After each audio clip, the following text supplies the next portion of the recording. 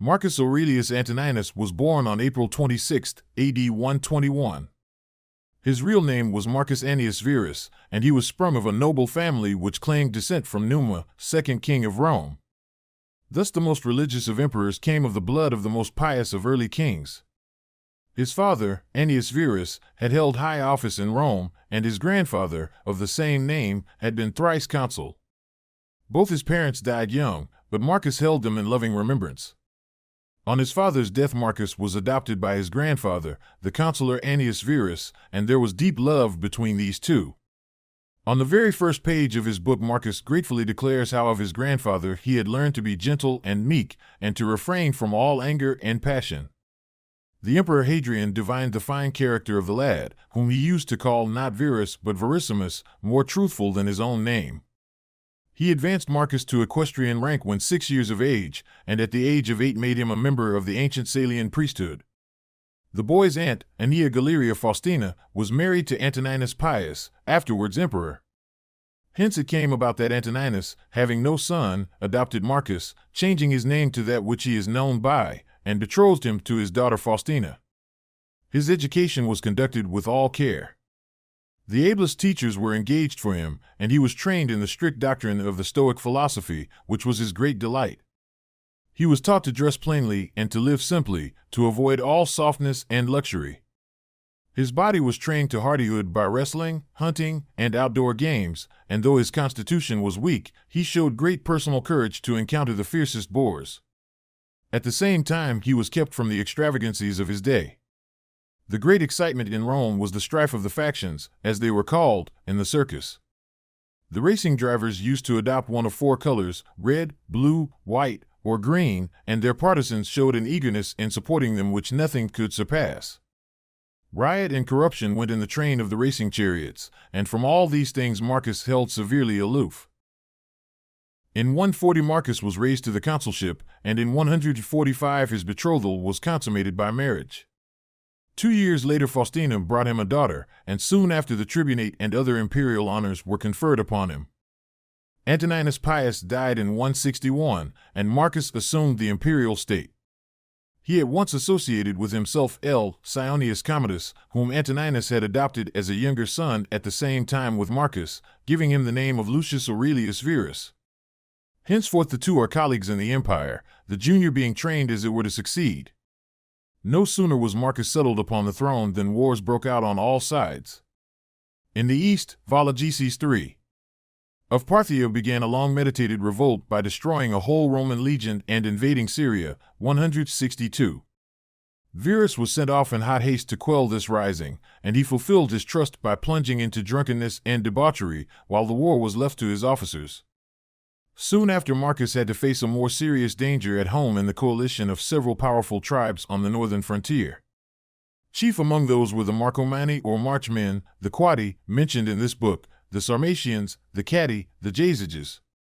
In Rome itself there was pestilence and starvation, the one brought from the east by Verus's legions, the other caused by floods which had destroyed vast quantities of grain. After all had been done possible to allay famine and to supply pressing needs, Marcus being forced even to sell the imperial jewels to find money, both emperors set forth to a struggle which was to continue more or less during the rest of Marcus's reign. During these wars, in 169, Verus died. We have no means of following the campaigns in detail, but thus much is certain that in the end the Romans succeeded in crushing the barbarian tribes and effecting a settlement which made the empire more secure. Marcus was himself commander-in-chief, and victory was due no less to his own ability than to his wisdom in choice of lieutenants, shown conspicuously in the case of Pertinax.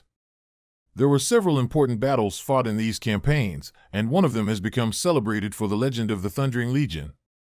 In a battle against the Quadi in 174, the day seemed to be going in favor of the foe, when on a sudden arose a great storm of thunder and rain. The lightning struck the barbarians with terror, and they turned to rout. In later days this storm was said to have been sent in answer to the prayers of a legion which contained many Christians, and the name Thundering Legion should be given to it on this account. The title of Thundering Legion is known at an earlier date, so this part of the story at least cannot be true, but the aid of the storm is acknowledged by one of the scenes carved on Antonine's column at Rome, which commemorates these wars. The settlement made after these troubles might have been more satisfactory but for an unexpected rising in the east. Avidius Cassius, an able captain who had won renown in the Parthian Wars, was at this time chief governor of the eastern provinces. By whatever means induced, he had conceived the project of proclaiming himself emperor as soon as Marcus, who was then in feeble health, should die, and a report having been conveyed to him that Marcus was dead, Cassius did as he had planned.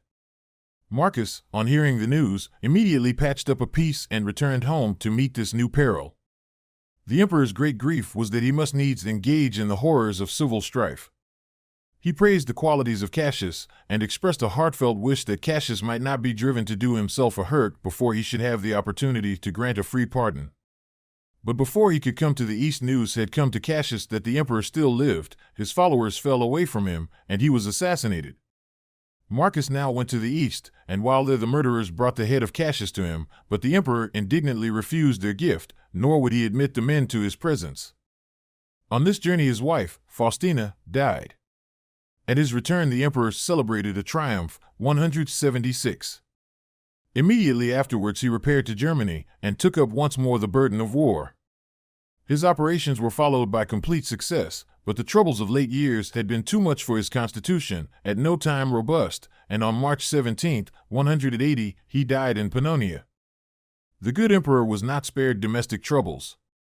Faustina had borne him several children, of whom he was passionately fond. Their innocent faces may still be seen in many a sculpture gallery, recalling with odd effect the dreamy countenance of their father.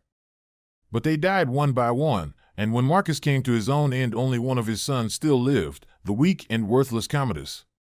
On his father's death Commodus, who succeeded him, undid the work of many campaigns by a hasty and unwise peace, and his reign of 12 years proved him to be a ferocious and bloodthirsty tyrant. Scandal has made free with the name of Faustina herself, who is accused not only of unfaithfulness, but of intriguing with Cassius and egging him on to his fatal rebellion. It must be admitted that these charges rest on no sure evidence, and the emperor, at all events, loved her dearly, nor ever felt the slightest qualm of suspicion. As a soldier we have seen that Marcus was both capable and successful. As an administrator he was prudent and conscientious. Although steeped in the teachings of philosophy, he did not attempt to remodel the world on any preconceived plan. He trod the path beaten by his predecessors, seeking only to do his duty as well as he could, and to keep out corruption. He did some unwise things, it is true. To create a compeer in empire, as he did with Verus, was a dangerous innovation which could only succeed if one of the two effaced himself, and under Diocletian this very precedent caused the Roman Empire to split into halves. He erred in his civil administration by too much centralizing. But the strong point of his reign was the administration of justice. Marcus sought bylaws to protect the weak, to make the lot of the slaves less hard, to stand in place of father to the fatherless. Charitable foundations were endowed for rearing and educating poor children. The provinces were protected against oppression, and public help was given to cities or districts which might be visited by calamity. The great blot on his name, and one hard indeed to explain, is his treatment of the Christians. In his reign Justin at Rome became a martyr to his faith, and Polycarp at Smyrna, and we know of many outbreaks of fanaticism in the provinces which caused the death of the faithful. It is no excuse to plead that he knew nothing about the atrocities done in his name. It was his duty to know, and if he did not he would have been the first to confess that he had failed in his duty. But from his own tone in speaking of the Christians it is clear he knew them only from calumny, and we hear of no measures taken even to secure that they should have a fair hearing. In this respect Trajan was better than he. To a thoughtful mind such a religion as that of Rome would give small satisfaction. Its legends were often childish or impossible, its teaching had little to do with morality. The Roman religion was in fact of the nature of a bargain. Men paid certain sacrifices and rites, and the gods granted their favor, irrespective of right or wrong. In this case all devout souls were thrown back upon philosophy, as they had been, though to a less extent, in Greece. There were under the early empire two rival schools which practically divided the field between them, Stoicism and Epicureanism. The ideal set before each was nominally much the same. The Stoics aspired to pi theta epsilon iota alpha, the repression of all emotion, and the Epicureans to tau alpha rho alpha xi alpha, freedom from all disturbance. Yet in the upshot the one has become a synonym of stubborn endurance, the other for unbridled license. With Epicureanism we have nothing to do now, but it will be worthwhile to sketch the history and tenets of the Stoic sect. Zeno, the founder of Stoicism, was born in Cyprus at some date unknown, but his life may be said roughly to be between the years 350 and 250 BC. Cyprus has been from time immemorial a meeting place of the East and West, and although we cannot grant any importance to a possible strain of Phoenician blood in him, for the Phoenicians were no philosophers, yet it is quite likely that through Asia Minor he may have come in touch with the Far East. He studied under the Cynic Crates, but he did not neglect other philosophical systems. After many years' study, he opened his own school in a colonnade in Athens called the Painted Porch, or Stoa, which gave the Stoics their name. Next to Zeno, the school of the Porch owes most to Chrysippus, 280-207 BC, who organized Stoicism into a system. Of him it was said, but for Chrysippus, there had been no porch. The Stoics regarded speculation as a means to an end, and that end was, as Zeno put it, to live consistently, or as it was later explained, to live in conformity with nature. This conforming of the life to nature was the Stoic idea of virtue. This dictum might easily be taken to mean that virtue consists in yielding to each natural impulse, but that was very far from the Stoic meaning. In order to live in accord with nature, it is necessary to know what nature is, and to this end a threefold division of philosophy is made, into physics, dealing with the universe and its laws, the problems of divine government and teleology, logic, which trains the mind to discern true from false, and ethics, which applies the knowledge thus gained and tested to practical life. The Stoic system of physics was materialism with an infusion of pantheism. In contradiction to Plato's view that the ideas, or prototypes, of phenomena alone really exist, the Stoics held that material objects alone existed, but immanent in the material universe was a spiritual force which acted through them, manifesting itself under many forms, as fire, ether, spirit, soul, reason, the ruling principle. The universe, then, is God, of whom the popular gods are manifestations, while legends and myths are allegorical.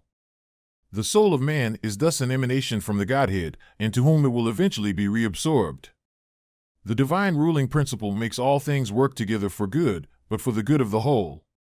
The highest good of man is consciously to work with God for the common good, and this is the sense in which the Stoic tried to live in accord with nature.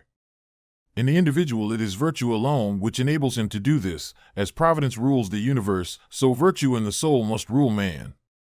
In logic, the Stoic system is noteworthy for their theory as to the test of truth, the criterion. They compared the newborn soul to a sheet of paper ready for writing. Upon this the senses write their impressions, and by experience of a number of these the soul unconsciously conceives general notions, or anticipations. When the impression was such as to be irresistible it was called one that holds fast, or as they explained it, one proceeding from truth. Ideas and inferences artificially produced by deduction or the like were tested by this holding perception. Of the ethical application I have already spoken. The highest good was the virtuous life. Virtue alone is happiness, and vice is unhappiness. Carrying this theory to its extreme, the Stoics said that there could be no gradations between virtue and vice, though of course each has its special manifestations. Moreover, nothing is good but virtue, and nothing but vice is bad. Those outside things which are commonly called good or bad, such as health and sickness, wealth and poverty, pleasure and pain, are to him indifferent. All these things are merely the sphere in which virtue may act. The ideal wise man is sufficient unto himself in all things, and knowing these truths, he will be happy even when stretched upon the rack.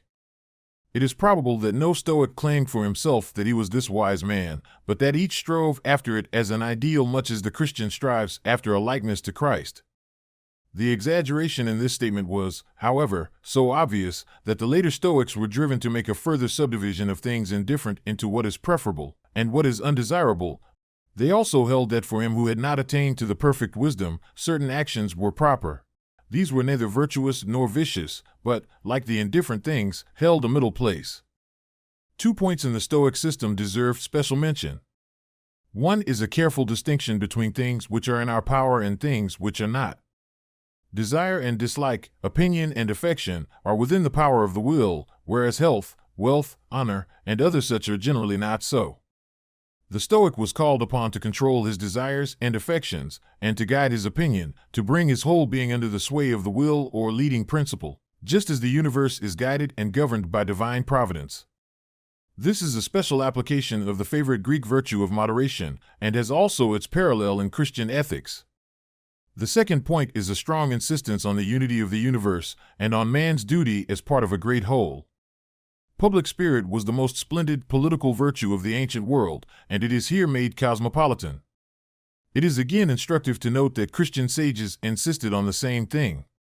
Christians are taught that they are members of a worldwide brotherhood, whereas neither Greek nor Hebrew, bond nor free, and that they live their lives as fellow workers with God. Such is the system which underlies the meditations of Marcus Aurelius. Some knowledge of it is necessary to the right understanding of the book, but for us the chief interest lies elsewhere. We do not come to Marcus Aurelius for a treatise on Stoicism. He is no head of a school to lay down a body of doctrine for students. He does not even contemplate that others should read what he writes. His philosophy is not an eager intellectual inquiry, but more what we should call religious feeling. The uncompromising stiffness of Zeno or Chrysippus is softened and transformed by passing through a nature reverent and tolerant, gentle and free from guile. The grim resignation which made life possible to the Stoic sage becomes in him almost a mood of aspiration. His book records the innermost thoughts of his heart, set down to ease it, with such moral maxims and reflections as may help him to bear the burden of duty and the countless annoyances of a busy life. It is instructive to compare the Meditations with another famous book, The Imitation of Christ. There is the same ideal of self-control in both.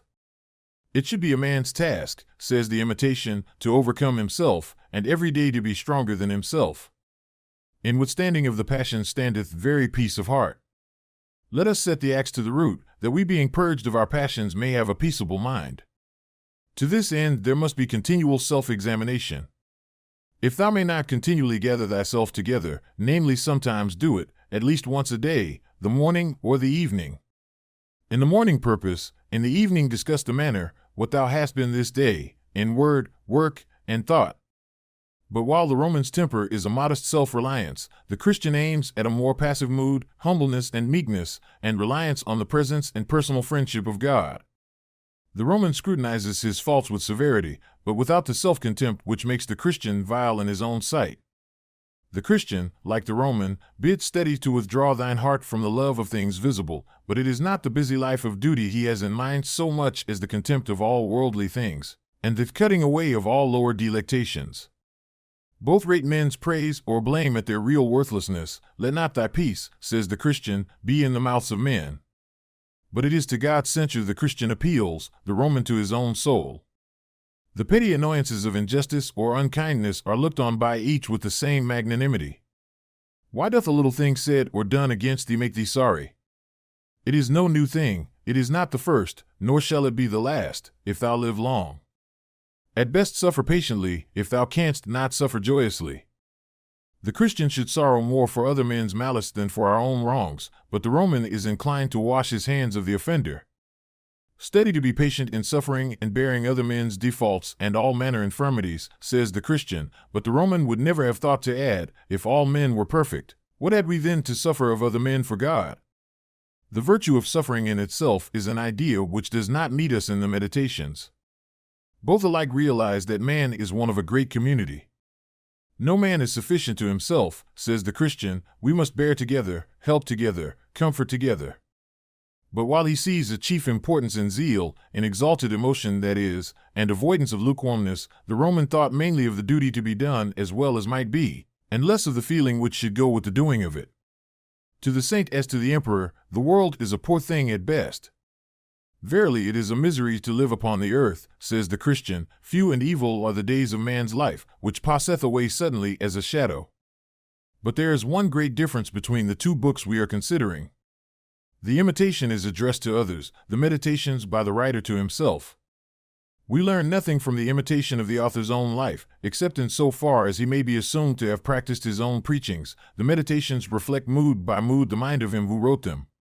In their intimacy and frankness lies their great charm. These notes are not sermons, they are not even confessions. There is always an air of self-consciousness in confessions. In such revelations there is always a danger of unctuousness or of vulgarity for the best of men. St. Augustine is not always clear of offense, and John Bunyan himself exaggerates venial peccadillos into heinous sins. But Marcus Aurelius is neither vulgar nor unctuous, he extenuates nothing, but nothing sets down in malice. He never poses before an audience, he may not be profound, he is always sincere. And it is a lofty and serene soul which is here disclosed before us. Vulgar vices seem to have no temptation for him, this is not one tied and bound with chains which he strives to break. The faults he detects in himself are often such as most men would have no eyes to see. To serve the divine spirit which is implanted within him, a man must keep himself pure from all violent passion and evil affection, from all rashness and vanity, and from all manner of discontent, either in regard of the gods or men, or, as he says elsewhere, unspotted by pleasure, undaunted by pain. Unwavering courtesy and consideration are his aims. Whatsoever any man either doth or saith, thou must be good, doth any man offend? It is against himself that he doth offend, why should it trouble thee?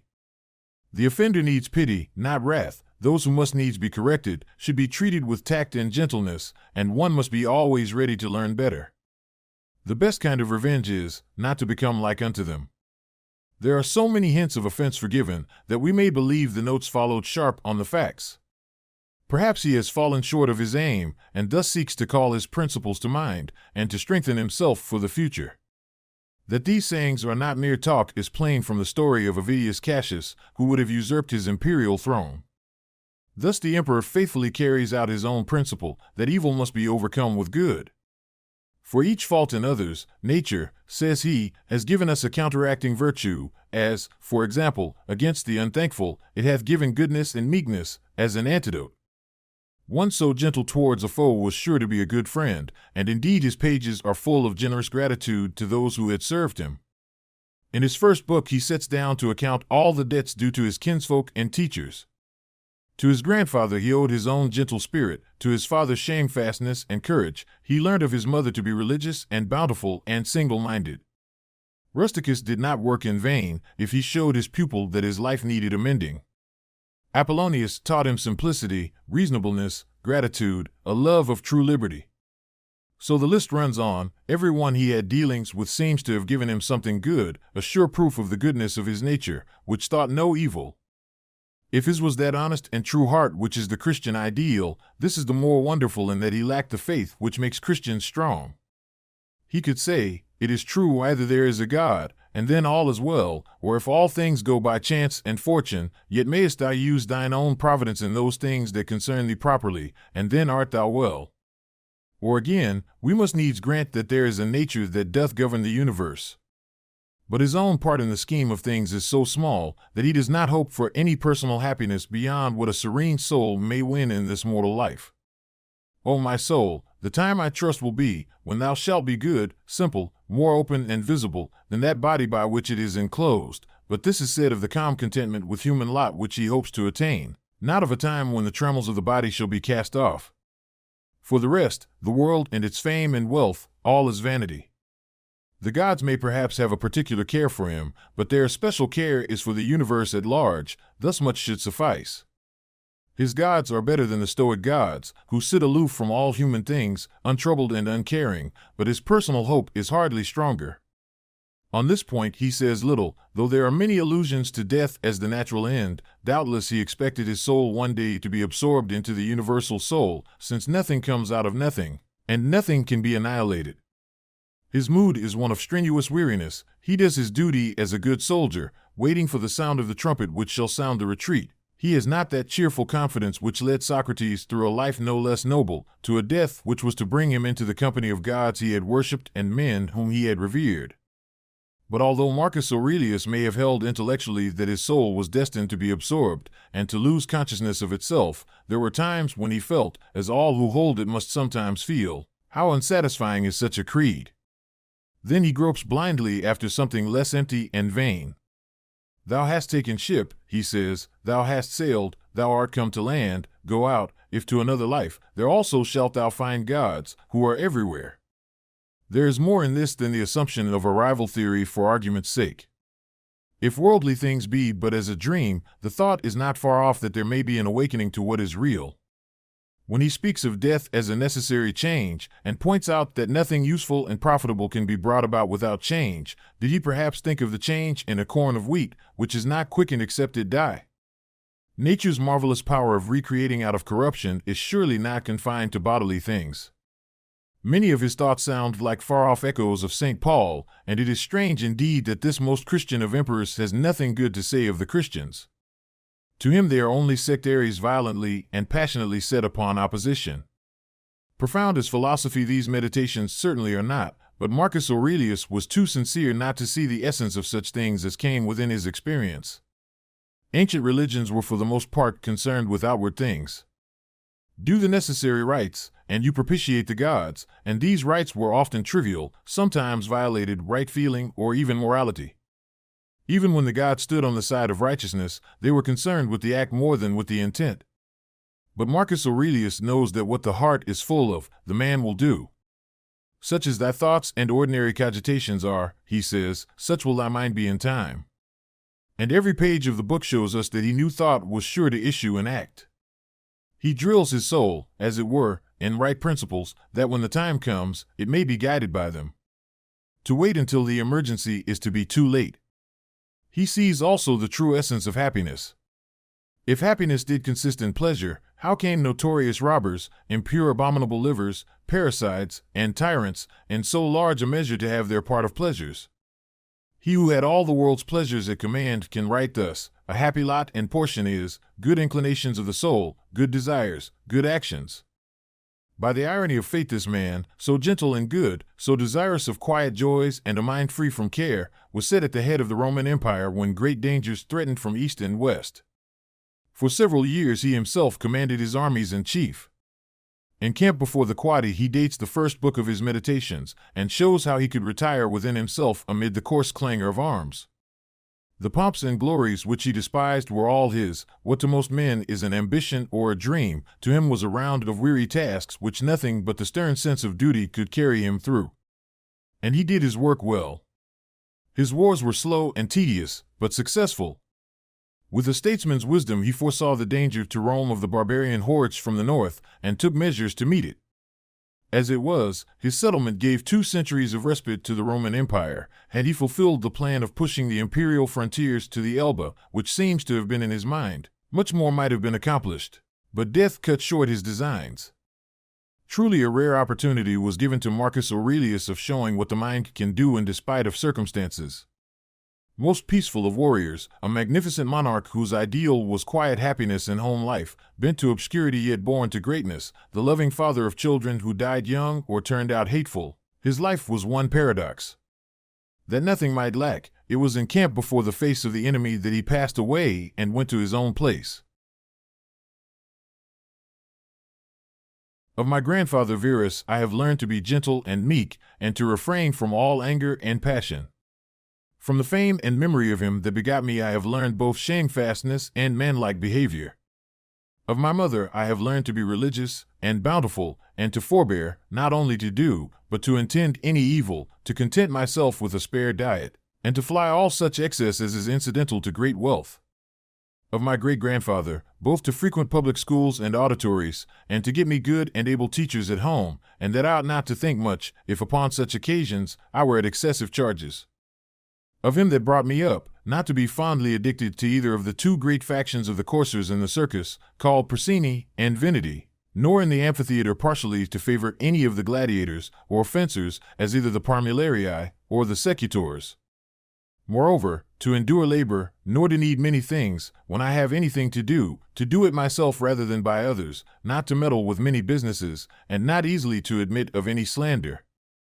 If Diognetus, not to busy myself about vain things, and not easily to believe those things, which are commonly spoken, by such as take upon them to work wonders, and by sorcerers, or prestidigitators, and impostors, concerning the power of charms, and their driving out of demons, or evil spirits, and the like. Not to keep quails for the game, nor to be mad after such things. Not to be offended with other men's liberty of speech, and to apply myself unto philosophy. Him also I must thank, that ever I heard first Bacchius, then Tandisus and Marcianus, and that I did write dialogues in my youth, and that I took liking to the philosophers' little couch and skins, and such other things, which by the Grecian discipline are proper to those who profess philosophy. To Rusticus I am beholding that I first entered into the conceit that my life wanted some redress and cure. And then, that I did not fall into the ambition of ordinary sophists, either to write tracts concerning the common theorems, or to exhort men unto virtue and the study of philosophy by public orations, as also that I never by way of ostentation did affect to show myself an active able man for any kind of bodily exercises, and that I gave over the study of rhetoric and poetry, and of elegant neat language, that I did not use to walk about the house in my long robe, nor to do any such things.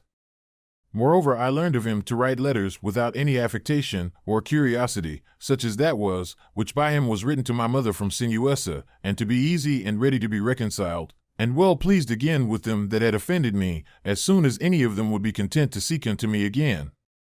To read with diligence, not to rest satisfied with a light and superficial knowledge, nor quickly to assent to things commonly spoken of, whom also I must thank that ever I lighted upon Epictetus his Hypomnemata, or moral commentaries and common factions, which also he gave me of his own. From Apollonius, true liberty and unvariable steadfastness, and not to regard anything at all, though never so little, but right and reason, and always, whether in the sharpest pains, or after the loss of a child, or in long diseases, to be still the same man, who also was a present and visible example unto me, that it was possible for the same man to be both vehement and remiss, a man not subject to be vexed and offended with the incapacity of his scholars and auditors in his lectures and expositions, and a true pattern of a man who of all his good gifts and faculties least esteemed in himself, that his excellent skill and ability to teach and persuade others the common theorems and maxims of the Stoic philosophy. Of him also I learned how to receive favors and kindnesses, as commonly they are accounted from friends, so that I might not become obnoxious unto them, for them, nor more yielding upon occasion than in right I ought, and yet so that I should not pass them neither, as an unsensible and unthankful man. Of Sextus, mildness and the pattern of a family governed with paternal affection, and a purpose to live according to nature, to be grave without affectation, to observe carefully the several dispositions of my friends, not to be offended with idiots, nor unseasonably to set upon those that are carried with the vulgar opinions, with the theorems and tenets of philosophers, his conversation being an example how a man might accommodate himself to all men and companies, so that though his company were sweeter and more pleasing than any flatterer's cogging and fawning, yet was it at the same time most respected and reverenced, who also had a proper happiness and faculty rationally and methodically to find out, and set in order all necessary determinations and instructions for a man's life. A man without ever the least appearance of anger, or any other passion, able at the same time most exactly to observe the Stoic apatheia, or unpassionateness, and yet to be most tender-hearted, ever of good credit, and yet almost without any noise or rumor, very learned, and yet making little show. From Alexander the grammarian, to be unreprovable myself, and not reproachfully to reprehend any man for barbarism or solecism or any false pronunciation, but dexterously by way of answer or testimony or confirmation of the same matter, taking no notice of the word, to utter it as it should have been spoken, or by some other such close and indirect admonition, handsomely and civilly to tell him of it. Of Fronto, to how much envy and fraud and hypocrisy the state of a tyrannous king is subject unto, are in some sort incapable or void of natural affection. Of Alexander the Platonic, not often nor without great necessity to say, or to write to any man in a letter, I am not at leisure, nor in this manner still to put off those duties, which we owe to our friends and acquaintances, to every one in his kind, under pretense of urgent affairs. Of Catullus, not to contemn any friend's expostulation, though unjust, but to strive to reduce him to his former disposition, freely and heartily to speak well of all my masters upon any occasion, as it is reported of Domitius and Athenodotus, and to love my children with true affection. From my brother Severus, to be kind and loving to all them of my house and family, by whom also I came to the knowledge of Thracia and Helvidius, and Cato, and Dio, and Brutus. He it was also that did put me in the first conceit and desire of an equal commonwealth, administered by justice and equality, and of a kingdom wherein should be regarded nothing more than the good and welfare of the subjects. Of him also, to observe a constant tenor, not interrupted, with any other cares and distractions, in the study and esteem of philosophy, to be bountiful and liberal in the largest measure, always to hope the best, and to be confident that my friends love me. in whom I moreover observed open dealing towards those whom he reproved at any time, and that his friends might without all doubt or much observation know what he would, or would not, so open and plain was he. From Claudius Maximus, in all things to endeavor to have power of myself, and in nothing to be carried about, to be cheerful and courageous in all sudden chances and accidents, as in sicknesses, to love mildness, and moderation, and gravity, and to do my business, whatsoever it be, thoroughly, and without querulousness. Whatsoever he said, all men believed him that as he spake, so he thought, and whatsoever he did, that he did it with a good intent.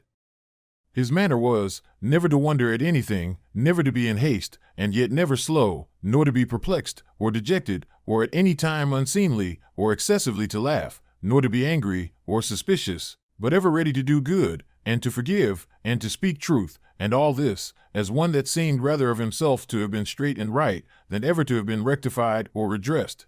Neither was there any man that ever thought himself undervalued by him, or that could find in his heart to think himself a better man than he. He would also be very pleasant and gracious. In my father, I observed his meekness, his constancy without wavering in those things, which after a due examination and deliberation he had determined.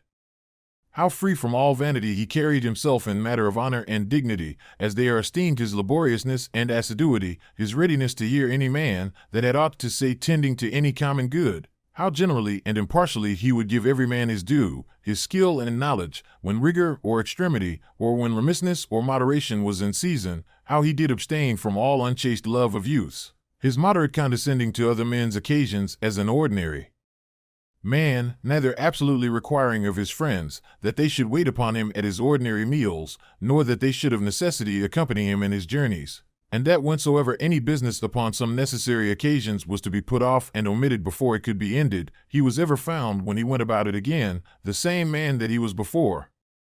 His accurate examination of things in consultations, and patient hearing of others.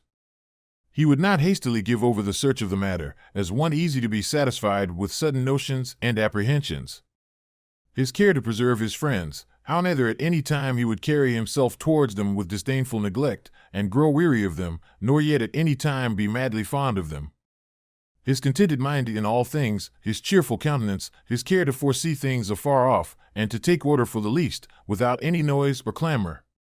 Moreover, how all acclamations and flattery were repressed by him, how carefully he observed all things necessary to the government, and kept an account of the common expenses, and how patiently he did abide that he was reprehended by some for this his strict and rigid kind of dealing. How he was neither a superstitious worshipper of the gods, nor an ambitious pleaser of men, or studious of popular applause, but sober in all things, and everywhere observant of that which was fitting. No affecter of novelties, in those things which conduce to his ease and convenience, plenty whereof his fortune did afford him, without pride and bragging, yet with all freedom and liberty. So that as he did freely enjoy them without any anxiety or affectation when they were present, so when absent, he found no want of them. Moreover, that he was never commended by any man, as either a learned acute man, or an obsequious officious man, or a fine orator, but as a right mature man, a perfect sound man, one that could not endure to be flattered, able to govern both himself and others. Moreover, how much he did honor all true philosophers, without upbraiding those that were not so, his sociableness, his gracious and delightful conversation, but never unto satiety, his care of his body within bounds and measure, not as one that desired to live long, or overstudious of neatness and elegancy, and yet not as one that did not regard it, so that through his own care and providence he seldom needed any inward physic or outward applications, but especially how ingeniously he would yield to any that had obtained any peculiar faculty, as either eloquence, or the knowledge of the laws, or of ancient customs, or the like, and how he concurred with them in his best care and endeavor that every one of them might in his kind, for that wherein he excelled, be regarded and esteemed, and although he did all things carefully after the ancient customs of his forefathers, yet even of this was he not desirous that men should take notice, that he did imitate ancient customs. Again, how he was not easily moved and tossed up and down, but loved to be constant, both in the same places and businesses, and how after his great fits of headache he would return fresh and vigorous to his wonted affairs. Again, that secrets he neither had many nor often, and such only as concerned public matters, his discretion and moderation, in exhibiting of the public sights and shows for the pleasure and pastime of the people, in public buildings. conjuries, and the like. In all these things, having a respect unto men only as men, and to the equity of the things themselves, and not unto the glory that might follow. Never wont to use the baths at unseasonable hours, no builder, never curious or solicitous either about his meat, or about the workmanship or color of his clothes, or about anything that belonged to external beauty. In all his conversation, far from all inhumanity, all boldness and incivility, all greediness and impetuosity, never doing anything with such earnestness and intention that a man could say of him that he did sweat about it, but contrariwise, all things distinctly, as at leisure, without trouble, orderly, soundly, and agreeably.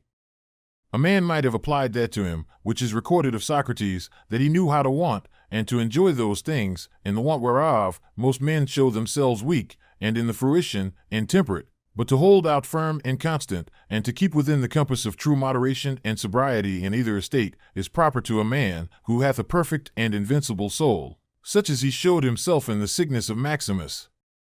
From the gods I received that I had good grandfathers and parents, a good sister, good masters, good domestics, loving kinsmen, almost all that I have, and that I never through haste and rashness transgressed against any of them, notwithstanding that my disposition was such, as that such a thing, if occasion had been, might very well have been committed by me, but that it was the mercy of the gods, to prevent such a concurring of matters and occasions, as might make me to incur this blame.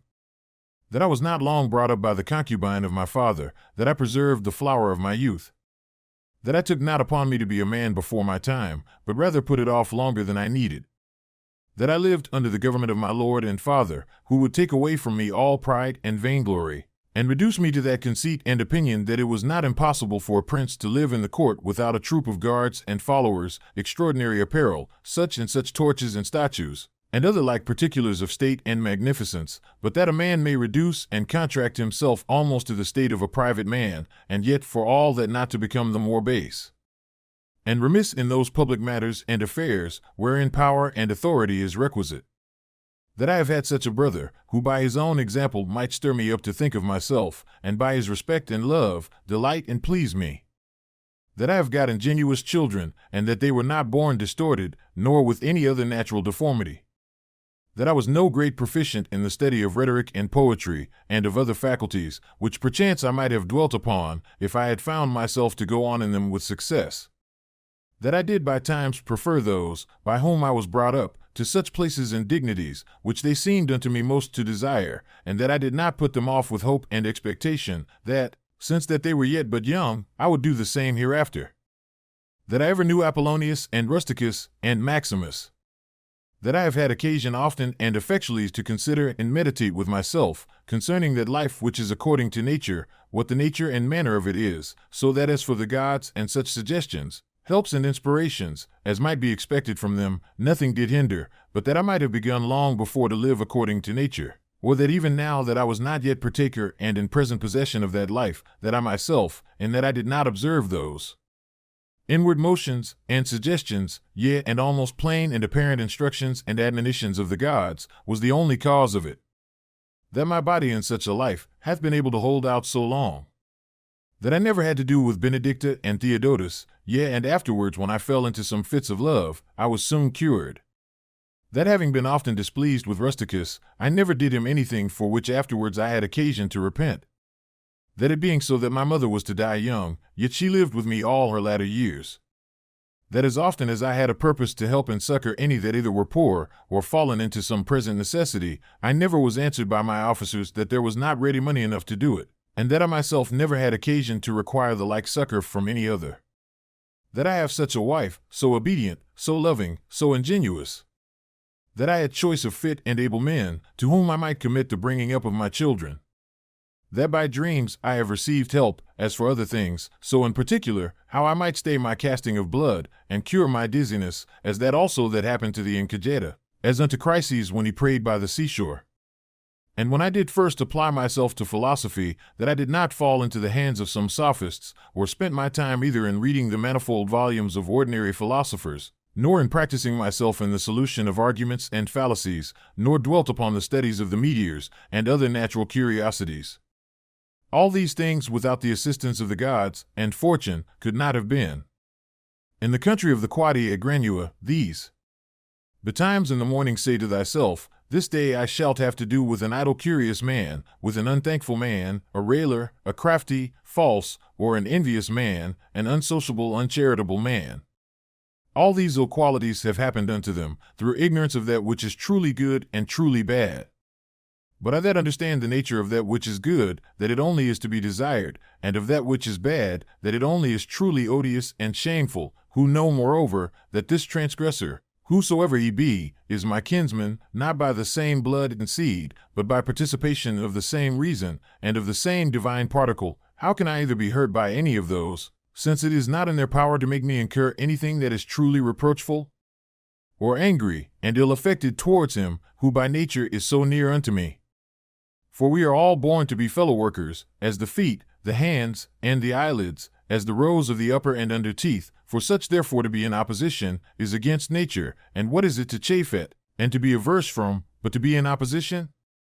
Whatsoever I am is either flesh, or life, or that which we commonly call the mistress and overruling part of man, reason.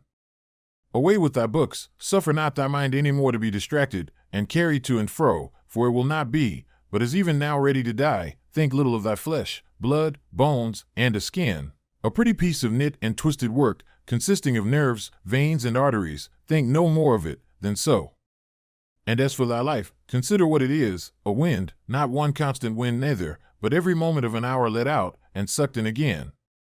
The third is thy ruling part, and here consider, thou art an old man, suffer not that excellent part to be brought in subjection, and to become slavish. Suffer it not to be drawn up and down with unreasonable and unsociable lusts and motions, as it were with wires and nerves. Suffer it not any more either to repine at anything now present, or to fear and fly anything to come, which the destiny hath appointed thee.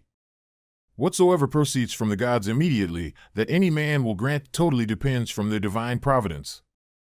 As for those things that are commonly said to happen by fortune, even those must be conceived to have dependence from nature, or from that first and general connection and concatenation of all those things, which more apparently by the divine providence are administered and brought to pass. All things flow from thence, and whatsoever it is that is both necessary and conducing to the whole, part of which thou art, and whatsoever it is that is requisite and necessary for the preservation of the general, must of necessity for every particular nature be good and behoveful. And as for the whole, it is preserved, as by the perpetual mutation and conversion of the simple elements one into another, so also by the mutation and alteration of things mixed and compounded. Let these things suffice thee, let them be always unto thee, as thy general rules and precepts. As for thy thirst after books, away with it with all speed, that thou die not murmuring and complaining, but truly meek and well satisfied, and from thy heart thankful unto the gods. Remember how long thou hast already put off these things, and how often a certain day and hour, as it were, having been set unto thee by the gods, thou hast neglected it. It is high time for thee to understand the true nature both of the world, whereof thou art a part, and of that Lord and Governor of the world, from whom, as a channel from the spring, thou thyself didst flow, and that there is but a certain limit of time appointed unto thee, which if thou shalt not make use of to calm and allay the many distempers of thy soul, it will pass away, and thou with it, and never after return. Let it be thy earnest and incessant care as a Roman and a man to perform whatsoever it is that thou art about, with true and unfeigned gravity, natural affection, freedom, and justice, and as for all other cares and imaginations, how thou mayest ease thy mind of them. Which thou shalt do, if thou shalt go about every action as thy last action, free from all vanity, all passionate and wilful aberration from reason, and from all hypocrisy, and self-love, and dislike of those things, which by the fates or appointment of God have happened unto thee. Thou sayest that those things, which for a man to hold on in a prosperous course, and to live a divine life, are requisite and necessary, are not many, for the gods will require no more of any man, that shall but keep and observe these things. Do, soul, do, abuse and contemn thyself, yet a while and the time for thee to respect thyself will be at an end. Every man's happiness depends from himself, but behold thy life is almost at an end, whiles affording thyself no respect. Thou dost make thy happiness to consist in the souls and conceits of other men. Why should any of these things that happen externally so much distract thee? Give thyself leisure to learn some good thing, and cease roving and wandering to and fro. Thou must also take heed of another kind of wandering, for they are idle in their actions, who toil and labor in this life, and have no certain scope to which to direct all their motions and desires. For not observing the state of another man's soul, scarce was ever any man known to be unhappy. Tell whosoever they be that intend not, and guide not by reason and discretion the motions of their own souls, they must of necessity be unhappy. These things thou must always have in mind. What is the nature of the universe, and what is mine, in particular, this unto that what relation it hath, what kind of part, of what kind of universe it is, and that there is nobody that can hinder thee, but that thou mayest always both do and speak those things which are agreeable to that nature, whereof thou art a part. Theophrastus, where he compares sin with sin, as after a vulgar sense such things I grant may be compared, says well and like a philosopher, that those sins are greater which are committed through lust, than those which are committed through anger. For he that is angry seems with a kind of grief and close contraction of himself to turn away from reason, but he that sins through lust, being overcome by pleasure, doth in his very sin bewray a more impotent and unmanlike disposition. Well then, and like a philosopher doth he say, that he of the two is the more to be condemned, that sins with pleasure, than he that sins with grief. For indeed this latter may seem first to have been wronged, and so in some manners through grief thereof to have been forced to be angry, whereas he who through lust doth commit anything, did of himself merely resolve upon that action. Whatsoever thou dost effect, whatsoever thou dost project, so do, and so project all, as one who, for aught thou knowest, may at this very present depart out of this life. And as for death, if there be any gods, it is no grievous thing to leave the society of men. The gods will do thee no hurt, thou mayest be sure. But if it be so that there be no gods, or that they take no care of the world, why should I desire to live in a world void of gods, and of all divine providence? But gods there be certainly, and they take care for the world, and as for those things which be truly evil, as vice and wickedness, such things they have put in a man's own power, that he might avoid them if he would. And had there been anything besides that had been truly bad and evil, they would have had a care of that also, that a man might have avoided it. But why should that be thought to hurt and prejudice a man's life in this world, which cannot any ways make man himself the better, or the worse in his own person?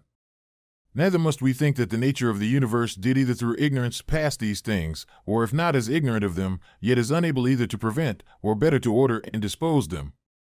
It cannot be that she through want either of power or skill should have committed such a thing, so as to suffer all things both good and bad, equally and promiscuously, to happen unto all both good and bad.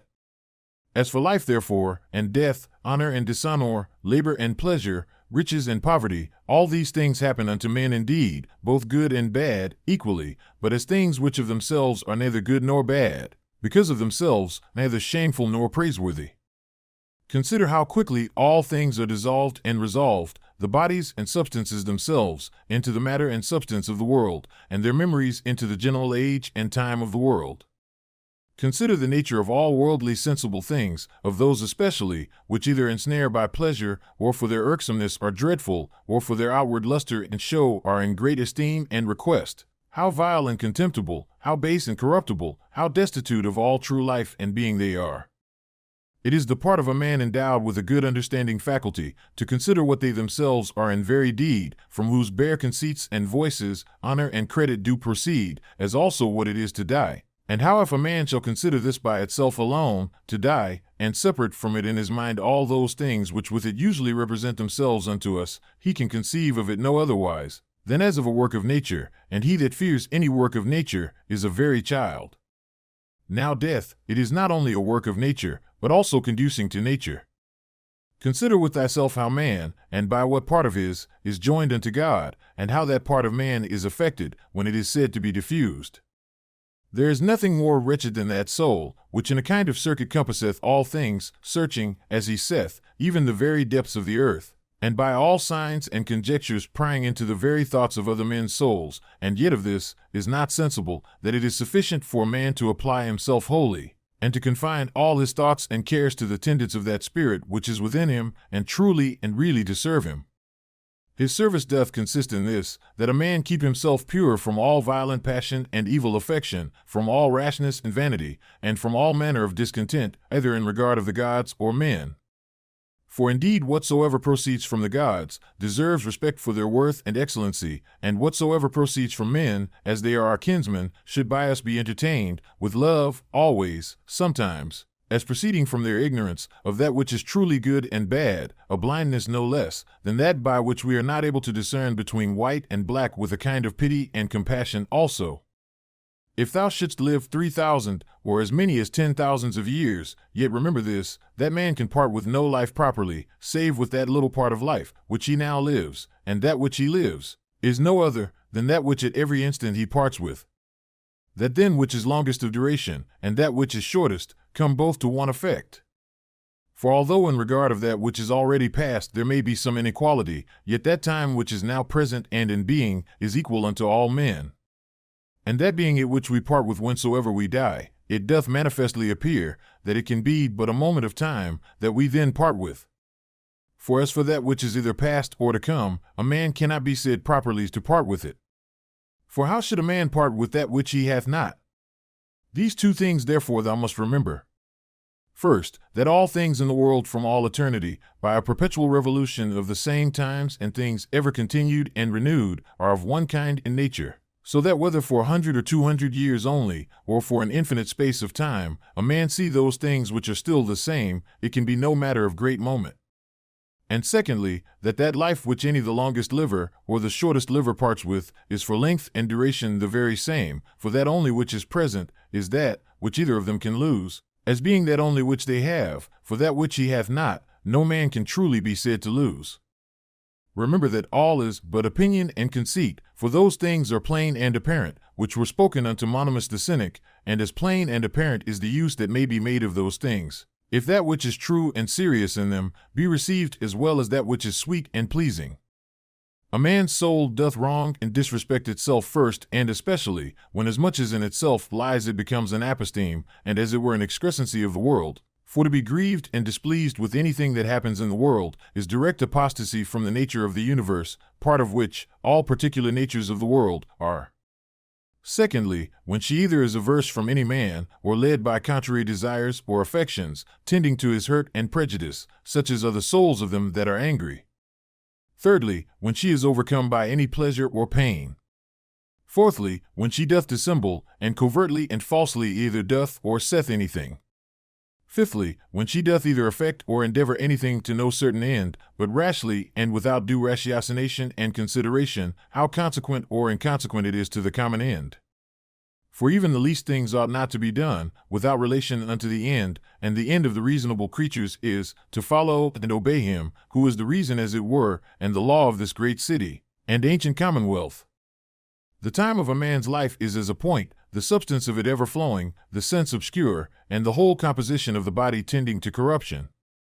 His soul is restless, fortune uncertain, and fame doubtful. To be brief, as a stream so are all things belonging to the body, as a dream, or as a smoke, so are all that belong unto the soul. Our life is a warfare, and a mere pilgrimage. Fame after life is no better than oblivion. What is it then that will adhere and follow? Only one thing, philosophy.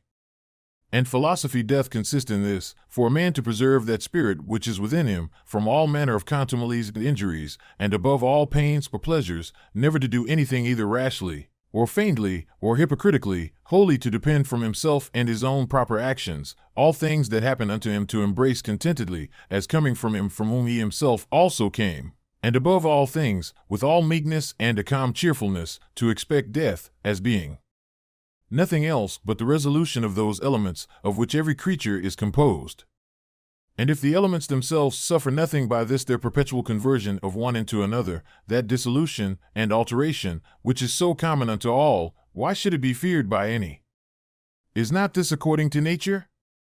But nothing that is according to nature can be evil.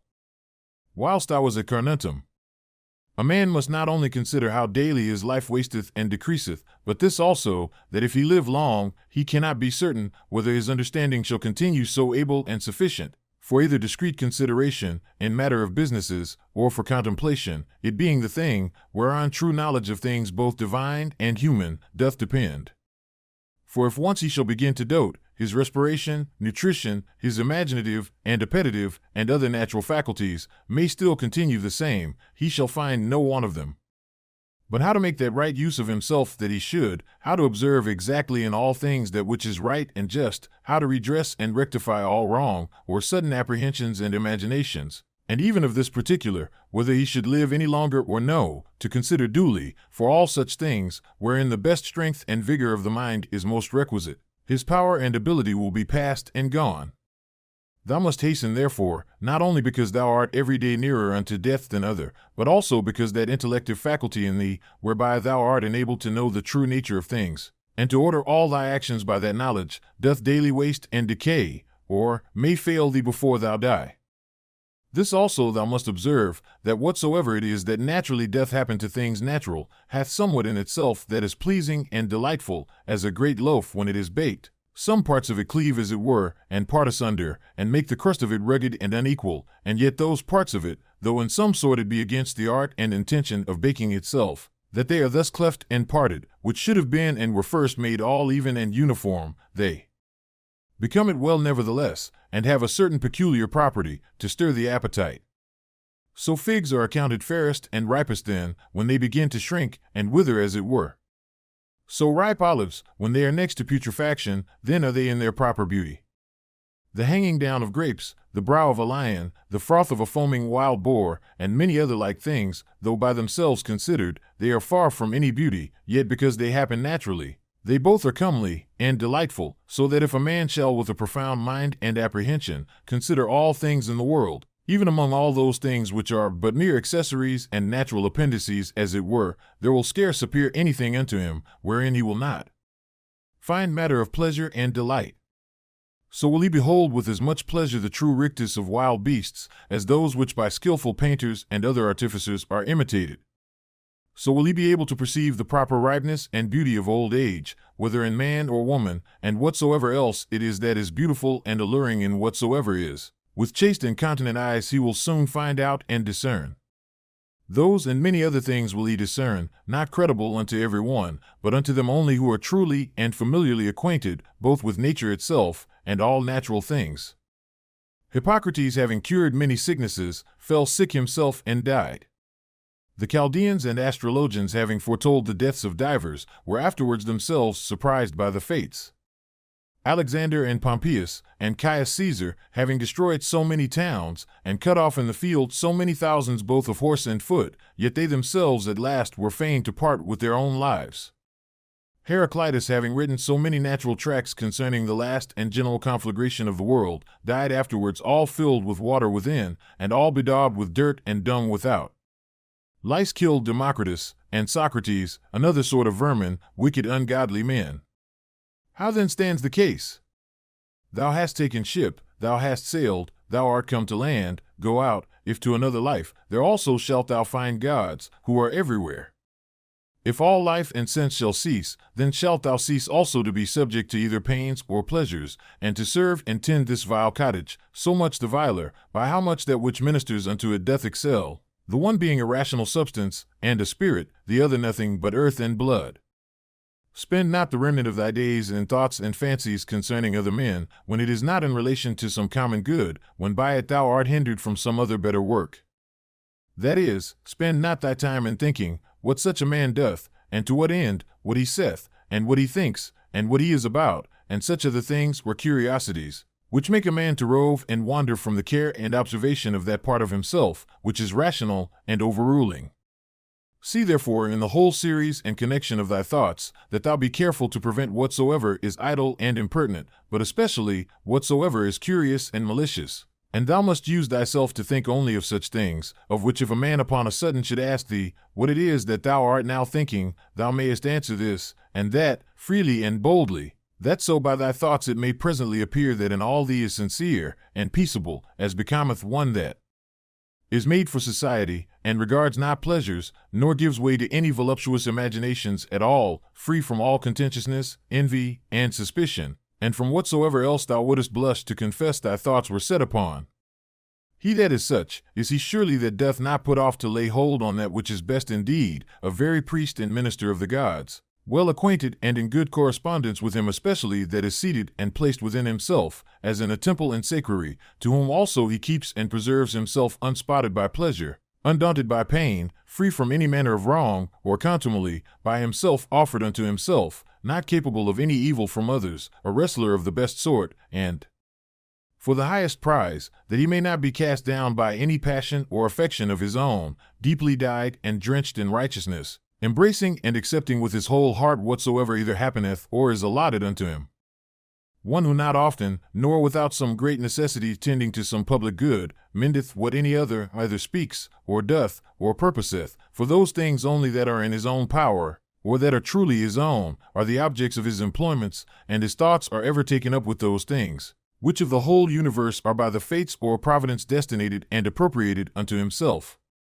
Those things that are his own, and in his own power, he himself takes order, for that they be good, and as for those that happen unto him, he believes them to be so.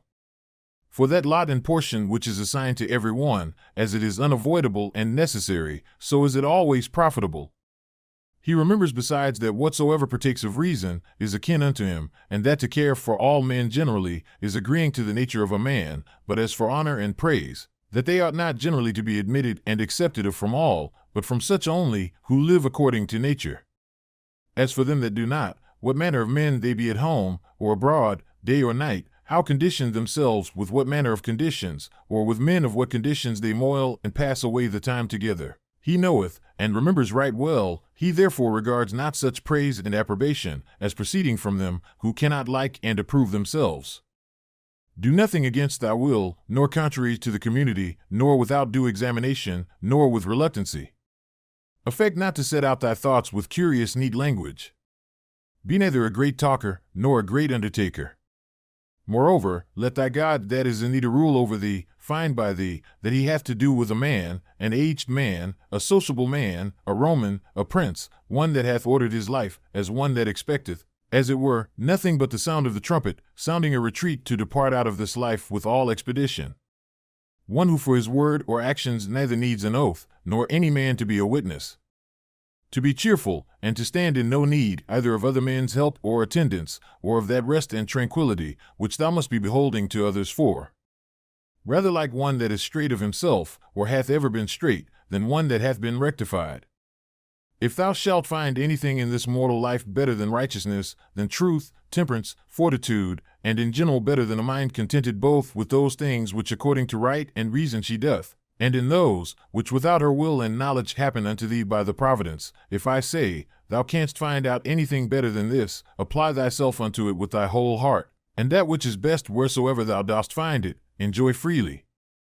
But if nothing thou shalt find worthy to be preferred to that spirit which is within thee, if nothing better than to subject unto thee thine own lusts and desires, and not to give way to any fancies or imaginations before thou hast duly considered of them, nothing better than to withdraw thyself, to use Socrates' his words, from all sensuality, and submit thyself unto the gods, and to have care of all men in general, if thou shalt find that all other things in comparison of this are but vile, and of little moment, then give not way to any other thing, which being once though but affected and inclined unto, it will no more be in thy power without all distraction, as thou oughtest to prefer and to pursue after that good, which is thine own and thy proper good.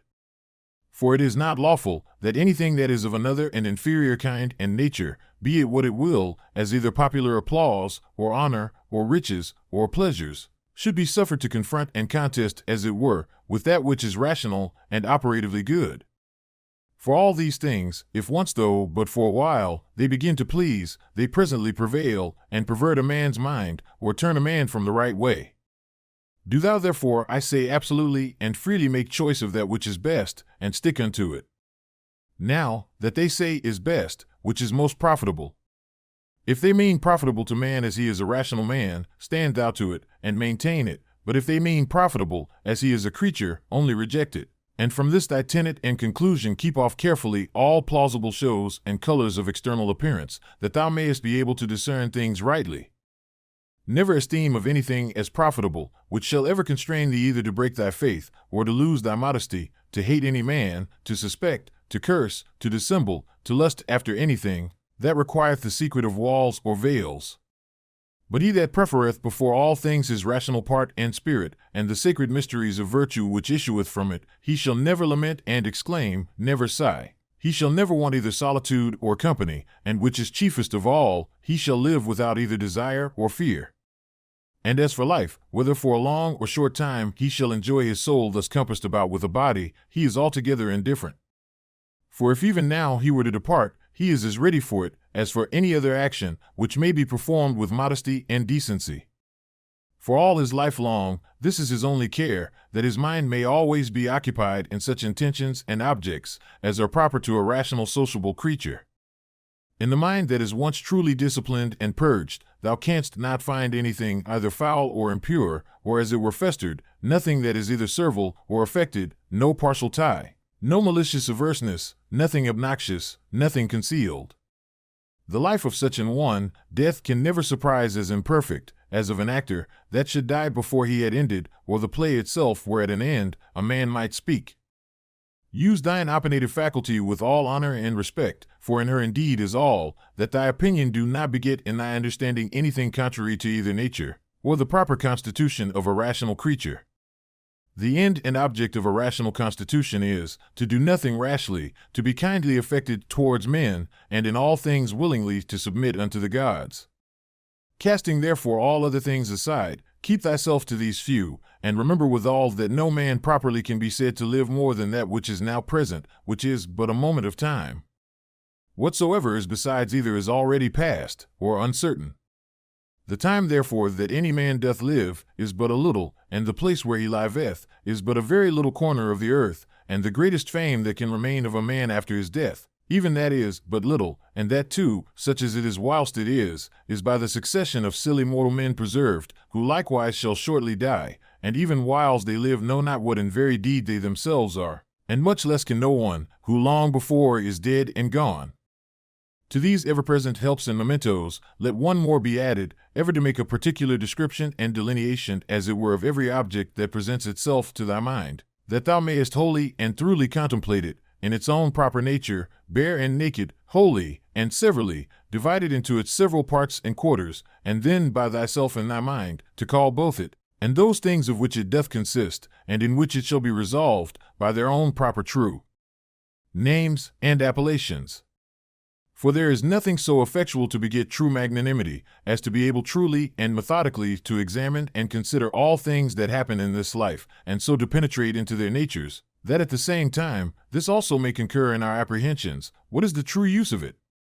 And what is the true nature of this universe, to which it is useful? How much in regard of the universe may it be esteemed? How much in regard of man, a citizen of the supreme city, of which all other cities in the world are as it were but houses and families? What is this, that now my fancy is set upon? Of what things doth it consist? How long can it last? Which of all the virtues is the proper virtue for this present use?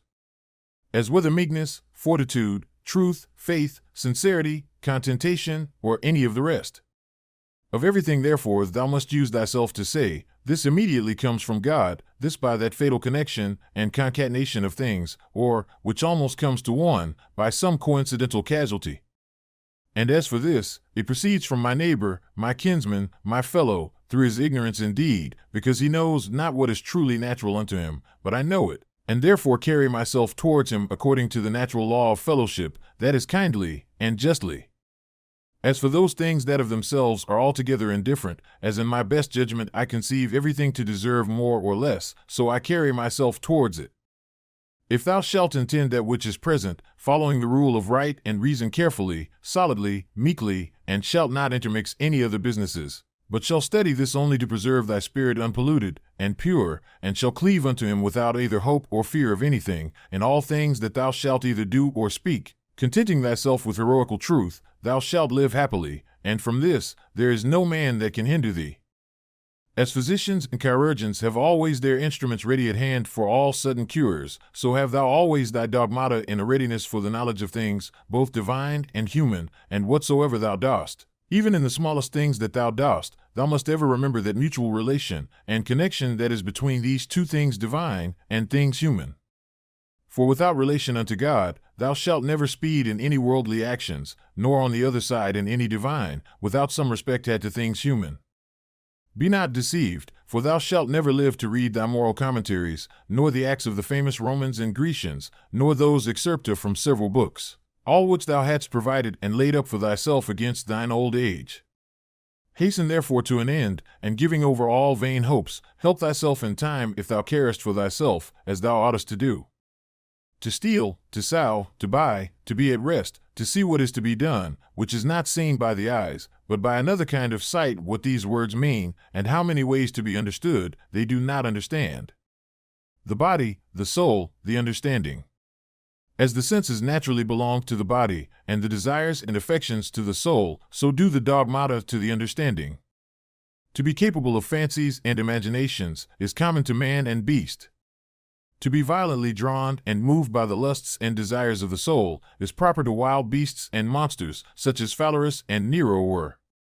To follow reason for ordinary duties and actions is common to them also, who believe not that there be any gods, and for their advantage would make no conscience to betray their own country, and who, when once the doors be shut upon them, dare do anything. If therefore all things else be common to these likewise, it follows, that for a man to like and embrace all things that happen and are destinated unto him, and not to trouble and molest that spirit which is seated in the temple of his own breast, with a multitude of vain fancies and imaginations, but to keep him propitious and to obey him as a God, never either speaking anything contrary to truth, or doing anything contrary to justice, is the only true property of a good man. And such a one, though no man should believe that he liveth as he doth, either sincerely and conscionably, or cheerful and contentedly, yet is he neither with any man at all angry for it, nor diverted by it from the way that leadeth to the end of his life, through which a man must pass pure, ever ready to depart, and willing of himself without any compulsion to fit and accommodate himself to his proper lot and portion. A man must not only consider how daily his life wasteth and decreaseth, but this also, that if he live long, he cannot be certain whether his understanding shall continue so able and sufficient, for either discreet consideration, in matter of businesses, or for contemplation, it being the thing, whereon true knowledge of things both divine and human doth depend. For if once he shall begin to dote, his respiration, nutrition, his imaginative and appetitive and other natural faculties may still continue the same, he shall find no want of them. But how to make that right use of himself that he should, how to observe exactly in all things that which is right and just, how to redress and rectify all wrong, or sudden apprehensions and imaginations, and even of this particular, whether he should live any longer or no, to consider duly, for all such things, wherein the best strength and vigor of the mind is most requisite, his power and ability will be past and gone. Thou must hasten therefore, not only because thou art every day nearer unto death than other, but also because that intellective faculty in thee, whereby thou art enabled to know the true nature of things, and to order all thy actions by that knowledge, doth daily waste and decay, or may fail thee before thou die.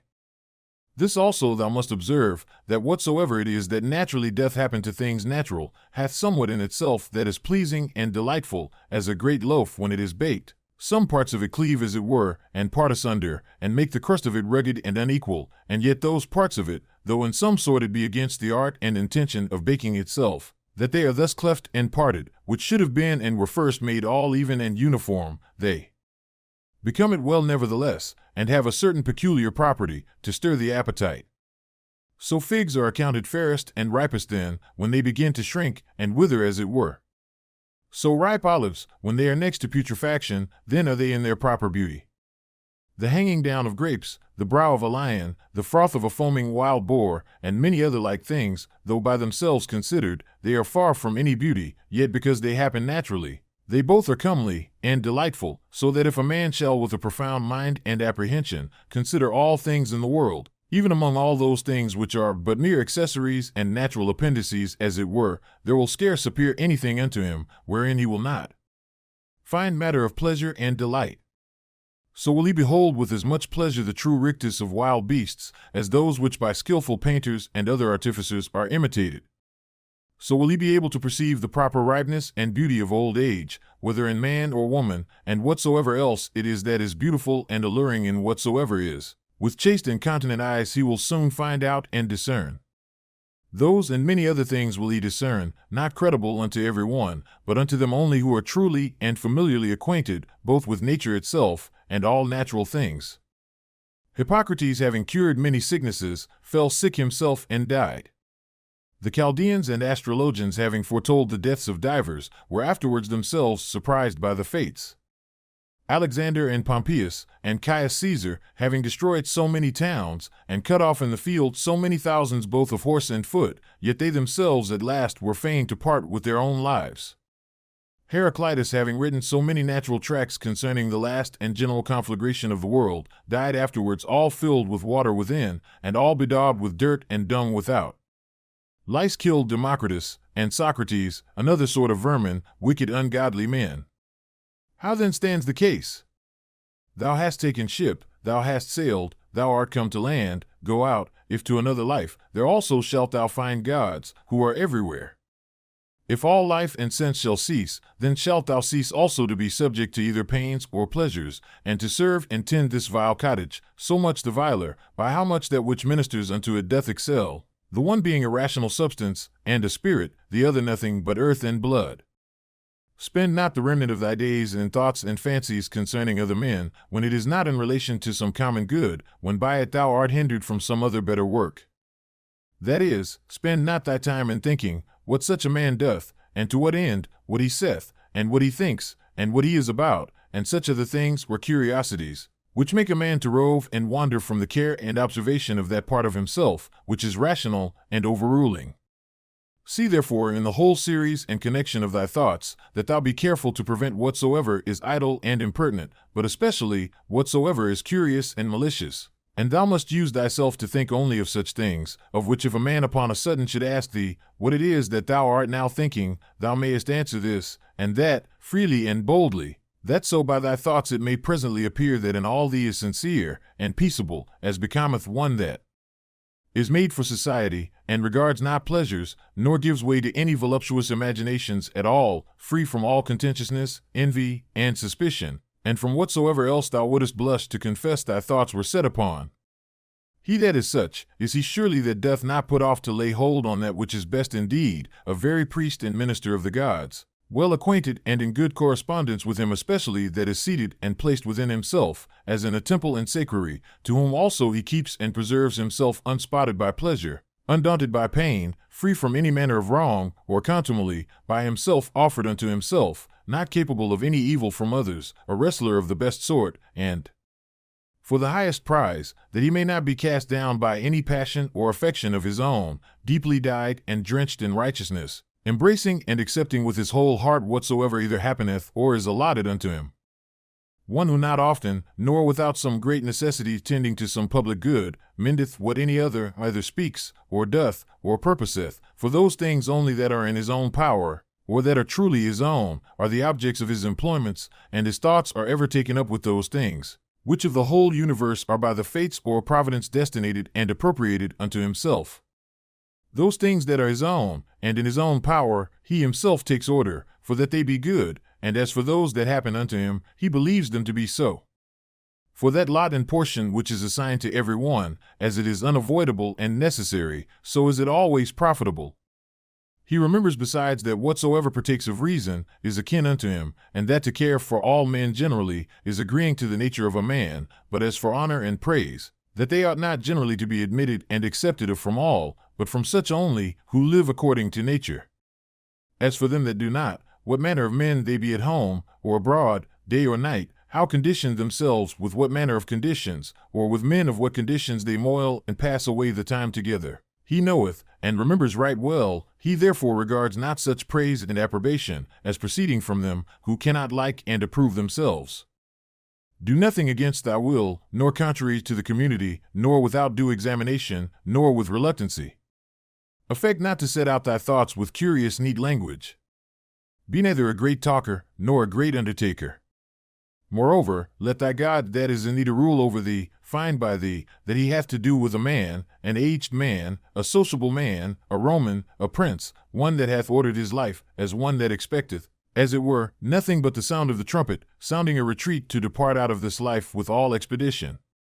One who for his word or actions neither needs an oath, nor any man to be a witness, To be cheerful, and to stand in no need either of other men's help or attendance, or of that rest and tranquillity which thou must be beholding to others for.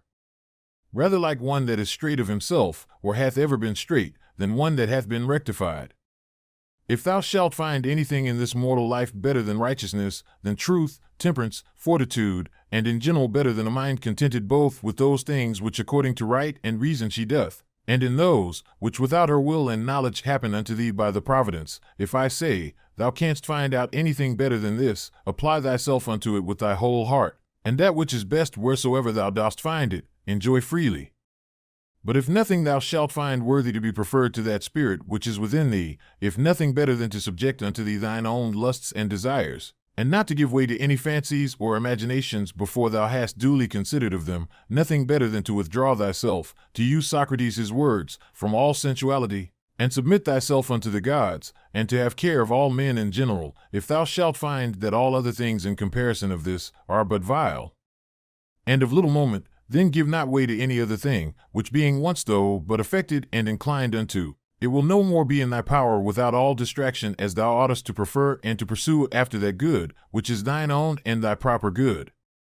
For it is not lawful that anything that is of another and inferior kind and nature, be it what it will, as either popular applause, or honor, or riches, or pleasures, should be suffered to confront and contest, as it were, with that which is rational and operatively good. For all these things, if once though but for a while they begin to please, they presently prevail, and pervert a man's mind, or turn a man from the right way. Do thou therefore, I say absolutely and freely make choice of that which is best, and stick unto it. Now, that they say is best, which is most profitable. If they mean profitable to man as he is a rational man, stand thou to it, and maintain it, but if they mean profitable as he is a creature, only reject it. And from this thy tenet and conclusion keep off carefully all plausible shows and colors of external appearance, that thou mayest be able to discern things rightly. Never esteem of anything as profitable, which shall ever constrain thee either to break thy faith, or to lose thy modesty, to hate any man, to suspect, to curse, to dissemble, to lust after anything, that requireth the secret of walls or veils. But he that prefereth before all things his rational part and spirit, and the sacred mysteries of virtue which issueth from it, he shall never lament and exclaim, never sigh. He shall never want either solitude or company, and which is chiefest of all, he shall live without either desire or fear. And as for life, whether for a long or short time he shall enjoy his soul thus compassed about with a body, he is altogether indifferent. For if even now he were to depart, he is as ready for it as for any other action which may be performed with modesty and decency. For all his life long, this is his only care, that his mind may always be occupied in such intentions and objects as are proper to a rational sociable creature. In the mind that is once truly disciplined and purged, thou canst not find anything either foul or impure, or as it were festered, nothing that is either servile or affected, no partial tie, no malicious averseness, nothing obnoxious, nothing concealed.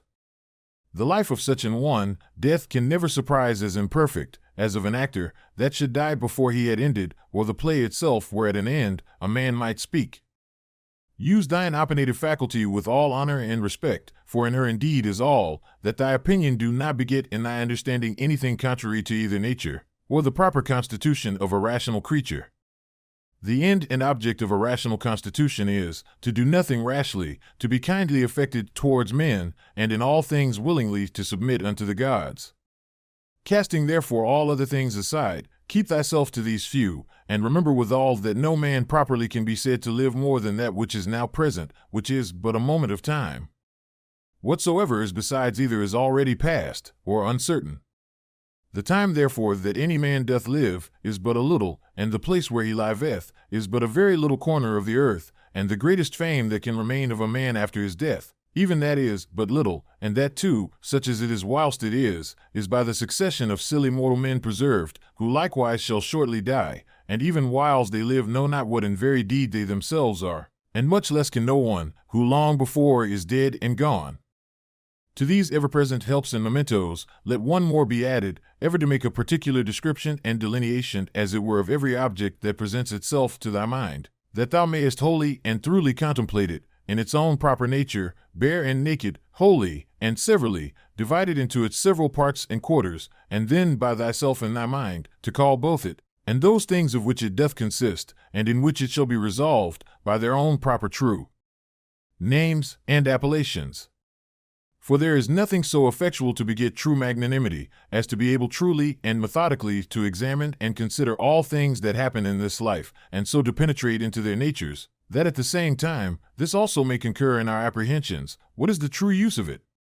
And what is the true nature of this universe, to which it is useful? How much in regard of the universe may it be esteemed? How much in regard of man, a citizen of the supreme city, of which all other cities in the world are as it were but houses and families? What is this, that now my fancy is set upon? Of what things doth it consist? How long can it last? Which of all the virtues is the proper virtue for this present use? As whether meekness, fortitude, truth, faith, sincerity, contentation, or any of the rest. Of everything, therefore, thou must use thyself to say, this immediately comes from God, this by that fatal connection and concatenation of things, or, which almost comes to one, by some coincidental casualty. And as for this, it proceeds from my neighbor, my kinsman, my fellow, through his ignorance indeed, because he knows not what is truly natural unto him, but I know it, and therefore carry myself towards him according to the natural law of fellowship, that is kindly and justly. As for those things that of themselves are altogether indifferent, as in my best judgment I conceive everything to deserve more or less, so I carry myself towards it.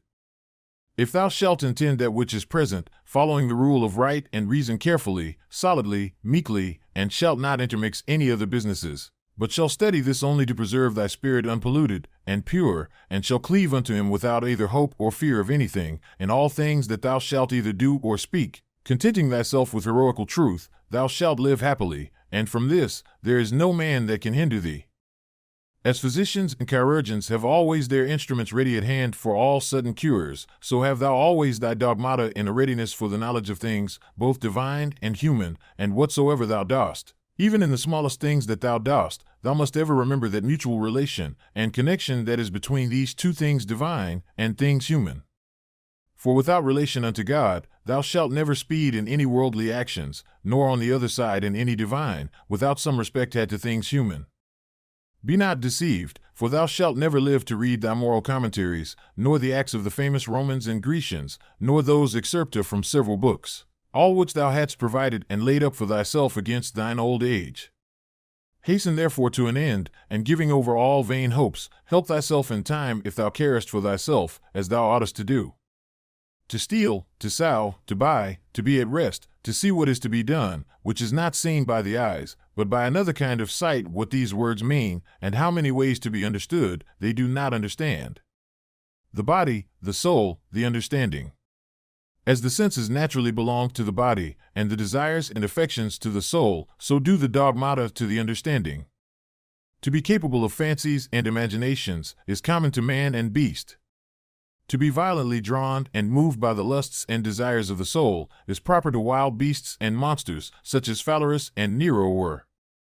To follow reason for ordinary duties and actions is common to them also, who believe not that there be any gods, and for their advantage would make no conscience to betray their own country, and who, when once the doors be shut upon them, dare do anything. If therefore all things else be common to these likewise, it follows, that for a man to like and embrace all things that happen and are destinated unto him, and not to trouble and molest that spirit which is seated in the temple of his own breast, with a multitude of vain fancies and imaginations, but to keep him propitious and to obey him as a god, never either speaking anything contrary to truth, or doing anything contrary to justice, is the only true property of a good man. And such a one, though no man should believe that he liveth as he doth, either sincerely and conscionably, or cheerful and contentedly, yet is he neither with any man at all angry for it, nor diverted by it from the way that leadeth to the end of his life, through which a man must pass pure, ever ready to depart, and willing of himself without any compulsion to fit and accommodate himself to his proper lot and portion. In the morning, when thou findest thyself unwilling to rise, consider with thyself presently, it is to go about a man's work that I am stirred up. Am I then yet unwilling to go about that, for which I myself was born and brought forth into this world? Or was I made for this, to lay me down, and make much of myself in a warm bed? Oh, but this is pleasing. And was it then for this that thou wert born, that thou mightest enjoy pleasure? Was it not in very truth for this, that thou mightest always be busy and in action? Sayest thou not how all things in the world besides, how every tree and plant, how sparrows and ants, spiders and bees, how all in their kind are intent as it were orderly to perform whatsoever, towards the preservation of this orderly universe, naturally doth become and belong unto them? And will not thou do that, which belongs unto a man to do? Will not thou run to do that, which thy nature doth require? But thou must have some rest. Yes, thou must. Nature hath of that also, as well as of eating and drinking, allowed thee a certain stint.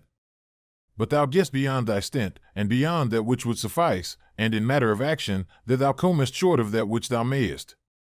It must needs be, therefore, that thou dost not love thyself, for if thou didst, thou wouldst also love thy nature, and that which thy nature doth propose unto herself as her end.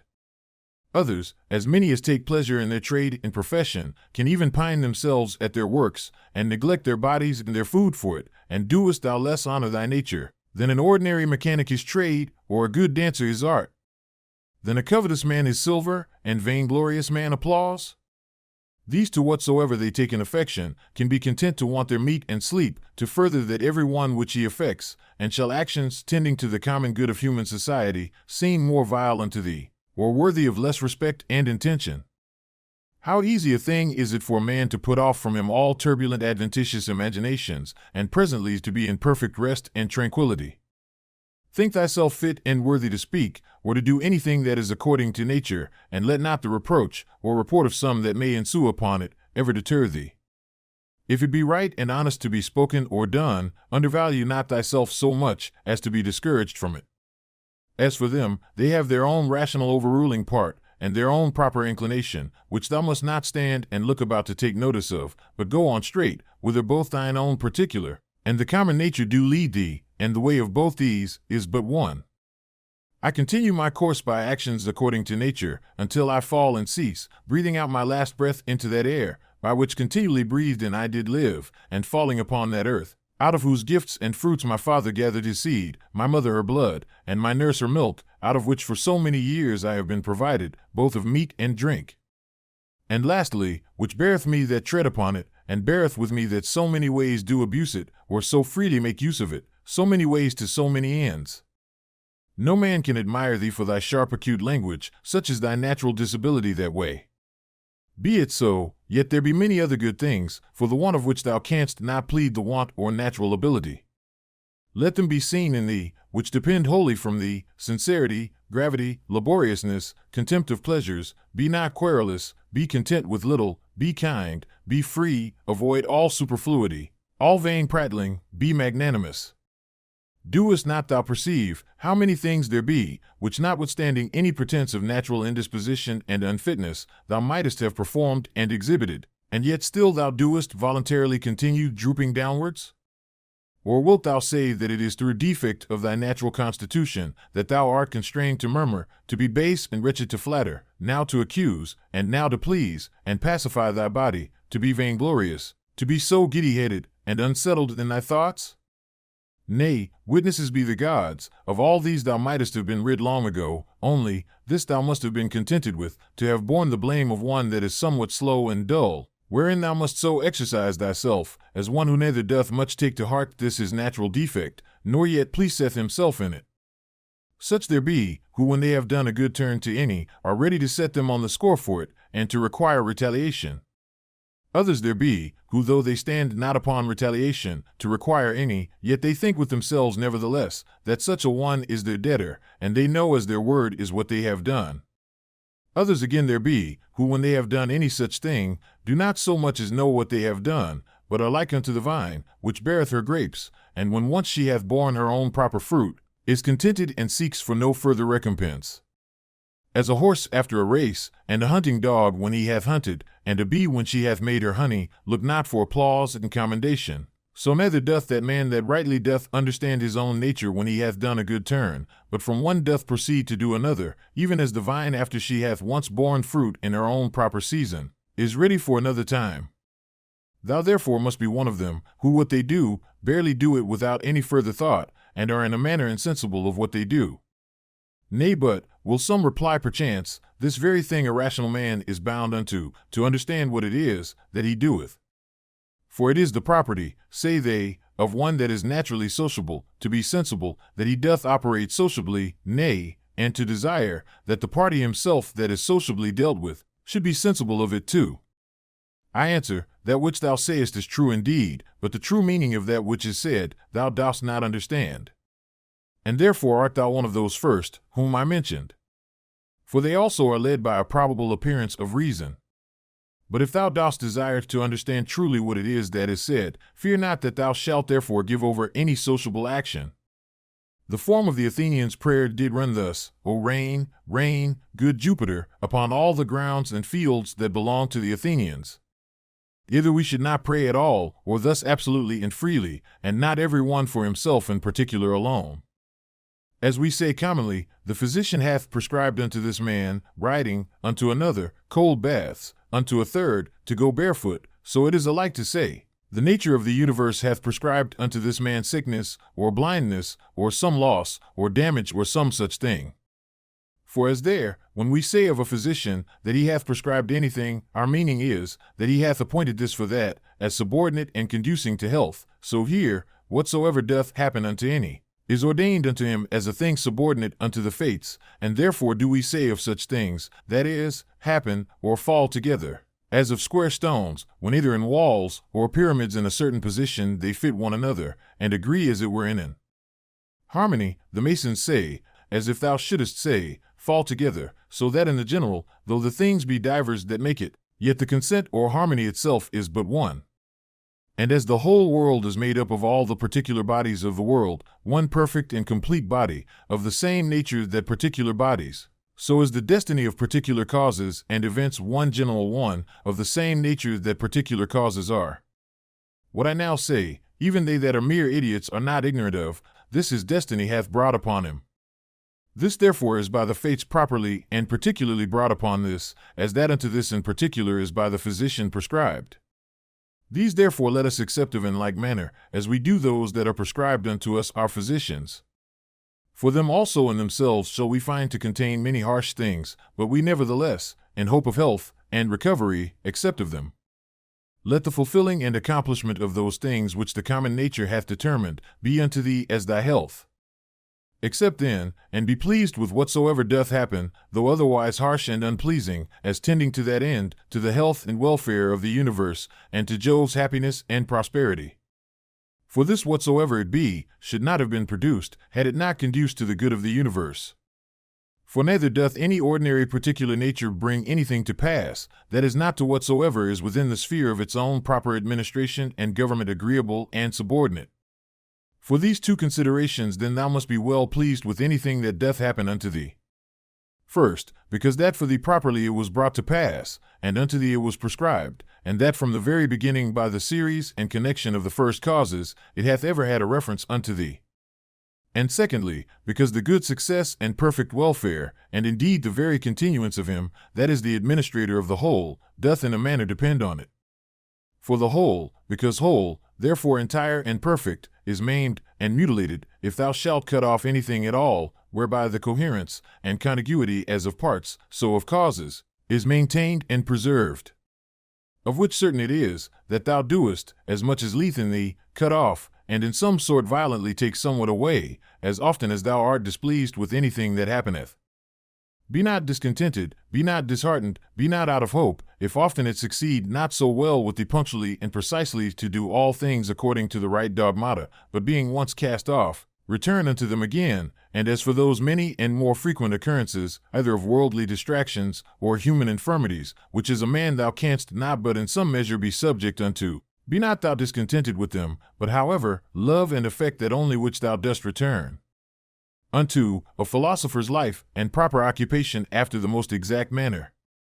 And when thou dost return to thy philosophy, return not unto it as the manner of some is, after play and liberty as it were, to their schoolmasters and pedagogues, but as they that have sore eyes to their sponge and egg, or as another to his cataplasm, or as others to their fomentations, so shalt not thou make it a matter of ostentation at all to obey reason, but of ease and comfort.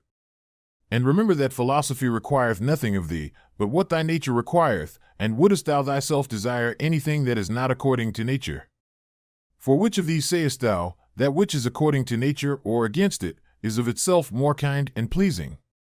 Is it not for that respect especially, that pleasure itself is to so many men's hurt and overthrow most prevalent, because esteemed commonly most kind and natural? But consider well whether magnanimity rather, and true liberty, and true simplicity, and equanimity, and holiness, whether these be not most kind and natural? And prudency itself, what more kind and amiable than it, when thou shalt truly consider with thyself, what it is through all the proper objects of thy rational intellectual faculty currently to go on without any fall or stumble?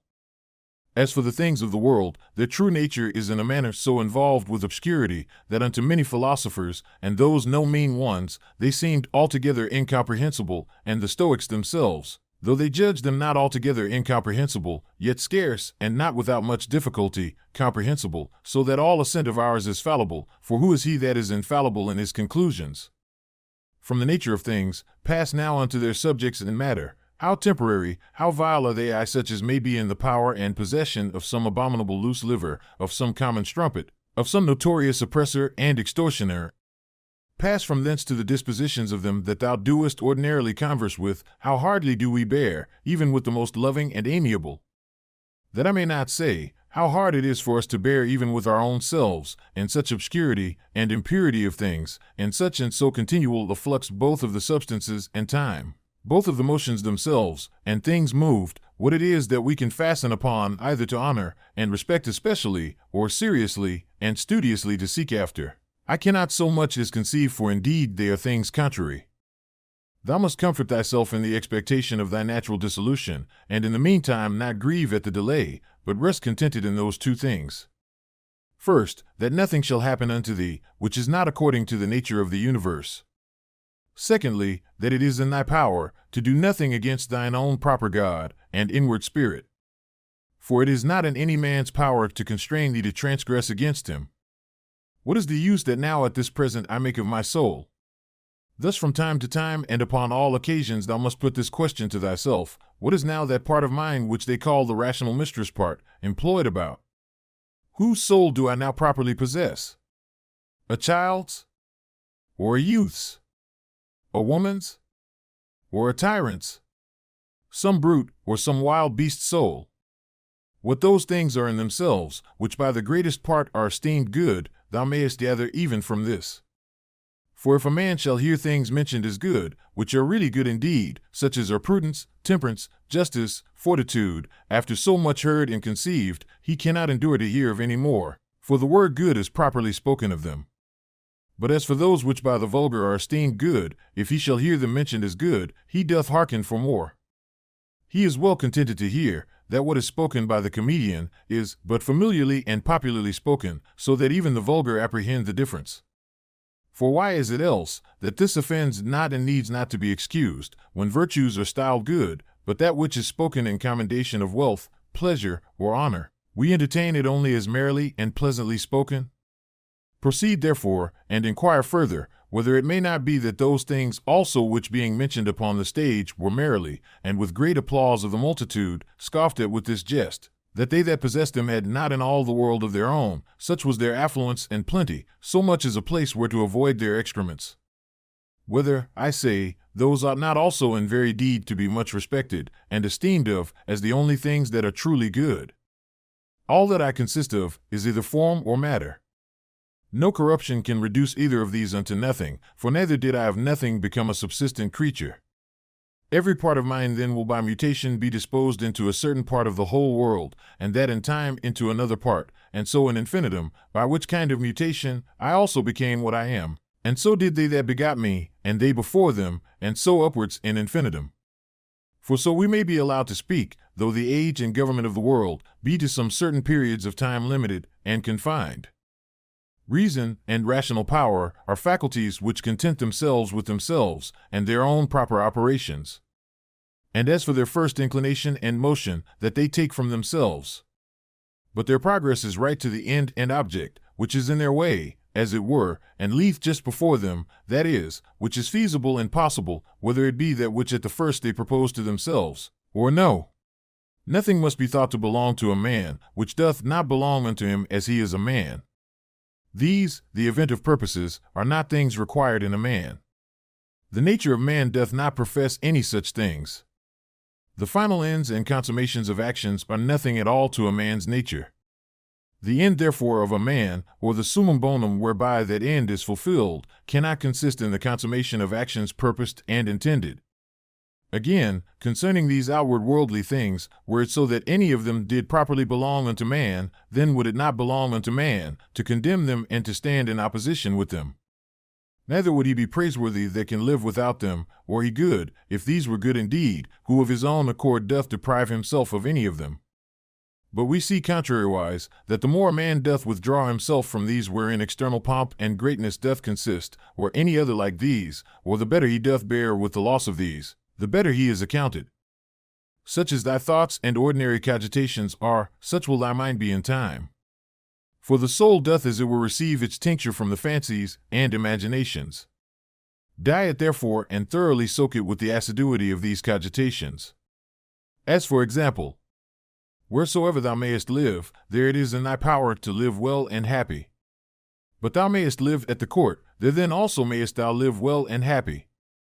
Again, that which everything is made for, he is also made unto that, and cannot but naturally incline unto it. That which anything doth naturally incline unto, therein is his end. Wherein the end of everything doth consist, therein also doth his good and benefit consist. Society, therefore, is the proper good of a rational creature. For that we are made for society, it hath long since been demonstrated. Or can any man make any question of this, that whatsoever is naturally worse and inferior is ordinarily subordinated to that which is better? And that those things that are best are made one for another? And those things that have souls are better than those that have none? And of those that have, those best that have rational souls? To desire things impossible is the part of a mad man. But it is a thing impossible that wicked man should not commit some such things. Neither doth anything happen to any man, which in the ordinary course of nature as natural unto him doth not happen. Again, the same things happen unto others also. And truly, if either he that is ignorant that such a thing hath happened unto him, or he that is ambitious to be commended for his magnanimity, can be patient, and is not grieved, is it not a grievous thing, that either ignorance, or a vain desire to please and to be commended, should be more powerful and effectual than true prudence? As for the things themselves, they touch not the soul, neither can they have any access unto it, neither can they of themselves any ways either affect it, or move it. For she herself alone can affect and move herself, and according as the dogmata and opinions are, which she doth vouchsafe herself, so are those things which, as accessories, have any coexistence with her. After one consideration, man is nearest unto us, as we are bound to do them good, and to bear with them. But as he may oppose any of our true proper actions, so man is unto me but as a thing indifferent, even as the sun, or the wind, or some wild beast. By some of these it may be, that some operation or other of mine may be hindered, however, of my mind and resolution itself, there can be no let or impediment, by reason of that ordinary constant both exception or reservation wherewith it inclineth, and ready conversion of objects, from that which may not be, to that which may be, which in the prosecution of its inclinations, as occasion serves, it doth observe. For by these the mind doth turn and convert any impediment whatsoever, to be her aim and purpose. So that what before was the impediment is now the principal object of her working, and that which before was in her way is now her readiest way. Honor that which is chiefest and most powerful in the world, and that is it which makes use of all things and governs all things.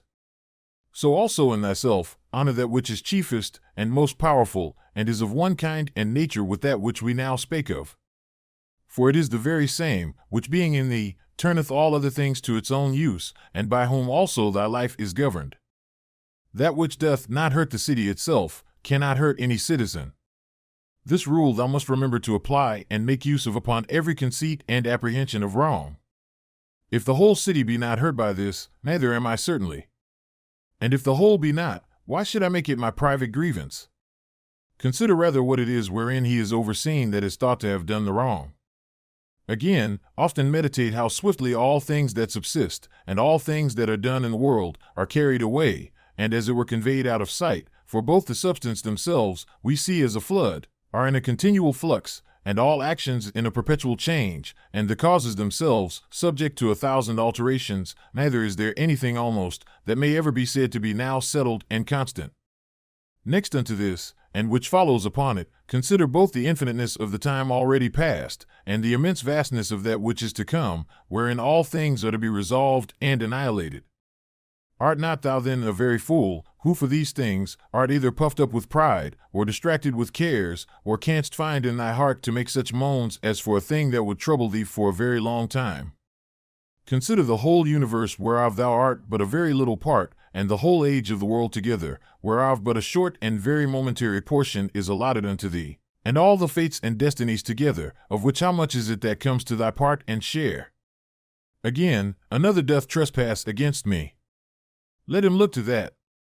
He is master of his own disposition, and of his own operation. I for my part am in the meantime in possession of as much as the common nature would have me to possess, and that which mine own nature would have me do, I do. Let not that chief commanding part of thy soul be ever subject to any variation through any corporal either pain or pleasure, neither suffer it to be mixed with these, but let it both circumscribe itself, and confine those affections to their own proper parts and members. However, let not thy understanding to this natural sense and feeling, which whether unto our flesh pleasant or painful, is unto us nothing properly, add an opinion of either good or bad, and all is well. To live with the gods.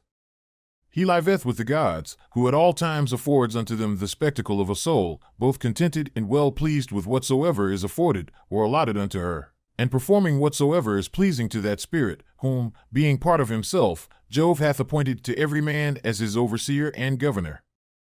Be not angry neither with him whose breath, neither with him whose armholes are offensive. What can he do? Such is his breath naturally, and such are his armholes, and from such an effect, and such a smell must of necessity proceed. Oh, but the man, sayest thou, hath understanding in him, and might of himself know, that he by standing near, cannot choose but offend. And thou also, God bless thee, hast understanding. Let thy reasonable faculty work upon his reasonable faculty, show him his fault, admonish him. If he hearken unto thee, thou hast cured him, and there will be no more occasion of anger. Where there shall neither roarer be, nor harlot. Why so? As thou dost purpose to live, when thou hast retired thyself to some such place, where neither roarer nor harlot is, so mayest thou hear. And if they will not suffer thee, then mayest thou leave thy life rather than thy calling, but so as one that doth not think himself anyways wronged. Only as one would say, here is the smoke, I will out of it. And what a great matter is this! Now till some such thing force me out, I will continue free, neither shall any man hinder me to do what I will, and my will shall ever be by the proper nature of a reasonable and sociable creature, regulated and directed.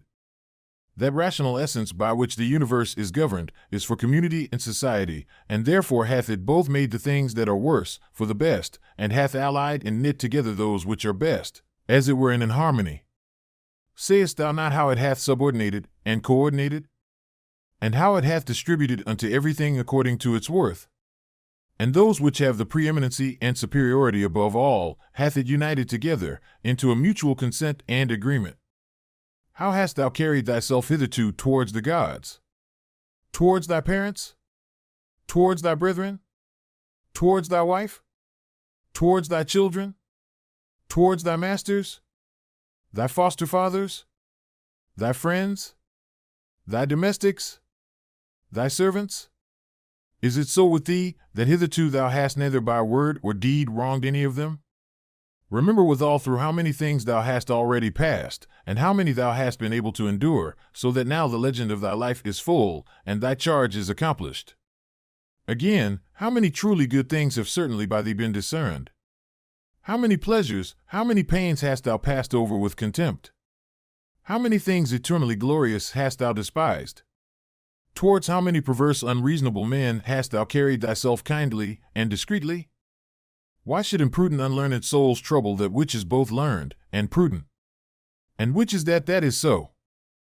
She that understandeth the beginning and the end, and hath the true knowledge of that rational essence, that passeth through all things subsisting, and through all ages being ever the same, disposing and dispensing as it were this universe by certain periods of time. Within a very little while, thou wilt be either ashes, or a solitum, and a name perchance, and perchance not so much as a name. And what is that but an empty sound, and a rebounding echo? Those things which in this life are dearest unto us, and of most account, they are in themselves but vain, putrid, contemptible. The most weighty and serious, if rightly esteemed, but as puppies, biting one another, or untoward children, now laughing and then crying. As for faith, and modesty, and justice, and truth, they long since, as one of the poets hath it, have abandoned this spacious earth, and retired themselves unto heaven. What is it then that doth keep thee here, if things sensible be so mutable and unsettled? And the senses so obscure, and so fallible? And our souls nothing but an exhalation of blood? And to be in credit among such, be but vanity? What is it that thou dost stay for? An extinction, or a translation, either of them with a propitious and contented mind. But still that time come, what will content thee? What else, but to worship and praise the gods, and to do good unto men? To bear with them, and to forbear to do them any wrong? And for all external things belonging either to this thy wretched body, or life, to remember that they are neither thine, nor in thy power. Thou mayest always speed, if thou wilt but make choice of the right way, if in the course both of thine opinions and actions thou wilt observe a true method. These two things be common to the souls, as of God, so of men, and of every reasonable creature, first, that in their own proper work they cannot be hindered by anything, and secondly, that their happiness doth consist in a disposition to, and in the practice of righteousness, and that in these their desire is terminated. If this neither be my wicked act, nor an act anyways depending from any wickedness of mine, and that by it the public is not hurt, what doth it concern me? And wherein can the public be hurt? For thou must not altogether be carried by conceit and common opinion. As for help thou must afford that unto them after thy best ability, and as occasion shall require, though they sustain damage. But in these middle or worldly things, but however do not thou conceive that they are truly hurt thereby, for that is not right. But as that old foster father in the comedy, being now to take his leave doth with a great deal of ceremony, require his foster child's rhombus, or rattletop, remembering nevertheless that it is but a rhombus, so here also do thou likewise. For indeed what is all this pleading and public bawling for at the courts? O man, hast thou forgotten what those things are? Yea, but they are things that others much care for, and highly esteem of. Wilt thou therefore be a fool too? Once I was, let that suffice. Let death surprise me when it will. The matter itself, of which the universe doth consist, is of itself very tractable and pliable. That rational essence that doth govern it, hath in itself no cause to do evil. It hath no evil in itself, neither can it do anything that is evil, neither can anything be hurt by it. And all things are done and determined according to its will and prescript. Be it all one unto thee, whether half frozen or well warm, whether only slumbering, or after a full sleep, whether discommended or commended thou do thy duty, or whether dying or doing somewhat else. For that also to die must among the rest be reckoned as one of the duties and actions of our lives. Look in, let not either the proper quality, or the true worth of anything pass thee, before thou hast fully apprehended it. All substances come soon to their change, and either they shall be resolved by way of exhalation, if so be that all things shall be reunited into one substance, or as others maintain, they shall be scattered and dispersed. As for that rational essence by which all things are governed, as it best understandeth itself, both its own disposition, and what it doth, and what matter it hath to do with, and accordingly doth all things, so we that do not, no wonder, if we wonder at many things, the reasons whereof we cannot comprehend. The best kind of revenge is, not to become like unto them. 6. Let this be thy only joy, and thy only comfort, from one sociable kind action without intermission to pass unto another, God being ever in thy mind. The rational commanding part, as it alone can stir up and turn itself, so it mocketh both itself to be, and everything that happeneth, to appear unto itself, as it will itself. According to the nature of the universe all things particular are determined, not according to any other nature, either about compassing and containing, or within, dispersed and contained, or without, depending. Either this universe is a mere confused mass, and an intricate context of things, which shall in time be scattered and dispersed again, or it is an union consisting of order, and administered by providence. If the first, why should I desire to continue any longer in this fortuite confusion and commixtion? Or why should I take care for anything else, but that as soon as maybe I may be earth again? And why should I trouble myself any more whilst I seek to please the gods? Whatsoever I do, dispersion is my end, and will come upon me whether I will or no. But if the latter be, then am not I religious in vain, then will I be quiet and patient, and put my trust in him, who is the governor of all. Whensoever by some present hard occurrences thou art constrained to be in some sort troubled and vexed, return unto thyself as soon as may be, and be not out of tune longer than thou must needs. For so shalt thou be the better able to keep thy part another time, and to maintain the harmony, if thou dost use thyself to this continually, once out, presently to have recourse unto it, and to begin again.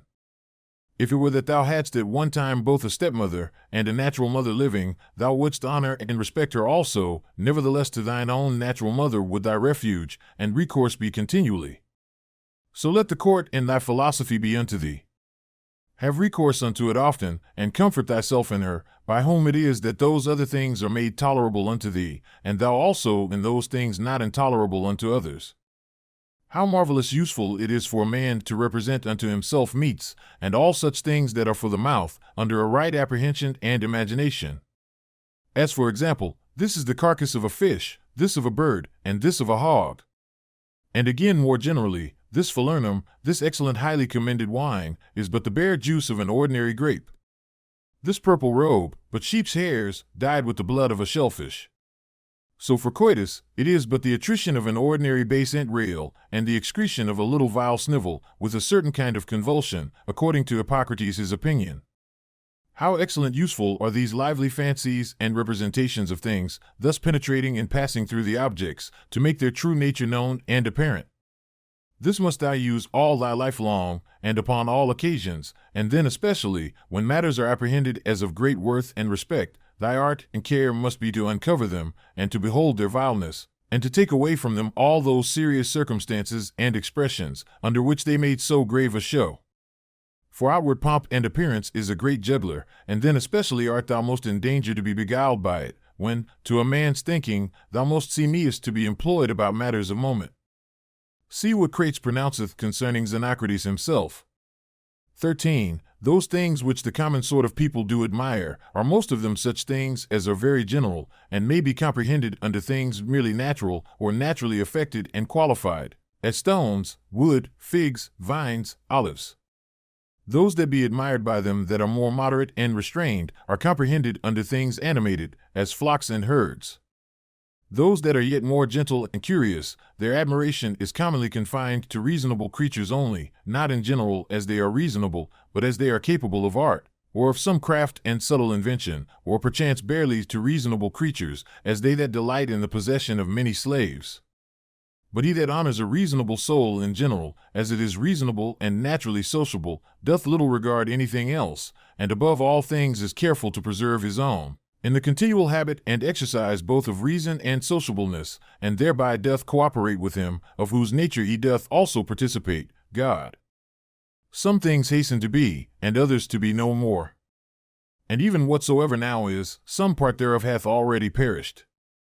Perpetual fluxes and alterations renew the world, as the perpetual course of time doth make the age of the world, of itself infinite, to appear always fresh and new. In such a flux and course of all things, what of these things that hasten so fast away should any man regard, since among all there is not any that a man may fasten and fix upon? As if a man would settle his affection upon some ordinary sparrow living by him, who is no sooner seen than out of sight. For we must not think otherwise of our lives than as a mere exhalation of blood, or of an ordinary respiration of air.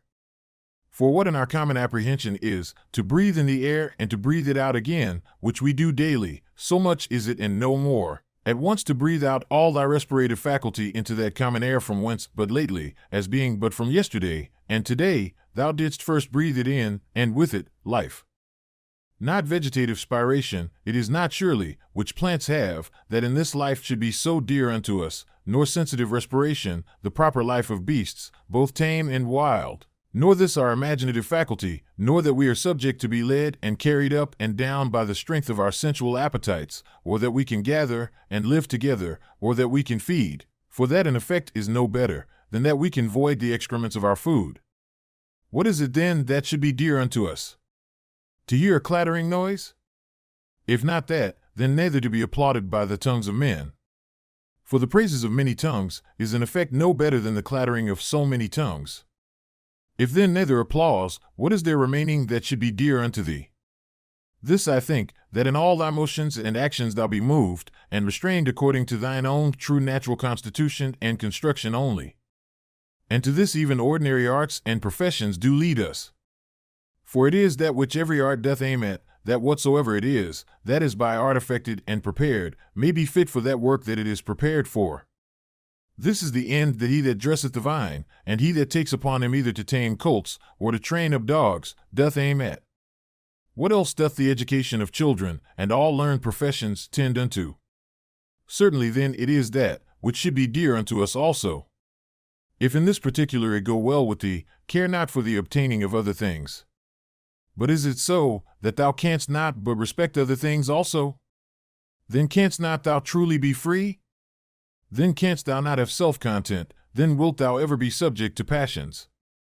For it is not possible, but that thou must be envious, and jealous, and suspicious of them whom thou knowest can bereave thee of such things, and again, a secret underminer of them, whom thou sayest in present possession of that which is dear unto thee.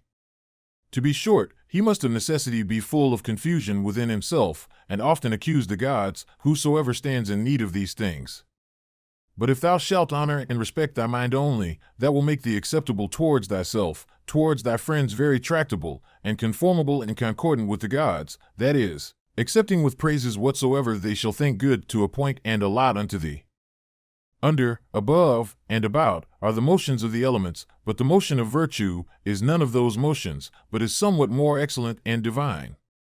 Whose way, to speed and prosper in it, must be through a way that is not easily comprehended. Who can choose but wonder at them? They will not speak well of them that are at the same time with them, and live with them, yet they themselves are very ambitious, that they that shall follow, whom they have never seen, nor shall ever see, should speak well of them. As if a man should grieve that he hath not been commended by them that lived before him. Do not ever conceive anything impossible to man, which by thee cannot, or not without much difficulty be effected, but whatsoever in general thou canst conceive possible and proper unto any man, think that very possible unto thee also. Suppose that at the palestra somebody hath all to torn thee with his nails, and hath broken thy head. Well, thou art wounded. Yet thou dost not exclaim, thou art not offended with him.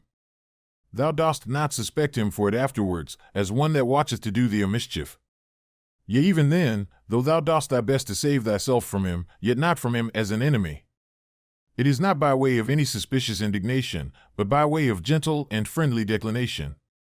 Keep the same mind and disposition in other parts of thy life also.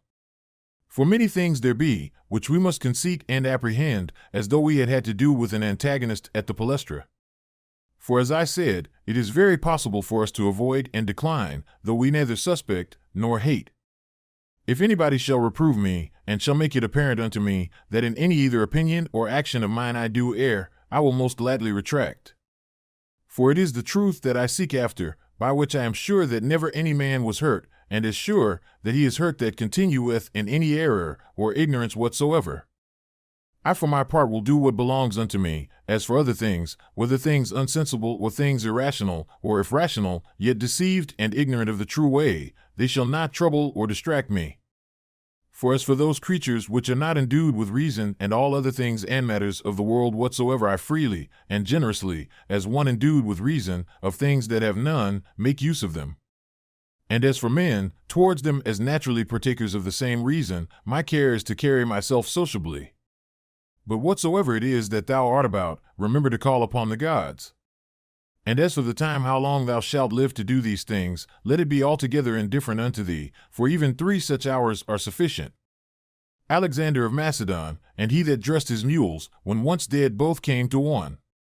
For either they were both resumed into those original rational essences from whence all things in the world are propagated, or both after one fashion were scattered into atoms.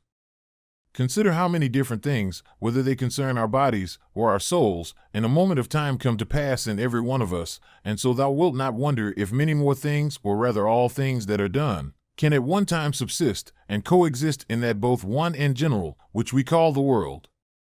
If any should put this question unto thee, how this word Antoninus is written, wouldst thou not presently fix thine intention upon it, and utter out in order every letter of it? And if any shall begin to gainsay thee, and quarrel with thee about it, wilt thou quarrel with him again, or rather go on meekly as thou hast begun, until thou hast numbered out every letter? Here then likewise remember, that every duty that belongs unto a man doth consist of some certain letters or numbers, as it were, to which without any noise or tumult keeping thyself thou must orderly proceed to thy proposed end, forbearing to quarrel with him that would quarrel and fall out with thee. Is it not a cruel thing to forbid men to effect those things, which they conceive to agree best with their own natures, and to tend most to their own proper good and behoof? But thou after a sort deniest them this liberty, as often as thou art angry with them for their sins. For surely they are led unto those sins whatsoever they be, as to their proper good and commodity. But it is not so, thou wilt object perchance. Thou therefore teach them better, and make it appear unto them, but be not thou angry with them. Death is a cessation from the impression of the senses, the tyranny of the passions, the errors of the mind, and the servitude of the body. If in this kind of life thy body be able to hold out, it is a shame that thy soul should faint first, and give over. Take heed, lest of a philosopher thou become a mere Caesar in time, and receive a new tincture from the court. For it may happen if thou dost not take heed. Keep thyself therefore truly simple, good, sincere, grave, free from all ostentation, a lover of that which is just, religious, kind, tender-hearted, strong and vigorous to undergo anything that becomes thee. Endeavor to continue such, as philosophy, hadst thou wholly and constantly applied thyself unto it, would have made and secured thee. Worship the gods, procure the welfare of men, this life is short. Charitable actions, and a holy disposition, is the only fruit of this earthly life.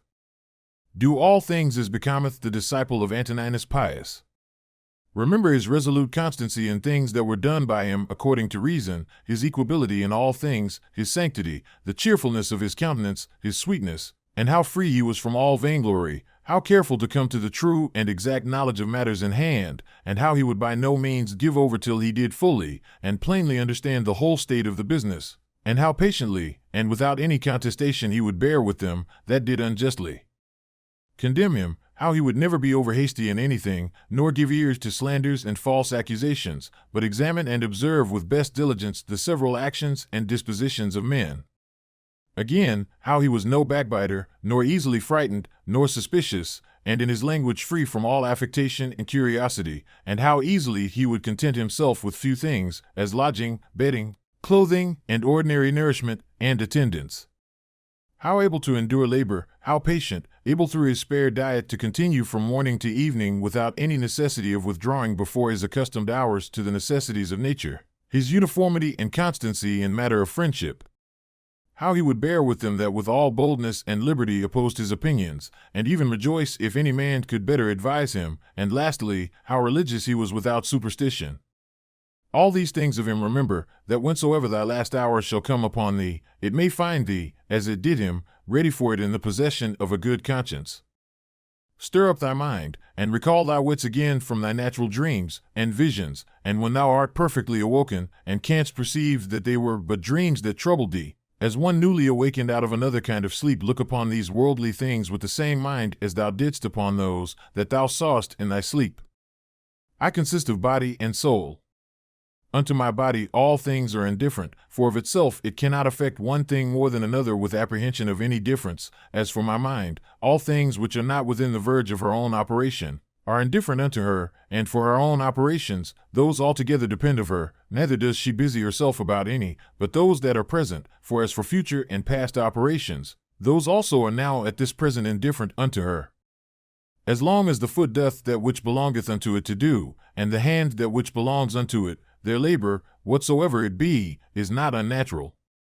So a man as long as he doth that which is proper unto a man, his labor cannot be against nature, and if it be not against nature, then neither is it hurtful unto him. But if it were so that happiness did consist in pleasure, How came notorious robbers, impure abominable livers, parricides, and tyrants, in so large a measure to have their part of pleasures? Dost thou not see, how even those that profess mechanic arts, though in some respect they be no better than mere idiots, yet they stick close to the course of their trade, neither can they find in their heart to decline from it? And is it not a grievous thing that an architect or a physician shall respect the course and mysteries of their profession, more than a man the proper course and condition of his own nature, reason, which is common to him and to the gods? Asia, Europe, what are they, but as corners of the whole world, of which the whole sea is but as one drop, and the great Mount Athos but as a clod, as all present time is but as one point of eternity? All petty things, all things that are soon altered, soon perished. And all things come from one beginning, either all severally and particularly deliberated and resolved upon by the general ruler and governor of all, or all by necessary consequence. So that the dreadful hiatus of a gaping lion, and all poison, and all hurtful things, are but, as the thorn in the mire, the necessary consequences of goodly fair things. Think not of these, therefore, as things contrary to those which thou dost much honor and respect, but consider in thy mind the true fountain of all. He that seeth the things that are now, hath seen all that either was ever, or ever shall be, for all things are of one kind, and all like one unto another. Meditate often upon the connection of all things in the world, and upon the mutual relation that they have one unto another. For all things are after a sort folded and involved one within another, and by these means all agree well together. For one thing is consequent unto another, by local motion, by natural conspiration and agreement, and by substantial union, or reduction of all substances into one. Fit and accommodate thyself to that estate and to those occurrences, which by the destinies have been annexed unto thee, and love those men whom thy fate it is to live with, but love them truly. An instrument, a tool, an utensil, whatsoever it be, if it be fit for the purpose it was made for, it is as it should be, though he perchance that made and fitted it be out of sight and gone. But in things natural, that power which hath framed and fitted them is and abideth within them still, for which reason she ought also the more to be respected, and we are the more obliged, if we may live and pass our time according to her purpose and intention, to think that all is well with us, and according to our own minds. After this manner also, and in this respect it is, that he that is all in all doth enjoy his happiness. What things soever are not within the proper power and jurisdiction of thine own will either to compass or avoid, if thou shalt propose unto thyself any of those things as either good or evil. It must needs be that according as thou shalt either fall into that which thou dost think evil, or miss of that which thou dost think good, so wilt thou be ready both to complain of the gods, and to hate those men, who either shall be so indeed, or shall by thee be suspected as the cause either of thy missing of the one, or falling into the other. And indeed we must needs commit many evils, if we incline to any of these things, more or less, with an opinion of any difference. But if we mind and fancy those things only, as good and bad, which wholly depend of our own wills, there is no more occasion why we should either murmur against the gods, or be at enmity with any man. We all work to one effect, some willingly, and with a rational apprehension of what we do, others without any such knowledge. As I think Heraclitus in a place speaketh of them that sleep, that even they do work in their kind, and do confer to the general operations of the world. One man therefore doth cooperate after one sort, and another after another sort, but even he that doth murmur, and to his power doth resist and hinder, even he as much as any doth cooperate. For of such also did the world stand in need. Now do thou consider among which of these thou wilt rank thyself. For as for him who is the administrator of all, he will make good use of thee whether thou wilt or no, and make thee, as a part and member of the whole, so to cooperate with him, that whatsoever thou doest, shall turn to the furtherance of his own counsels and resolutions. But be not thou for shame such a part of the whole, as that vile and ridiculous verse, which Chrysippus in a place doth mention, is a part of the comedy. Doth either the sun take upon him to do that which belongs to the rain? Or his son Aesculapius that, which unto the earth doth properly belong? How is it with every one of the stars in particular? Though they all differ one from another, and have their several charges and functions by themselves, do they not all nevertheless concur and co-operate to one end? If so be that the gods have deliberated in particular of those things that should happen unto me, I must stand to their deliberation as discreet and wise. For that a god should be an imprudent god is a thing hard even to conceive, and why should they resolve to do me hurt? For what profit either unto them or the universe, which they specially take care for, could arise from it? But if so be that they have not deliberated of me in particular, certainly they have of the whole in general. And those things which in consequence and coherence of this general deliberation happen unto me in particular, I am bound to embrace and accept of. But if so be that they have not deliberated at all, which indeed is very irreligious for any man to believe, for then let us neither sacrifice, nor pray, nor respect our oaths, neither let us any more use any of those things, which we persuaded of the presence and secret conversation of the gods among us, daily use and practice. But, I say, if so be that they have not indeed either in general or particular deliberated of any of those things that happen unto us in this world, yet God be thanked, that of those things that concern myself, it is lawful for me to deliberate myself, and all my deliberation is but concerning that which may be to me most profitable. Now that unto every one is most profitable, which is according to his own constitution and nature. And my nature is, to be rational in all my actions, and as a good and natural member of a city and commonwealth, towards my fellow members ever to be sociably and kindly disposed and affected. My city and country, as I am Antoninus, is Rome, as a man, the whole world. Those things, therefore, that are expedient and profitable to those cities are the only things that are good and expedient for me. Whatsoever in any kind doth happen to any one is expedient to the whole. And thus much to content us might suffice, that it is expedient for the whole in general. But yet this also shalt thou generally perceive, if thou dost diligently take heed, that whatsoever doth happen to any one man or men. And now I am content that the word expedient should more generally be understood of those things which we otherwise call middle things, or things indifferent, as health, wealth, and the like. As the ordinary shows of the theatre and of other such places, when thou art presented with them, affect thee, as the same thing still seen, and in the same fashion make the sight ingrateful and tedious, so must all the things that we see all our life long affect us. For all things, above and below, are still the same, and from the same causes. When then will there be an end? Let the several deaths of men of all sorts, and of all sorts of professions, and of all sort of nations, be a perpetual object of thy thoughts, so that thou mayst even come down to Philisto, Phoebus, and Origanian. Pass now to other generations. Thither shall we after many changes, where so many brave orators are, where so many grave philosophers, Heraclitus, Pythagoras, Socrates, where so many heroes of the old times, and then so many brave captains of the latter times, and so many kings.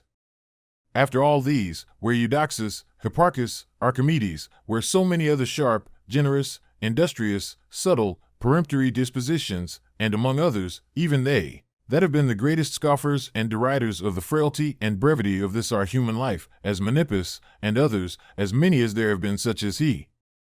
Of all these consider, that they long since are all dead, and gone. And what do they suffer by it? Nay, they that have not so much as a name remaining, what are they the worse for it? One thing there is, and that only, which is worth our while in this world, and ought by us much to be esteemed, and that is, according to truth and righteousness, meekly and lovingly to converse with false and unrighteous men. When thou wilt comfort and cheer thyself, call to mind the several gifts and virtues of them whom thou dost daily converse with, as for example, the industry of the one, the modesty of another, the liberality of a third, of another some other thing.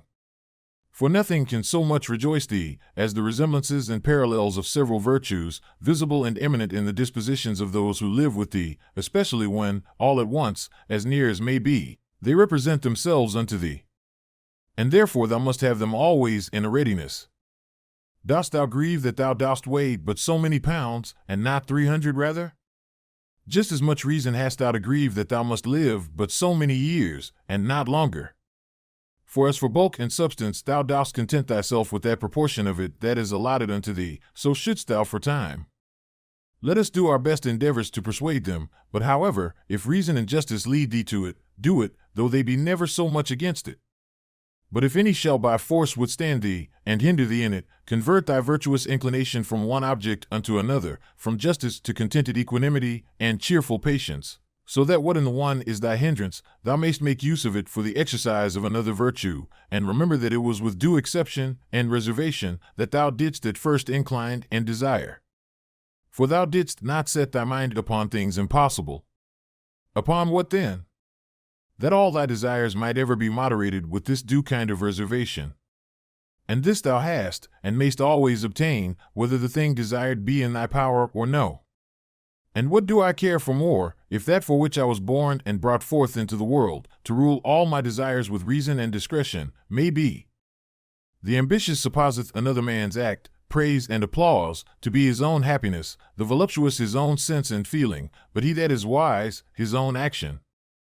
It is in thy power absolutely to exclude all manner of conceit and opinion as concerning this matter, and by the same means to exclude all grief and sorrow from thy soul.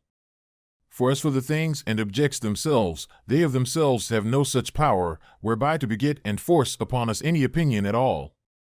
Use thyself when any man speaks unto thee, so to hearken unto him, as that in the interim thou give not way to any other thoughts, that so thou mayst, as far as is possible, seem fixed and fastened to his very soul, whosoever he be that speaks unto thee. That which is not good for the beehive cannot be good for the bee. Will either passengers or patients find fault and complain, either the one if they be well carried, or the others if well cured?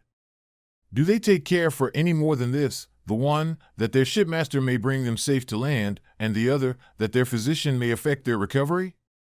How many of them who came into the world at the same time when I did are already gone out of it? To them that are sick of the jaundice, honey seems bitter, and to them that are bitten by a mad dog, the water terrible, and to children, a little ball seems a fine thing. And why then should I be angry? Or do I think that error and false opinion is less powerful to make men transgress than either choler, being immoderate and excessive, to cause the jaundice, or poison, to cause rage? No man can hinder thee to live as thy nature doth require. Nothing can happen unto thee, but what the common good of nature doth require. What manner of men they be whom they seek to please, and what to get, and by what actions, how soon time will cover and bury all things, and how many it hath already buried. What is wickedness? It is that which many time and often thou hast already seen and known in the world. And so oft as anything doth happen that might otherwise trouble thee, let this memento presently come to thy mind, that it is that which thou hast already often seen and known. Generally, above and below, thou shalt find but the same things. The very same things whereof ancient stories, middle-age stories, and fresh stories are full, whereof towns are full, and houses full. There is nothing that is new. All things that are both usual and of little continuance.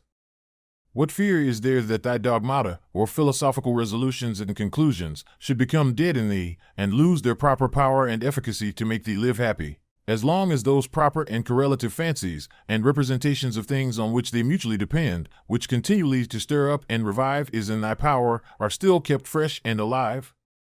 It is in my power concerning this thing that has happened, whatsoever it be, to conceit that which is right and true.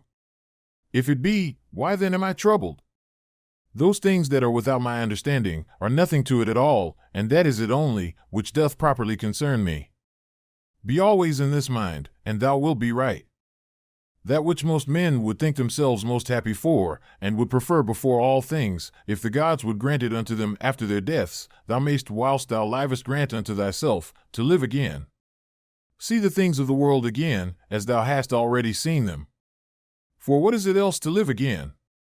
Public shows and solemnities with much pomp and vanity, stage plays, flocks and herds, conflicts and contentions, a bone thrown to a company of hungry curs, a bait for greedy fishes, the painfulness and continual burden-bearing of wretched ants, the running to and fro of terrified mice, little puppets drawn up and down with wires and nerves, these be the objects of the world. Among all these thou must stand steadfast, meekly affected, and free from all manner of indignation, with this right ratiocination and apprehension, that as the worth is of those things which a man doth affect, so is in very deed every man's worth more or less.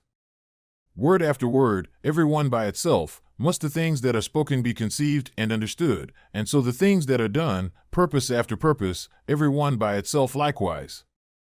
And as in matter of purposes and actions, we must presently see what is the proper use and relation of every one, so of words must we be as ready to consider of every one what is the true meaning and signification of it according to truth and nature, however it be taken in common use.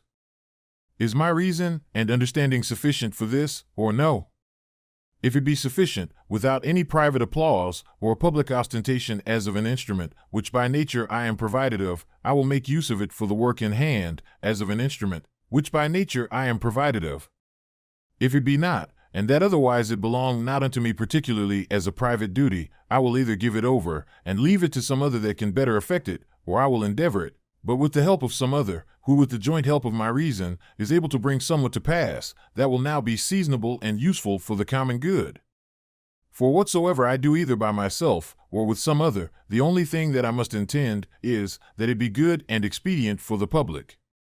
For as for praise, consider how many who once were much commended are now already quite forgotten, yea, they that commended them, how even they themselves are long since dead and gone. Be not therefore ashamed, whensoever thou must use the help of others. For whatsoever it be that leeth upon thee to effect, thou must propose it unto thyself, as the scaling of walls is unto a soldier. And what if thou through either lameness or some other impediment art not able to reach unto the top of the battlements alone, which with the help of another thou mayst, wilt thou therefore give it over, or go about it with less courage and alacrity, because thou canst not effect it all alone? Let not things future trouble thee. For if necessity so require that they come to pass, thou shalt, whensoever that is, be provided for them with the same reason, by which whatsoever is now present is made both tolerable and acceptable unto thee.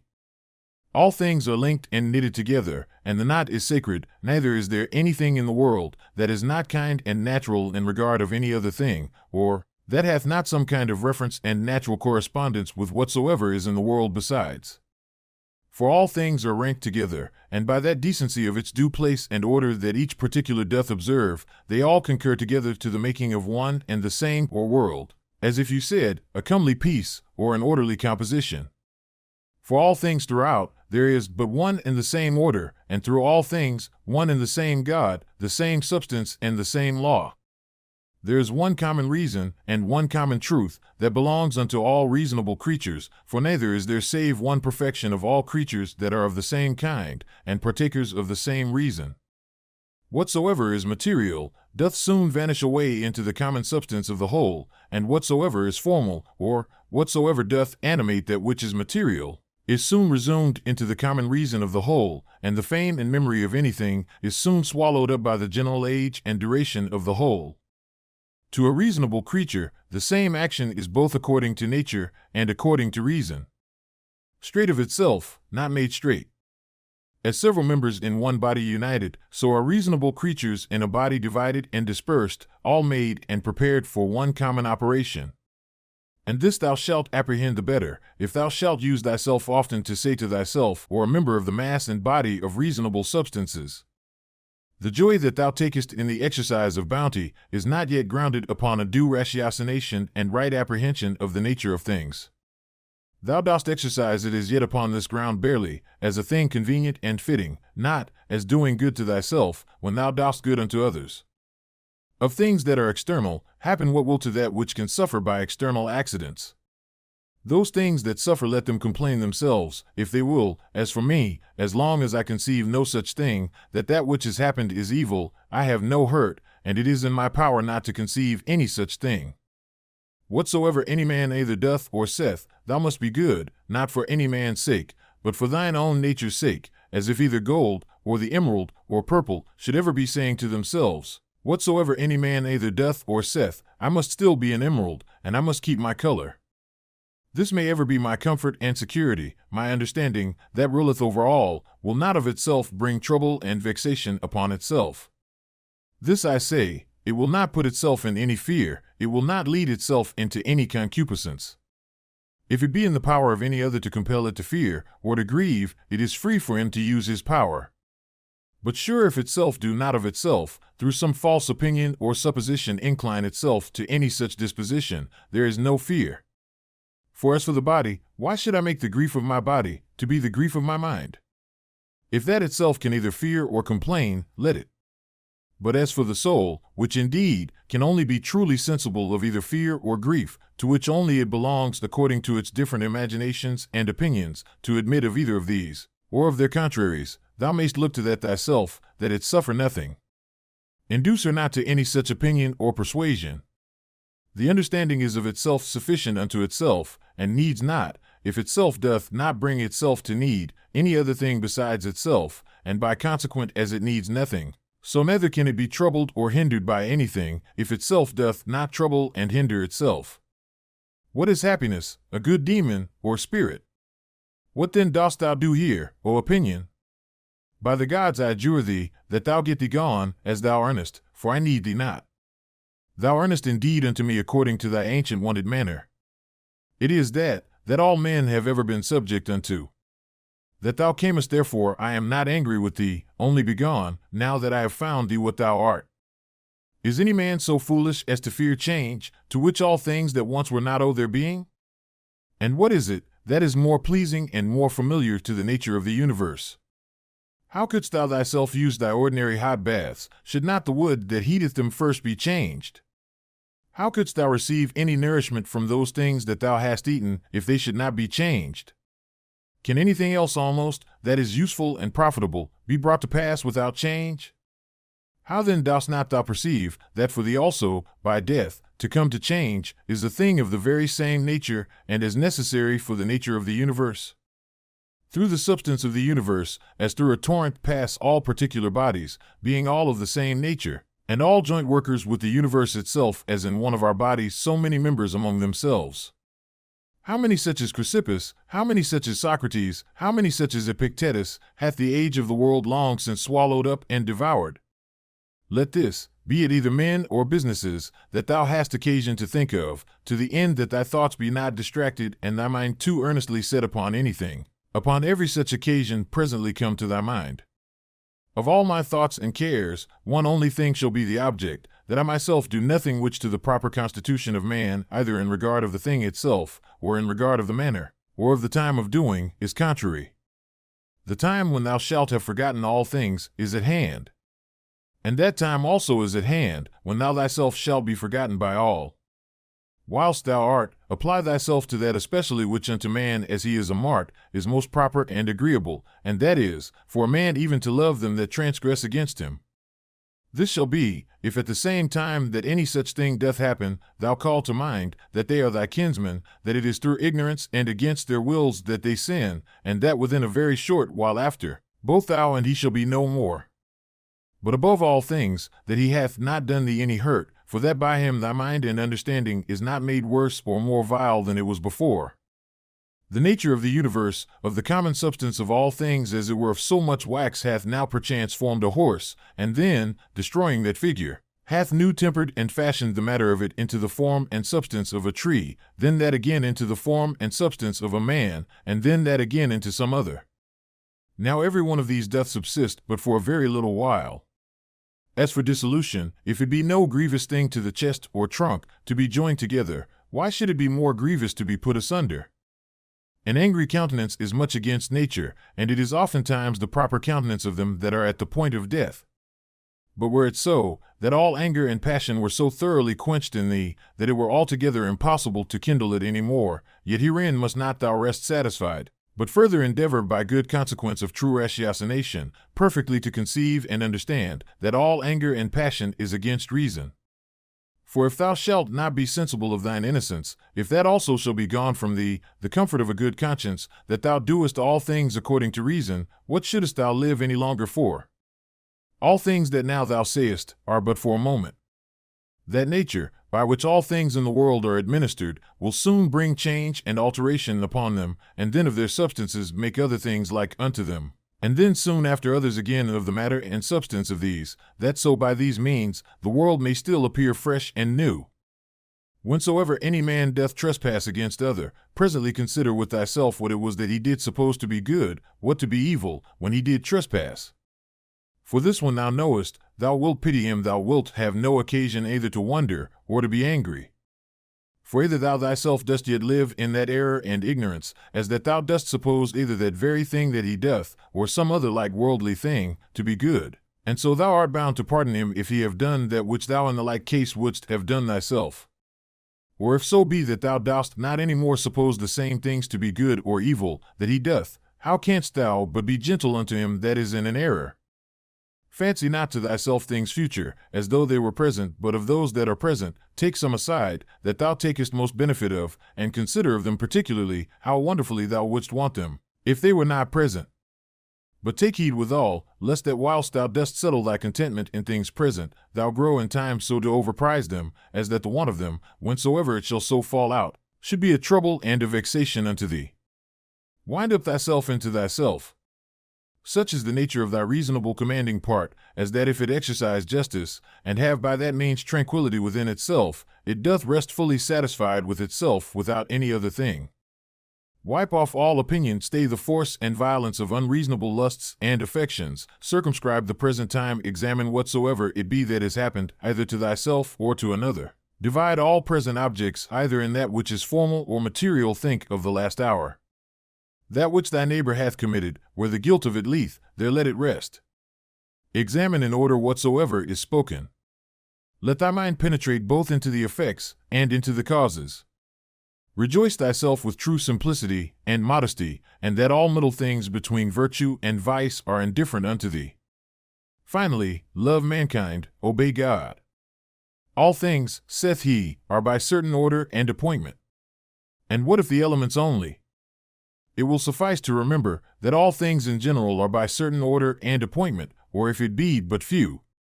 And as concerning death, that either dispersion, or the atoms, or annihilation, or extinction, or translation will ensue.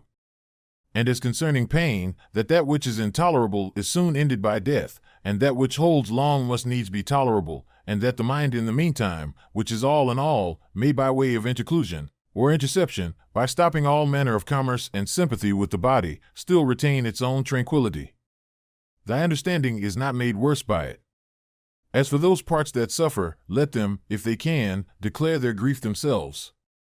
As for praise and commendation, view their mind and understanding, what estate they are in, what kind of things they fly, and what things they seek after, and that as in the seaside, whatsoever was before to be seen, is by the continual succession of new heaps of sand cast up one upon another, soon hid and covered, so in this life, all former things by those which immediately succeed. Out of Plato. He then whose mind is endowed with true magnanimity, who hath accustomed himself to the contemplation both of all times, and of all things in general, can this mortal life, thinkest thou, seem any great matter unto him? It is not possible, answered he. Then neither will such a one account death a grievous thing? By no means. Out of Antisthenes.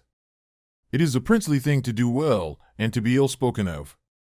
It is a shameful thing that the face should be subject unto the mind, to be put into what shape it will, and to be dressed by it as it will, and that the mind should not bestow so much care upon herself, as to fashion herself, and to dress herself as best becometh her. Out of several poets and comics. It will but little avail thee, to turn thine anger and indignation upon the things themselves that have fallen across unto thee. For as for them, they are not sensible of it. Thou shalt but make thyself a laughingstock, both unto the gods and men, and see. Our life is reaped like a ripe ear of corn, one is yet standing and another is down. But if so be that I and my children be neglected by the gods, there is some reason even for that, and see. As long as right and equity is on my side. Not to lament with them, not to tremble. Out of Plato. My answer, full of justice and equity, should be this: thy speech is not right, O man. If thou supposest that he that is of any worth at all should apprehend either life or death as a matter of great hazard and danger, and should not make this rather his only care, to examine his own actions, whether just or unjust, whether actions of a good or of a wicked man. For thus in very truth stands the case, O ye men of Athens. What place or station soever a man either hath chosen to himself, judging it best for himself, or is by lawful authority put and settled in, therein do I think, all appearance of danger notwithstanding, that he should continue, as one who feareth neither death, nor anything else, so much as he feareth to commit anything that is vicious and shameful. But, O noble sir, consider, I pray, whether true generosity and true happiness do not consist in somewhat else rather than in the preservation either of our or other men's lives. For it is not the part of a man that is a man indeed, to desire to live long or to make much of his life whilst he liveth, but rather he that is such will in these things wholly refer himself unto the gods, And believing that which every woman can tell him, that no man can escape death, the only thing that he takes thought and care for is this, that what time he liveth, he may live as well and as virtuously as he can possibly. To look about, and with the eyes to follow the course of the stars and planets as though thou wouldst run with them, and to mind perpetually the several changes of the elements one into another. For such fancies and imaginations help much to purge away the dross and filth of this our earthly life. That also is a fine passage of Plato's, where he speaketh of worldly things in these words, Thou must also as from some higher place look down, as it were, upon the things of this world, as flocks, armies, husbandmen's labors, marriages, divorces, generations, deaths, the tumults of courts and places of judicatures, desert places, the several nations of barbarians, public festivals, mournings, fairs, markets. How all things upon earth are pell-mell, and how miraculously things contrary one to another concur to the beauty and perfection of this universe. To look back upon things of former ages, as upon the manifold changes and conversions of several monarchies and commonwealths. We may also foresee things future, for they shall all be of the same kind, neither is it possible that they should leave the tune, or break the concert that is now begun, as it were, by these things that are now done and brought to pass in the world. It comes all to one therefore, whether a man be a spectator of the things of this life but 40 years, or whether he see them 10,000 years together, for what shall he see more? And as for those parts that came from the earth, they shall return unto the earth again, and those that came from heaven, they also shall return unto those heavenly places. Whether it be a mere dissolution and unbinding of the manifold intricacies and entanglements of the confused atoms, or some such dispersion of the simple and incorruptible elements. With meats and drinks and diverse charms, they seek to divert the channel, that they might not die. Yet must we needs endure that blast of wind that cometh from above, though we toil and labor never so much. He hath a stronger body, and is a better wrestler than I. What then? Is he more bountiful? Is he more modest?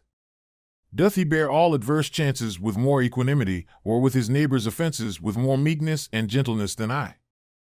Where the matter may be affected agreeably to that reason, which both unto the gods and men is common, there can be no just cause of grief or sorrow. For where the fruit and benefit of an action well begun and prosecuted according to the proper constitution of man may be reaped and obtained, or is sure and certain, it is against reason that any damage should there be suspected.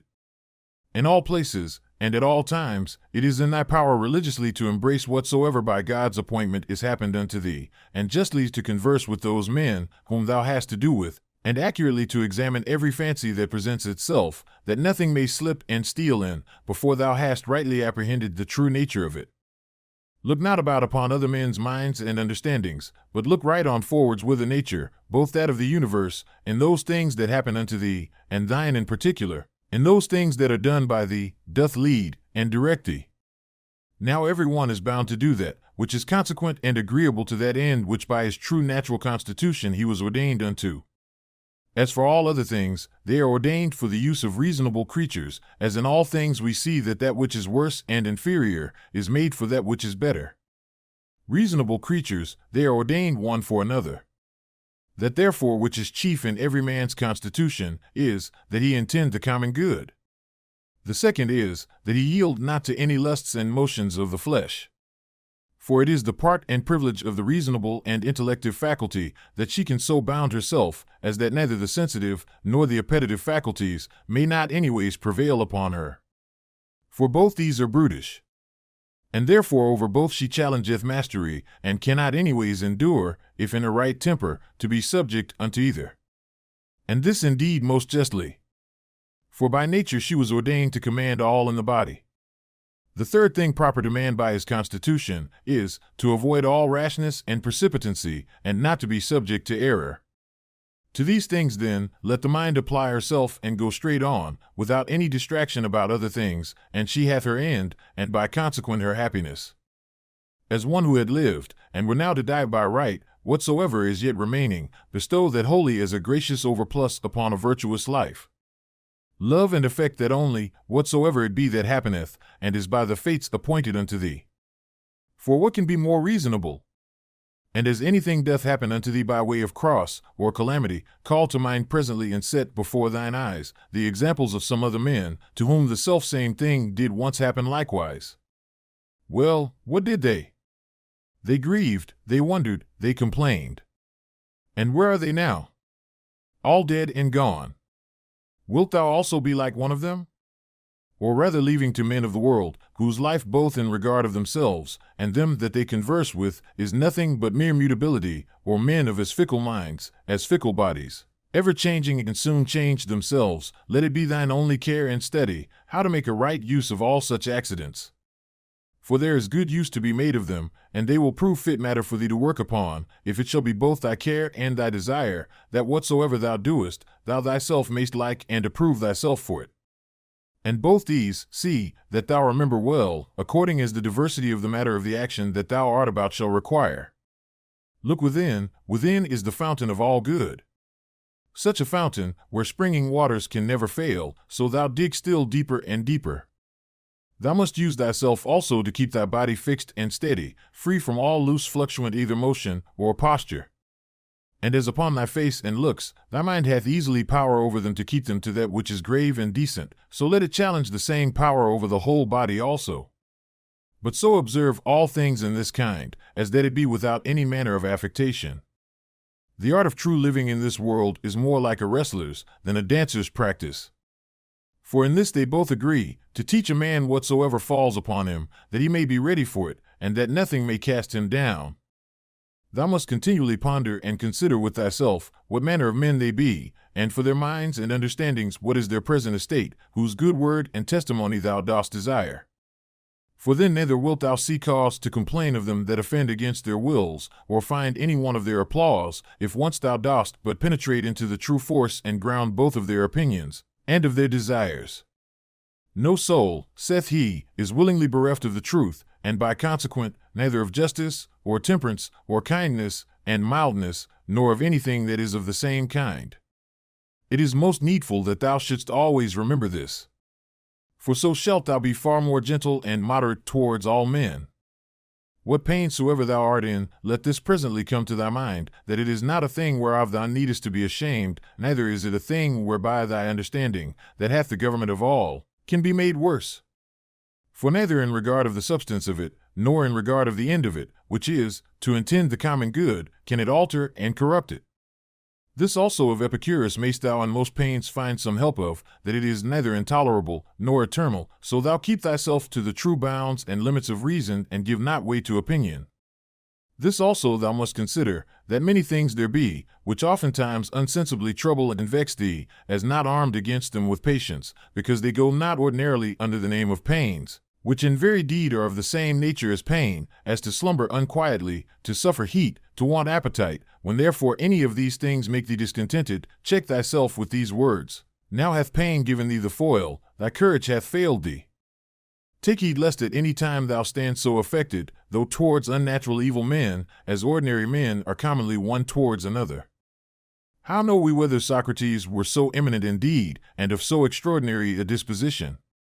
For that he died more gloriously, that he disputed with the sophists more subtlety, that he watched in the frost more assiduously, that being commanded to fetch innocent Salaminius, he refused to do it more generously, all this will not serve. Nor that he walked in the streets, with much gravity and majesty, as was objected unto him by his adversaries, which nevertheless a man may well doubt of, whether it were so or no, or, which above all the rest, if so be that it were true, a man would well consider of, whether commendable or discommendable. The thing therefore that we must inquire into, is this: what manner of soul Socrates had, whether his disposition was such, as that all that he stood upon, and sought after in this world, was barely this, that he might ever carry himself justly towards men, and holily towards the gods. Neither vexing himself to no purpose at the wickedness of others, nor yet ever condescending to any man's evil fact, or evil intentions, through either fear or engagement of friendship. Whether of those things that happened unto him by God's appointment, he neither did wonder at any when it did happen, or thought it intolerable in the trial of it. And lastly, whether he never did suffer his mind to sympathize with the senses and affections of the body. For we must not think that nature hath so mixed and tempered it with the body, as that she hath not power to circumscribe herself, and by herself to intend her own ends and occasions. For it is a thing very possible, that a man should be a very divine man, and yet be altogether unknown. This thou must ever be mindful of, as of this also, that a man's true happiness doth consist in very few things.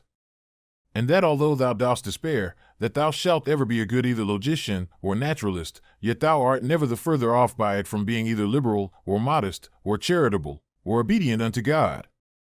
Free from all compulsion and all cheerfulness and alacrity thou mayst run out thy time, though men should exclaim against thee never so much, and the wild beast should pull in sunder the poor members of thy pampered mass of flesh. For what in either of these or the like cases should hinder the mind to retain her own rest and tranquillity, consisting both in the right judgment of those things that happen unto her, and in the ready use of all present matters and occasions? So that her judgment may say, to that which is befallen her by way of cross, this thou art in very deed, and according to thy true nature, notwithstanding that in the judgment of opinion thou dost appear otherwise, and her discretion to the present object, thou art that which I sought for. For whatsoever it be, that is now present, shall ever be embraced by me as a fit and seasonable object, both for my reasonable faculty, and for my sociable or charitable inclination to work upon. And that which is principal in this matter, is that it may be referred either unto the praise of God, or to the good of men. For either unto God or man, whatsoever it is that doth happen in the world hath in the ordinary course of nature its proper reference, neither is there anything that in regard of nature is either new, or reluctant and intractable, but all things both usual and easy. Then hath a man attained to the estate of perfection in his life and conversation, when he so spends every day, as if it were his last day, never hot and vehement in his affections, nor yet so cold and stupid as one that had no sense, and free from all manner of dissimulation. Can the gods, who are immortal, for the continuance of so many ages bear without indignation with such and so many sinners as have ever been, yea not only so, but also take such care for them, that they want nothing, and dost thou so grievously take on, as one that could bear with them no longer, thou that art but for a moment of time? Yea thou that art one of those sinners thyself?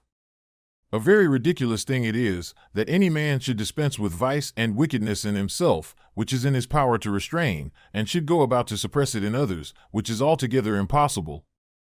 What object soever our reasonable and sociable faculties doth meet with, that affords nothing either for the satisfaction of reason, or for the practice of charity, she worthily doth think unworthy of herself.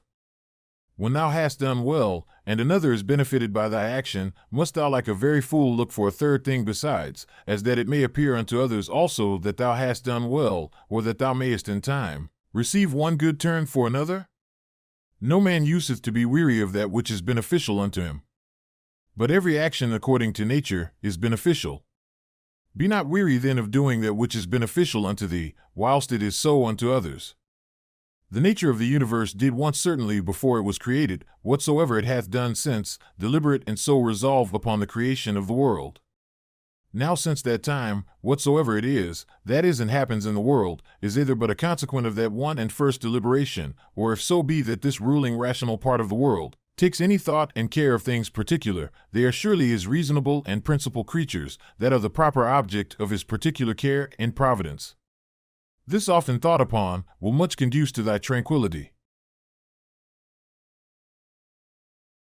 This also, among other things, may serve to keep thee from vainglory, if thou shalt consider that thou art now altogether incapable of the commendation of one who all his life long, or from his youth at least, hath lived a philosopher's life. For both unto others, and to thyself especially, it is well known that thou hast done many things contrary to that perfection of life. Thou hast therefore been confounded in thy course, and henceforth it will be hard for thee to recover the title and credit of a philosopher. And to it also is thy calling and profession repugnant. If therefore thou dost truly understand what it is that is of moment indeed, as for thy fame and credit, take no thought or care for that, let it suffice thee if all the rest of thy life, be it more or less, thou shalt live as thy nature requireth, or according to the true and natural end of thy making. Take pains therefore to know what it is that thy nature requireth, and let nothing else distract thee. Thou hast already had sufficient experience, that of those many things that hitherto thou hast erred and wandered about, thou couldst not find happiness in any of them. Not in syllogisms and logical subtleties, not in wealth, not in honor and reputation, not in pleasure. In none of all these. Wherein then is it to be found? In the practice of those things, which the nature of man, as he is a man, doth require. How then shall he do those things? If his dogmata, or moral tenets and opinions, from which all motions and actions do proceed, be right and true. Which be those dogmata? Those that concern that which is good or evil, as that there is nothing truly good and beneficial unto man, but that which makes him just, temperate, courageous, liberal, and that there is nothing truly evil and hurtful unto man, but that which causeth the contrary effects. Upon every action that thou art about, put this question to thyself: how will this, when it is done, agree with me? Shall I have no occasion to repent of it? Yet a very little while, and I am dead and gone, and all things are at end. What then do I care for more than this, that my present action, whatsoever it be, may be the proper action of one that is reasonable, whose end is the common good, who in all things is ruled and governed by the same law of right and reason, by which God himself is. Alexander, Caius, Pompeius, what are these to Diogenes, Heraclitus, and Socrates? These penetrated into the true nature of things, into all causes and all subjects, and upon these did they exercise their power and authority. But as for those, as the extent of their error was, so far did their slavery extend.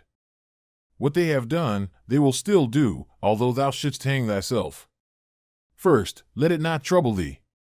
For all things, both good and evil, come to pass according to the nature and general condition of the universe, and within a very little while, all things will be at an end, no man will be remembered, as now of Africanus, for example, and Augustus it is already come to pass. Then secondly, fix thy mind upon the thing itself, look into it, and remembering thyself, that thou art bound nevertheless to be a good man, and what it is that thy nature requireth of thee, as thou art a man, be not diverted from what thou art about, and speak that which seemeth unto thee most just, only speak it kindly, modestly, and without hypocrisy. That which the nature of the universe doth busy herself about, is that which is here, to transfer it thither, to change it, and thence again to take it away, and to carry it to another place. So that thou needest not fear any new thing. For all things are usual and ordinary, and all things are disposed by equality. Every particular nature hath content, when in its own proper course it speeds. A reasonable nature doth then speed, when first in matter of fancies and imaginations, it gives no consent to that which is either false or uncertain. Secondly, when in all its motions and resolutions it takes its level at the common good only, and that it desireth nothing, and fleeth from nothing, but what is in its own power to compass or avoid. And lastly, when it willingly and gladly embraceth whatsoever is dealt and appointed unto it by the common nature. For it is part of it, even as the nature of any one leaf is part of the common nature of all plants and trees. But that the nature of a leaf is part of a nature both unreasonable and unsensible, and which in its proper end may be hindered, or which is servile and slavish, whereas the nature of man is part of a common nature which cannot be hindered, and which is both reasonable and just. From whence also it is, that according to the worth of everything, she doth make such equal distribution of all things, as of duration, substance, form, operation, and of events and accidents. But herein consider not whether thou shalt find this equality in everything absolutely and by itself, but whether in all the particulars of some one thing taken together, and compared with all the particulars of some other thing, and them together likewise. Thou hast no time nor opportunity to read. What then? Hast thou not time and opportunity to exercise thyself, not to wrong thyself, to strive against all carnal pleasures and pains, and to get the upper hand of them, to contemn honor and vainglory, and not only, not to be angry with them, whom towards thee thou doest find unsensible and unthankful, but also to have a care of them still, and of their welfare? Forbear henceforth to complain of the trouble of a courtly life, either in public before others, or in private by thyself. Repentance is an inward and self-reprehension for the neglect or omission of somewhat that was profitable. Now whatsoever is good is also profitable, and it is the part of an honest virtuous man to set by it, and to make reckoning of it accordingly. But never did any honest virtuous man repent of the neglect or omission of any carnal pleasure. No carnal pleasure then is either good or profitable. This, what is it in itself, and by itself, according to its proper constitution? What is the substance of it? What is the matter, or proper use? What is the form or efficient cause? What is it for in this world, and how long will it abide? Thus must thou examine all things that present themselves unto thee. When thou art hard to be stirred up and awaked out of thy sleep, admonish thyself and call to mind that, to perform actions tending to the common good is that which thine own proper constitution, and that which the nature of man do require. But to sleep is common to unreasonable creatures also. And what more proper and natural, yea, what more kind and pleasing, than that which is according to nature? As every fancy and imagination presents itself unto thee, consider, if it be possible, the true nature and the proper qualities of it, and reason with thyself about it. At thy first encounter with any one, say presently to thyself, this man, what are his opinions concerning that which is good or evil? As concerning pain, pleasure, and the causes of both, concerning honor and dishonor, concerning life and death? Thus and thus. Now if it be no wonder that a man should have such and such opinions, how can it be a wonder that he should do such and such things? I will remember then that he cannot but do as he doth, holding those opinions that he doth. Remember that as it is a shame for any man to wonder that a fig tree should bear figs, so also to wonder that the world should bear anything, whatsoever it is which in the ordinary course of nature it may bear. To a physician also and to a pilot it is a shame either for the one to wonder that such and such a one should have an ague, or for the other that the winds should prove contrary. Remember that to change thy mind upon occasion, and to follow him that is able to rectify thee, is equally ingenious, as to find out at the first what is right and just, without help. For of thee nothing is required, is beyond the extent of thine own deliberation and genuine merit, and of thine own understanding. If it were thine act and in thine own power, wouldest thou do it? If it were not, whom dost then accuse? The atoms or the gods? For to do either, the part of a madman. Thou must therefore blame nobody, but if it be in thy power, redress what is amiss. If it be not, to what end is it to complain? For nothing should be done but to some certain end. Whatsoever dieth and falleth, however and wheresoever it die and fall, it cannot fall out of the world. Here it have its abode and change, here also shall it have its dissolution into its proper elements. The same are the world's elements, and the elements of which thou dost consist. And they when they are changed, they murmur not, why shouldest thou? Whatsoever is, was made for something, as a horse, a vine. Why wonderest thou? The sun itself will say of itself, I was made for something, and so hath every god its proper function. What then were then made for? To disport and delight thyself? See how even common sense and reason cannot brook it. Nature hath its end as well in the end and final consummation of anything that is, as in the beginning and continuation of it. As one that tosseth up a ball. And what is a ball the better, if the motion of it be upwards, or the worse if it be downwards, or if it chance to fall upon the ground? So for the bubble, if it continue, what it the better? And if it dissolve, what is it the worse, and so is it of a candle too? And so must thou reason with thyself, both in matter of fame, and in matter of death. For as for the body itself, the subject of death, wouldest thou know the vileness of it? Turn it about that thou mayest behold it the worst sides upwards as well, as in its more ordinary pleasant shape. How doth it look, when it is old and withered? When sick and pained? When in the act of lust and fornication? And as for fame, this life is short. Both he that praiseth, and he that is praised, he that remembers, and he that is remembered, will soon be dust and ashes. Besides, it is but in one corner of this part of the world that thou art praised, and yet in this corner thou hast not the joint praises of all men, no nor scarce of any one constantly. And yet the whole earth itself, what is it but as one point, in regard of the whole world? That which must be the subject of thy consideration is either the matter itself, or the dogma, or the operation, or the true sense and signification. Most justly have these things happened unto thee, why dost not thou amend?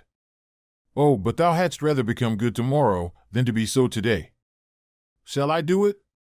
I will, so the end of my action be to do good unto men. Doth anything by way of cross or adversity happen unto me? I accept it, with reference unto the gods, and their providence, the fountain of all things, from which whatsoever comes to pass, doth hang and depend. By one action judge of the rest, this bathing which usually takes up so much of our time, what is it? Well, sweat, filth, or the swords of the body, and excrementitious viscosity, the excrements of oil and other ointments used about the body, and mixed with the swords of the body, all base and loathsome. and such almost is every part of our life and every worldly object. Lucilla buried Verus, then was Lucilla herself buried by others. So Secunda Maximus, then Secunda herself. So Epitynchinus, Diotimus, then Epitynchinus himself. So Antoninus Pius, Faustina his wife, then Antoninus himself. This is the course of the world. First Celer, Adrianus, then Adrianus himself.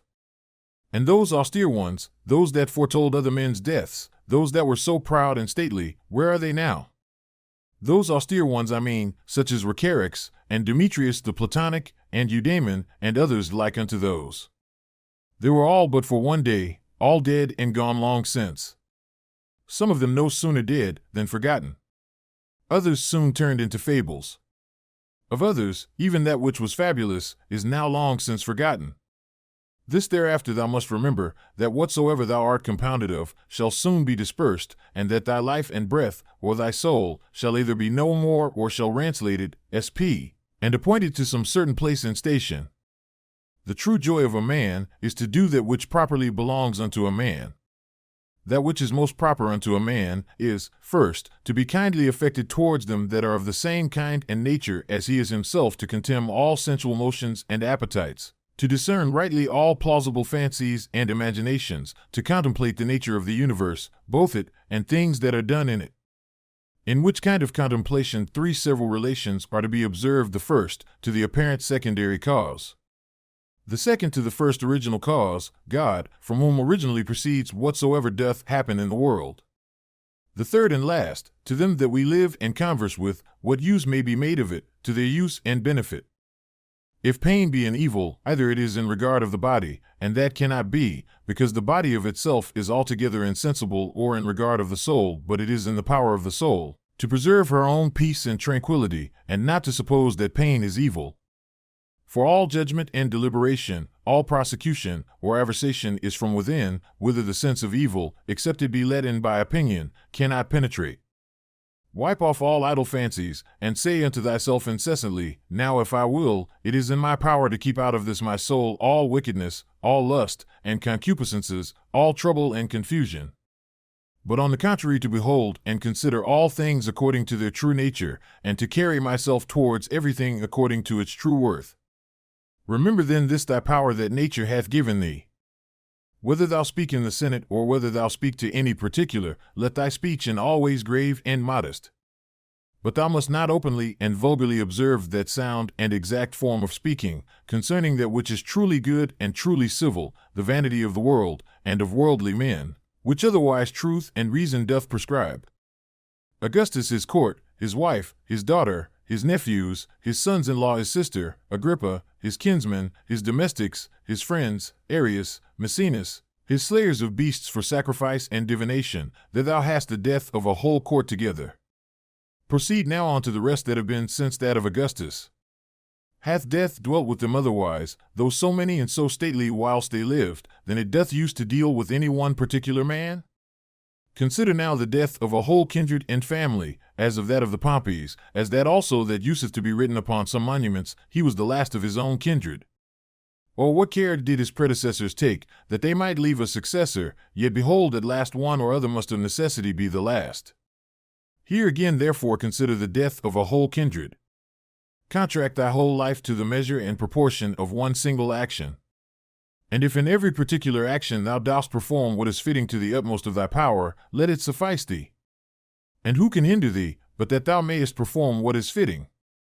But there may be some outward let and impediment. Not any that can hinder thee, but that whatsoever thou dost, thou may do it, justly, temperately, and with the praise of God. Yea, but there may be somewhat, whereby some operation or other of thine may be hindered. And then, with that very thing that doth hinder, thou mayest be well pleased, and so by this gentle and equanimous conversion of thy mind unto that which may be, instead of that which at first thou didst intend, in the room of that former action there succeedeth another, which agrees as well with this contraction of thy life that we now speak of. Receive temporal blessings without ostentation, when they are sent, and thou shalt be able to part with them with all readiness and facility when they are taken from thee again. If ever thou sawest either a hand, or a foot, or a head lying by itself, in some place or other, as cut off from the rest of the body, such must thou conceive him to make himself, as much as in him lieth, that either is offended with anything that has happened, whatsoever it be, and as it were divides himself from it, or that commits anything against the natural law of mutual correspondence and society among men, or he that commits any act of uncharitableness. Whosoever thou art such, thou art cast forth I know not whither out of the general unity, which is according to nature. Thou wert born indeed apart, but now thou hast cut thyself off. However, herein is matter of joy and exultation, that thou mayst be united again. God hath not granted it unto any other part, that once separated and cut off, it might be reunited, and come together again. But, behold, that goodness how great and immense it is, which hath so much esteemed man. As at first he was so made, that he needed not, except he would himself, have divided himself from the whole, so once divided and cut off, it hath so provided and ordered it, that if he would himself, he might return, and grow together again, and be admitted into its former rank and place of apart, as he was before. As almost all her other faculties and properties the nature of the universe hath imparted unto every reasonable creature, so this in particular we have received from her, that is whatsoever doth oppose itself unto her, and doth withstand her in her purposes and intentions, she doth, though against its will and intention, bring it about to herself, to serve herself of it in the execution of her own destinated ends, and so by this though not intended cooperation of it with herself makes it part of herself whether it will or no. So may every reasonable creature, what crosses and impediments soever it meets with in the course of this mortal life, it may use them as fit and proper objects, to the furtherance of whatsoever it intended and absolutely proposed unto itself as its natural end and happiness. Let not the general representation unto thyself of the wretchedness of this our mortal life trouble thee. Let not thy mind wander up and down, and heap together in her thoughts the many troubles and grievous calamities which thou art as subject unto as any other. But as everything in particular doth happen, put this question unto thyself, and say, what is it that in this present matter seems unto thee so intolerable? For thou wilt be ashamed to confess it. Then upon this presently call to mind, that neither that which is future, nor that which is past can hurt thee, but that only which is present. And that also is much lessened, if thou dost lightly circumscribe it, and then check thy mind if for so little a while, a mere instant, it cannot hold out with patience. What?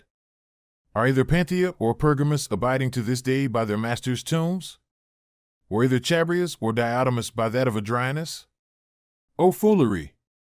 For what if they did, would their masters be sensible of it? Or if sensible, would they be glad of it? Or if glad, were these immortal?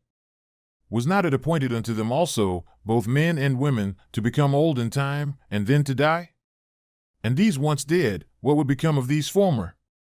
And when all is done, what is all this for, but for a mere bag of blood and corruption? If thou beest quick-sighted, be so in matter of judgment and best discretion, saith he. In the whole constitution of man, I see not any virtue contrary to justice, whereby it may be resisted and opposed. But one whereby pleasure and voluptuousness may be resisted and opposed, I see, continence.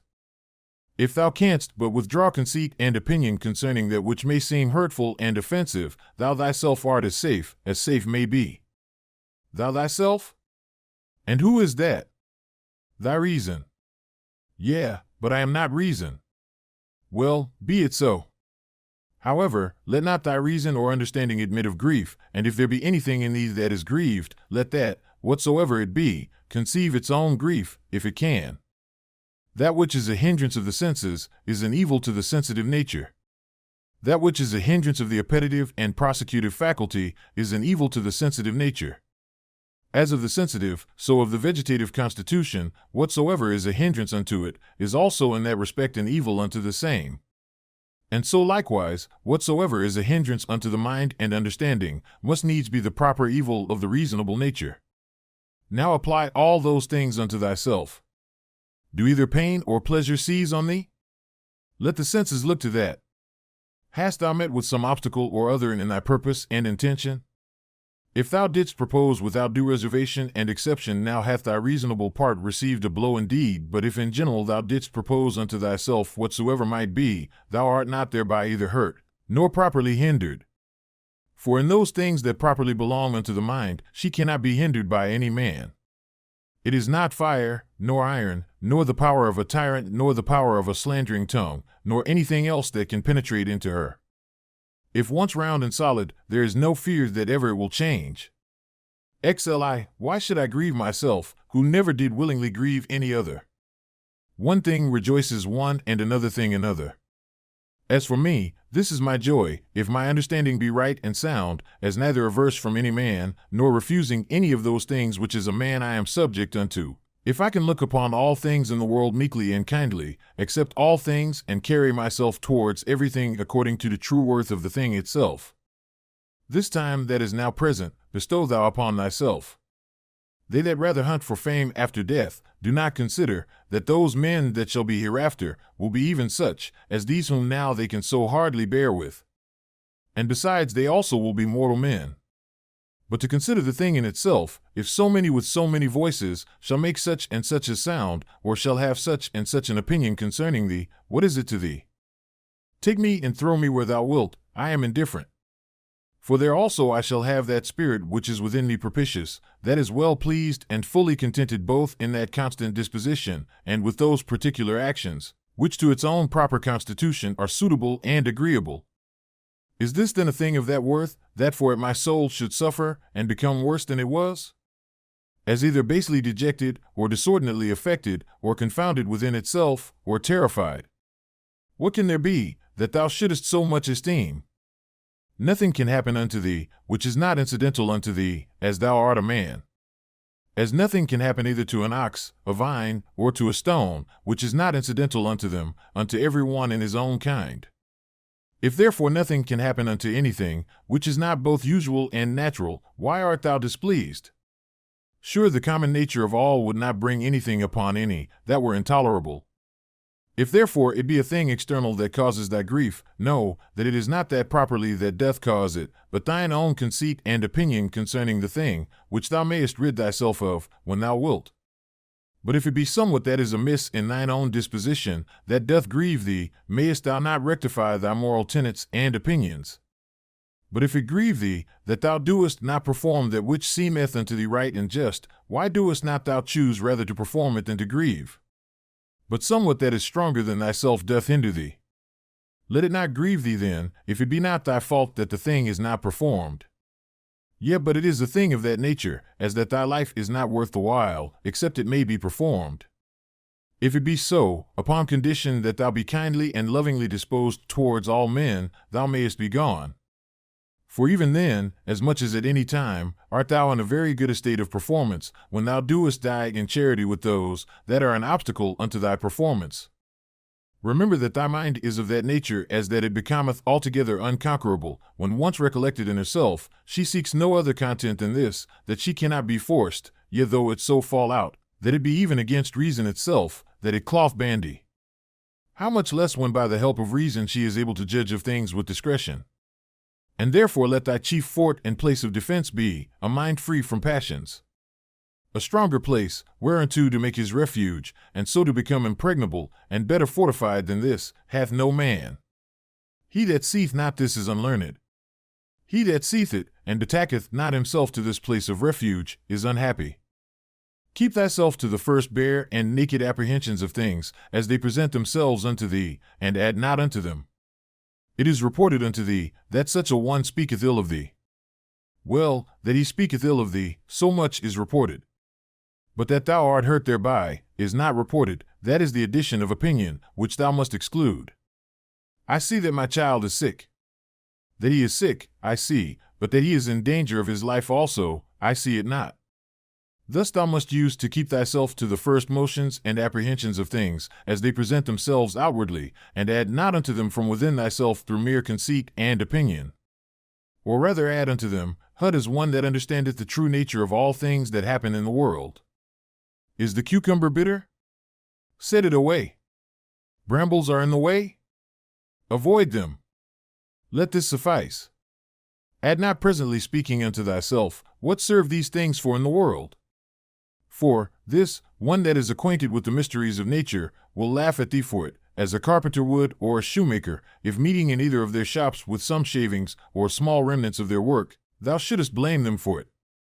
And yet those men, it is not for want of a place where to throw them that they keep them in their shops for a while, but the nature of the universe hath no such outplace. But herein doth consist the wonder of her art and skill, that she having once circumscribed herself within some certain bounds and limits, whatsoever is within her that seems either corrupted, or old, or unprofitable, she can change it into herself, and of these very things can make new things, so that she needeth not to seek elsewhere out of herself either for a new supply of matter and substance, or for a place where to throw out whatsoever is irrecoverably putrid and corrupt.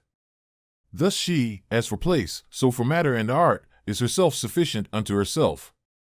Not to be slack and negligent, or loose and wanton in thy actions, nor contentious and troublesome in thy conversation, nor to rove and wander in thy fancies and imaginations. Not basely to contract thy soul, nor boisterously to sally out with it, or furiously to launch out as it were, nor ever to want employment. They kill me, they cut my flesh, they persecute my person with curses. What then? May not thy mind for all this continue pure, prudent, temperate, just? As a fountain of sweet and clear water, though she be cursed by some stander by, yet do her springs nevertheless still run as sweet and clear as before, yet though either dirt or dung be thrown in, yet is it no sooner thrown, than dispersed, and she cleared. She cannot be dyed or infected by it. What then must I do, that I may have within myself an overflowing fountain, and not a well? Beget thyself by continual pains and endeavors to true liberty with charity, and true simplicity and modesty. He that knoweth not what the world is, knoweth not where he himself is. And he that knoweth not what the world was made for, cannot possibly know either what are the qualities, or what is the nature of the world. Now he that in either of these is to seek, for what he himself was made is ignorant also. What then dost thou think of that man, who proposeth unto himself, as a matter of great moment, the noise and applause of men, who both where they are, and what they are themselves, are altogether ignorant? Dost thou desire to be commended of that man, who thrice in 1 hour perchance, doth himself curse himself? Dost thou desire to please him, who pleaseth not himself? Or dost thou think that he pleaseth himself, who doth use to repent himself almost of everything that he doth? Not only now henceforth to have a common breath, or to hold correspondency of breath, with that air, that compasseth us about, but to have a common mind, or to hold correspondency of mind also with that rational substance, which compasseth all things. For that also is of itself, and of its own nature, if a man can but draw it in as he should, everywhere diffused, and passeth through all things, no less than the air doth, if a man can but suck it in. Wickedness in general doth not hurt the world. Particular wickedness doth not hurt any other, only unto him it is hurtful, whosoever he be that offends, unto whom in great favor and mercy it is granted, that whensoever he himself shall but first desire it, he may be presently delivered of it. Unto my free will my neighbor's free will, whoever he be, as his life, or his bode, is altogether indifferent. For though we are all made one for another, yet have our minds and understandings each of them their own proper and limited jurisdiction. For else another man's wickedness might be my evil which God would not have, that it might not be in another man's power to make me unhappy, which nothing now can do but mine own wickedness. The sun seemeth to be shed abroad. And indeed it is diffused but not effused. Now what a sunbeam is, thou mayest know if thou observe the light of the sun, when through some narrow hole it pierceth into some room that is dark. For it is always in a direct line. And as by any solid body, that it meets within the way that is not penetrable by air, it is divided and abrupt, and yet neither slides off, or falls down, but stayeth there nevertheless. Such must the diffusion in the mind be, not an effusion, but an extension. What obstacles and impediments soever she meeteth within her way, she must not violently, and by way of an impetuous onset light upon them, neither must she fall down, but she must stand, and give light unto that which doth admit of it. For as for that which doth not, it is its own fault and loss, if it bereave itself of her light. He that feareth death either feareth that he shall have no sense at all, or that his senses will not be the same. Whereas, he should rather comfort himself, that either no sense at all, and so no sense of evil, or if any sense, then another life, and so no death properly. All men are made one for another, either then teach them better, or bear with them. The motion of the mind is not as the motion of a dart. For the mind, when it is wary and cautelous, and by way of diligent circumspection turneth herself many ways, may then as well be said to go straight on to the object, as when it useth no such circumspection. to pierce and penetrate into the estate of every one's understanding that thou hast to do with, as also to make the estate of thine own open and penetrable to any other. He that is unjust is also impious. For the nature of the universe, having made all reasonable creatures one for another, to the end that they should do one another good, more or less according to the several persons and occasions, but in no wise hurt one another, it is manifest that he that doth transgress against this or will, is guilty of impiety towards the most ancient and venerable of all the deities. For the nature of the universe is the nature of the common parent of all, and therefore piously to be observed of all things that are, and that which now is, to whatsoever first was, and gave it its being, hath relation of blood and kindred. She is also called truth, and is the first cause of all truths. He therefore that willingly and wittingly doth lie, is impious in that he doth receive, and so commit injustice, but he that against his will, in that he disagreeth from the nature of the universe, and in that striving with the nature of the world he doth in his particular, violate the general order of the world. For he doth no better than strive and war against it, who contrary to his own nature applieth himself to that which is contrary to truth. For nature had before furnished him with instincts and opportunities sufficient for the attainment of it, which he having hitherto neglected, is not now able to discern that which is false from that which is true. He also that pursues after pleasures, as that which is truly good, and flies from pains, as that which is truly evil, is impious. For such a one must of necessity oftentimes accuse that common nature, as distributing many things both unto the evil and unto the good, not according to the deserts of either. As unto the bad oftentimes pleasures, and the causes of pleasures, so unto the good, pains, and the occasions of pains. Again, he that feareth pains and crosses in this world, feareth some of those things which some time or other must needs happen in the world, and that we have already showed to be impious. And he that pursueth after pleasures will not spare, to compass his desires, to do that which is unjust, and that is manifestly impious. Now those things which unto nature are equally indifferent, for she had not created both pain and pleasure, if both had not been unto her equally indifferent, they that will live according to nature, must in those things, as being of the same mind and disposition that she is, be as equally indifferent. Whosoever therefore in either matter of pleasure and pain, death and life, honor and dishonor, which things nature in the administration of the world indifferently doth make use of, is not as indifferent, it is apparent that he is impious.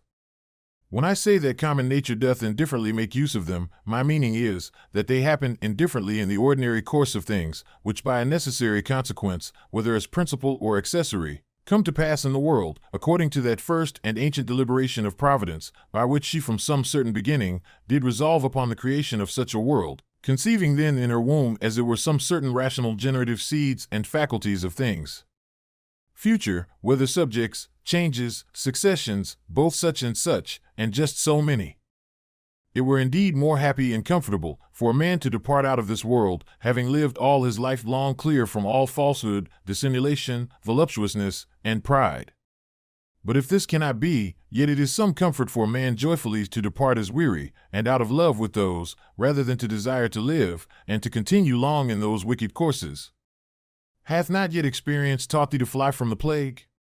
For a far greater plague is the corruption of the mind than any certain change and distemper of the common air can be. This is a plague of creatures, as they are living creatures, but that of men as they are men or reasonable. Thou must not in matter of death carry thyself scornfully, but as one that is well pleased with it, as being one of those things that nature hath appointed.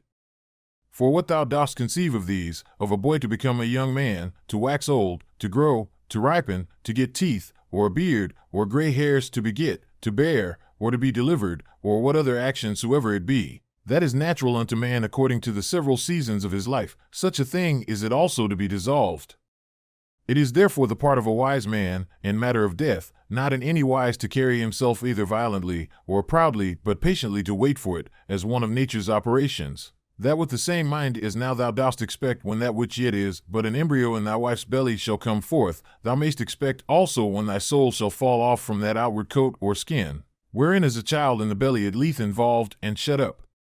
But thou desirest a more popular, and though not so direct and philosophical, yet a very powerful and penetrative recipe against the fear of death. Nothing can make thee more willing to part with thy life, than if thou shalt consider, both what the subjects themselves are that thou shalt part with, and what manner of disposition thou shalt no more have to do with. True it is, that, offended with them thou must not be by no means, but take care of them, and meekly bear with them. However, this thou mayst remember, that whensoever it happens that thou depart, it shall not be from men that held the same opinions that thou dost. For that indeed, if it were so, is the only thing that might make thee averse from death, and willing to continue here, if it were thy hap to live with men that had obtained the same belief that thou hast.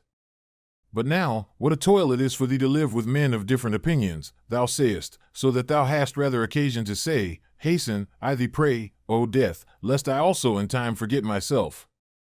He that sinneth, sinneth unto himself. He that is unjust, hurts himself, and that he makes himself worse than he was before. Not he only that committeth, but he also that omitteth something, is oftentimes unjust. If my present apprehension of the object be right, and my present action charitable, and this, towards whatsoever doth proceed from God, be my present disposition, to be well pleased with it, it sufficeth. To wipe away fancy, to use deliberation, to quench concupiscence, to keep the mind free to herself. Of all unreasonable creatures, there is but one unreasonable soul, and of all that are reasonable, but one reasonable soul, divided betwixt them all. As of all earthly things there is but one earth, and but one light that we see by, and but one air that we breathe in, as many as either breathe or see.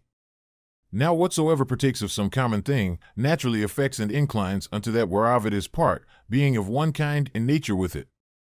Whatsoever is earthly, presseth downwards to the common earth.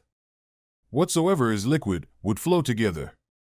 And whatsoever is airy, would be together likewise. So that without some obstacle, and some kind of violence, they cannot well be kept asunder.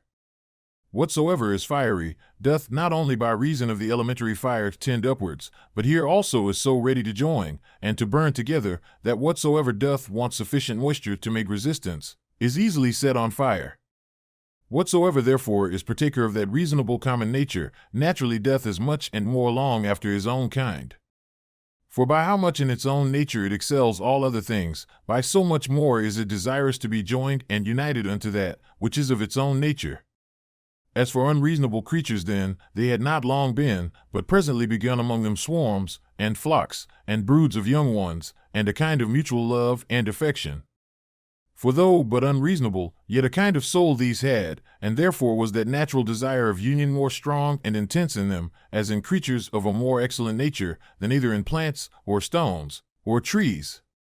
But among reasonable creatures, begun commonwealths, friendships, families, public meetings, and even in their wars, conventions, and truces.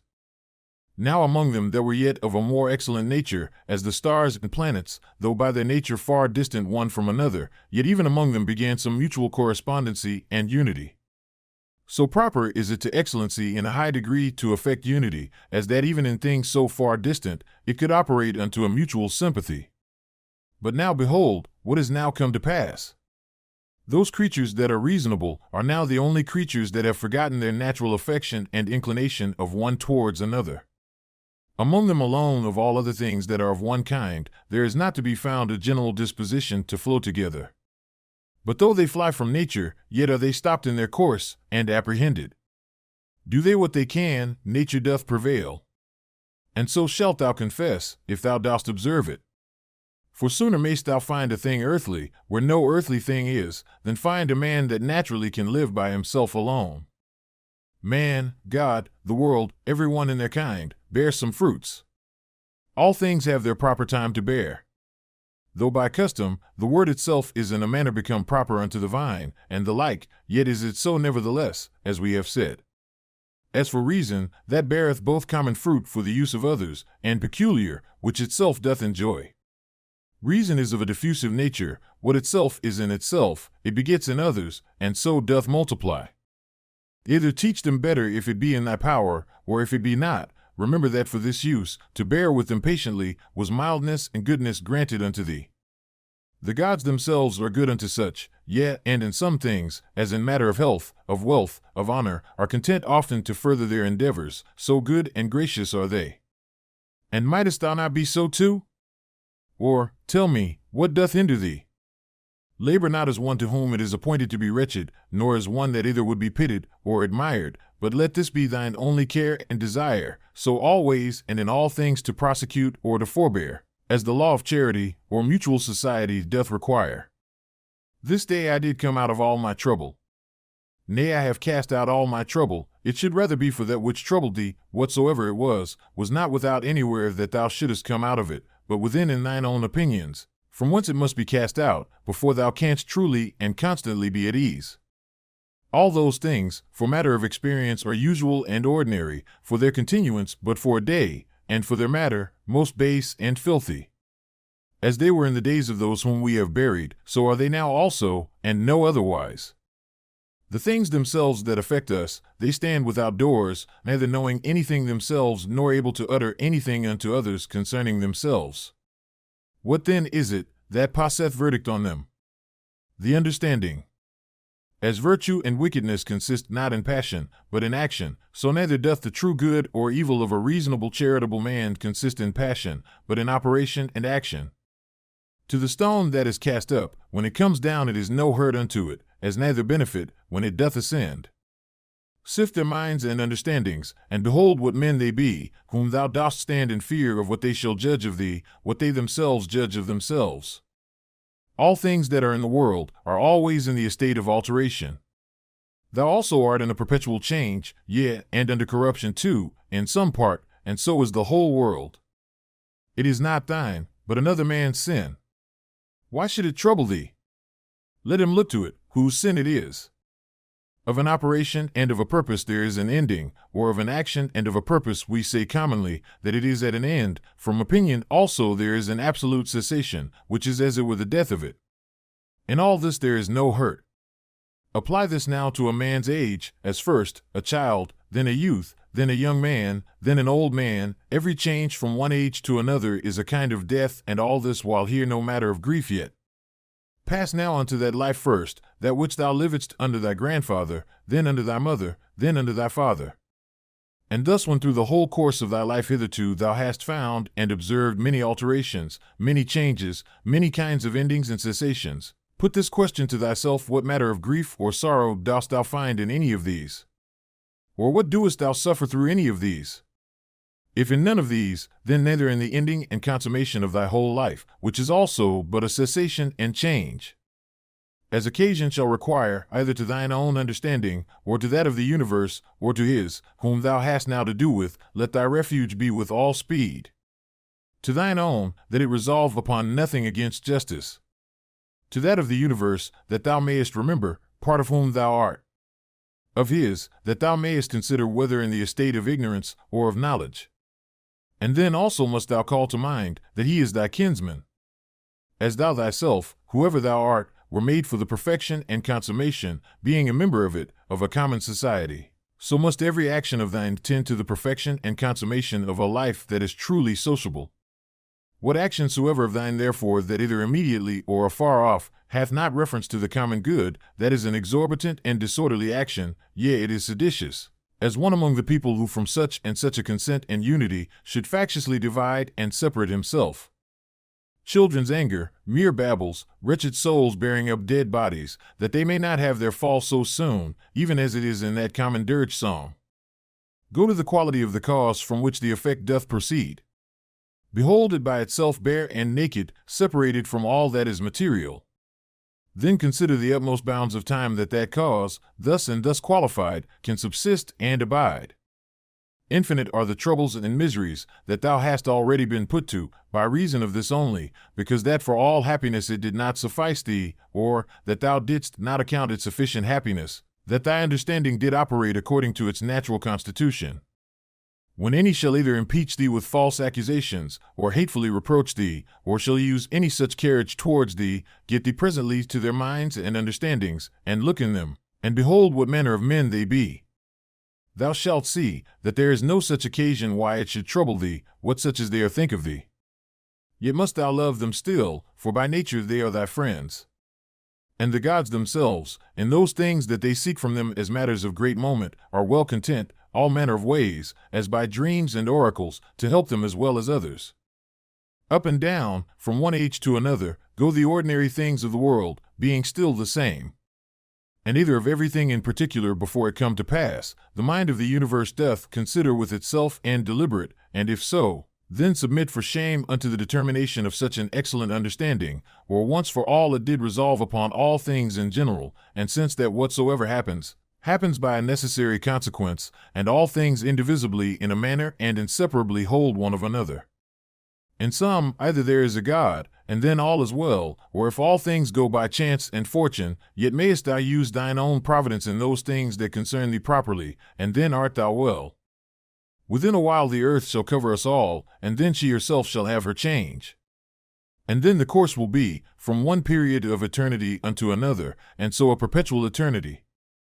Now can any man that shall consider with himself in his mind the several rollings or successions of so many changes and alterations, and the swiftness of all these rulings, can he otherwise but contemn in his heart and despise all worldly things? The cause of the universe is as it were a strong torrent, it carrieth all away. And these your professed politicians, the only true practical philosophers of the world, as they think of themselves, so full of affected gravity, or such professed lovers of virtue and honesty, what wretches be they in very deed, how vile and contemptible in themselves! O man, what ado doest thou keep? Do what thy nature doth now require. Resolve upon it, if thou mayest, and take no thought whether anybody shall know it or no. Yea, but sayest thou, I must not expect of Plato's commonwealth.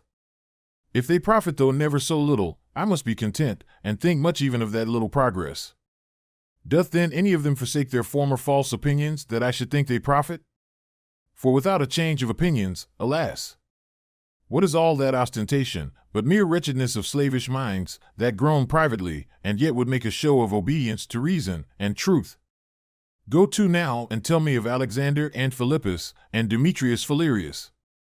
Whether they understood what the common nature requireth, and could rule themselves or no, they know best themselves.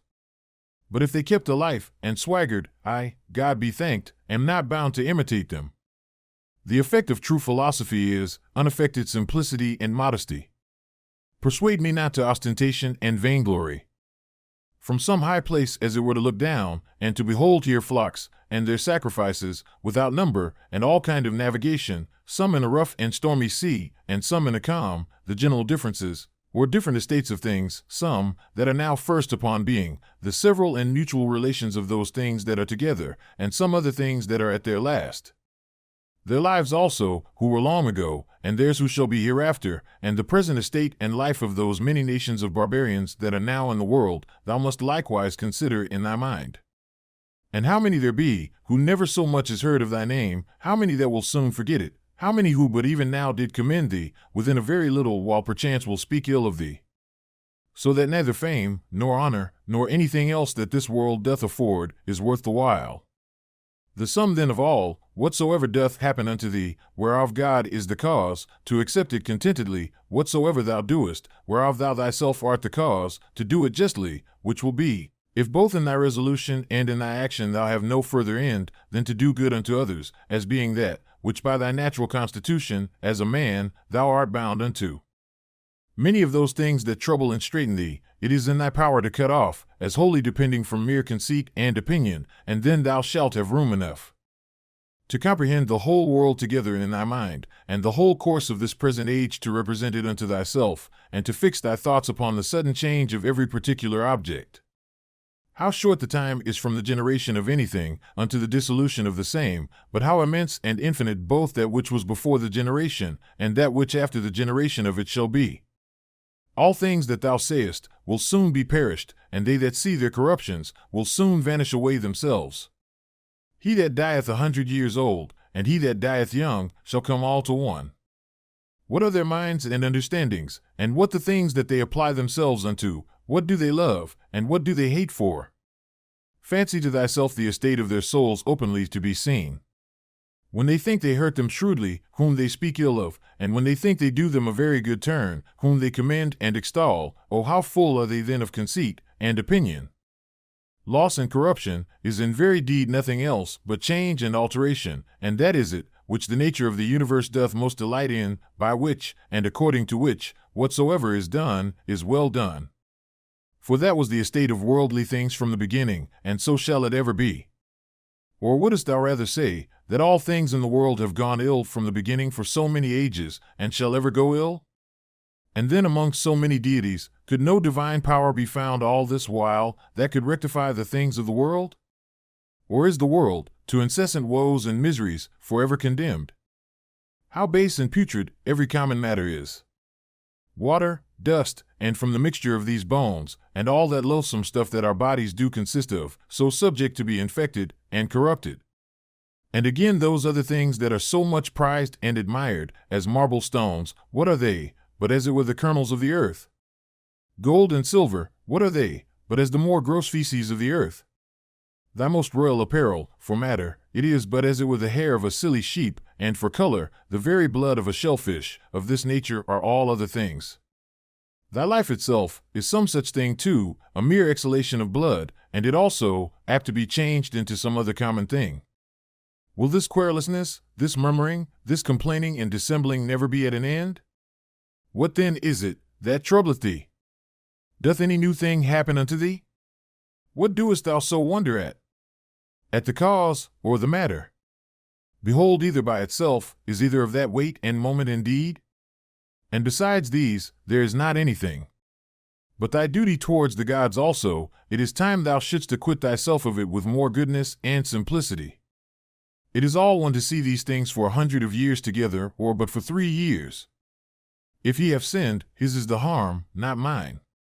But perchance he hath not.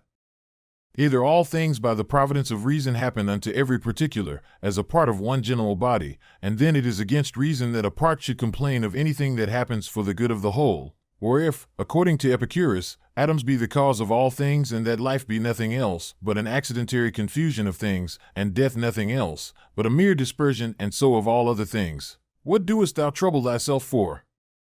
Sayest thou unto that rational part, thou art dead, corruption hath taken hold on thee? Doth it then also void excrements? Doth it, like either oxen or sheep, graze or feed, that it also should be mortal, as well as the body? Either the gods can do nothing for us at all, or they can still and allay all the distractions and distempers of thy mind. If they can do nothing, why doest thou pray? If they can, why wouldst not thou rather pray, that they will grant unto thee, that thou mayst neither fear, nor lust after any of those worldly things which cause these distractions and distempers of it? Why not rather, that thou mayst not at either their absence or presence be grieved and discontented, than either that thou mayst obtain them, or that thou mayst avoid them? For certainly it must needs be, that if the gods can help us in anything, they may in this kind also. But thou wilt say perchance, in those things the gods have given me my liberty, and it is in mine own power to do what I will. But if thou mayst use this liberty rather to set thy mind at true liberty, than wilfully with baseness and servility of mind to effect those things, which either to compass or to avoid is not in thy power, wert not thou better? And as for the gods, who hath told thee that they may not help us up even in those things that they have put in our own power? Whether it be so or no, thou shalt soon perceive, if thou wilt but try thyself and pray. One prayeth that he may compass his desire, to lie with such or such a one, pray thou that thou mayst not lust to lie with her. Another how he may be rid of such a one, pray thou that thou mayst so patiently bear with him, as that thou have no such need to be rid of him. Another, that he may not lose his child. Pray thou that thou mayst not fear to lose him. To this end and purpose, let all thy prayer be, and see what will be the event. In my sickness, saith Epicurus of himself, my discourses were not concerning the nature of my disease, neither was that, to them that came to visit me, the subject of my talk, but in the consideration and contemplation of that, which was of a special weight and moment, was all my time bestowed and spent, and among others in this very thing, how my mind, by a natural and unavoidable sympathy partaking in some sort with the present indisposition of my body, might nevertheless keep herself free from trouble, and in present possession of her own proper happiness. Neither did I leave the ordering of my body to the physicians altogether to do with me what they would, as though I expected any great matter from them, or as though I thought it a matter of such great consequence, by their means to recover my health, for my present estate, methought, liked me very well, and gave me good content. Whether therefore in sickness, if thou chanced to sicken, or in what other kind of extremity soever, endeavor thou also to be in thy mind so affected, as he doth report of himself, not to depart from thy philosophy for anything that can befall thee, nor to give ear to the discourses of silly people and mere naturalists. It is common to all trades and professions to mind and intend that only, which now they are about, and the instrument whereby they work. When at any time thou art offended with any one's impudency, put presently this question to thyself: What? Is it then possible that there should not be any impudent men in the world? Certainly it is not possible. Desire not then that which is impossible. For this one, thou must think, whosoever he be, is one of those impudent ones that the world cannot be without. So of the subtle and crafty, so of the perfidious, so of every one that offendeth, must thou ever be ready to reason with thyself. For whilst in general thou dost thus reason with thyself, that the kind of them must needs be in the world, thou wilt be the better able to use meekness towards every particular. This also thou shalt find of very good use, upon every such occasion, presently to consider with thyself, what proper virtue nature hath furnished man with against such a vice, or to encounter with a disposition vicious in this kind. As for example, against the unthankful, it hath given goodness and meekness, as an antidote, and so against another vicious in another kind some other peculiar faculty. And generally, is it not in thy power to instruct him better, that is in an error? For whosoever sinneth, doth in that decline from his purposed end, and is certainly deceived, and again, what art thou the worse for his sin? For thou shalt not find that any one of these, against whom thou art incensed, hath in very deed done anything whereby thy mind, the only true subject of thy hurt and evil, can be made worse than it was. And what a matter of either grief or wonder is this, if he that is unlearned do the deeds of one that is unlearned? Should not thou rather blame thyself, who, when upon very good grounds of reason, thou mightst have thought it very probable that such a thing would by such a one be committed, didst not only not foresee it, but moreover dost wonder at it, that such a thing should be? But then especially, when thou dost find fault with either an unthankful or a false man, must thou reflect upon thyself. For without all question, thou thyself art much in fault, if either of one that were of such a disposition, thou didst expect that he should be true unto thee, or when unto any thou didst a good turn, thou didst not there bound thy thoughts, as one that had obtained his end, nor didst not think that from the action itself thou hadst received a full reward of the good that thou hadst done. For what wouldst thou have more? Unto him that is a man, thou hast done a good turn, doth not that suffice thee? What thy nature required, that hast thou done. Must thou be rewarded for it? As if either the eye for that it seeth, or the feet that they go, should require satisfaction.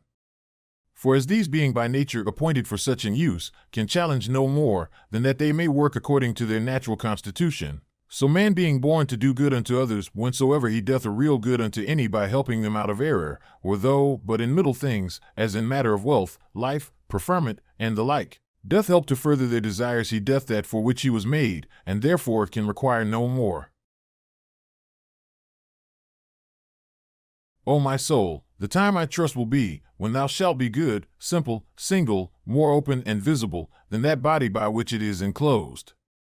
Thou wilt one day be sensible of their happiness, whose end is love, and their affections dead to all worldly things.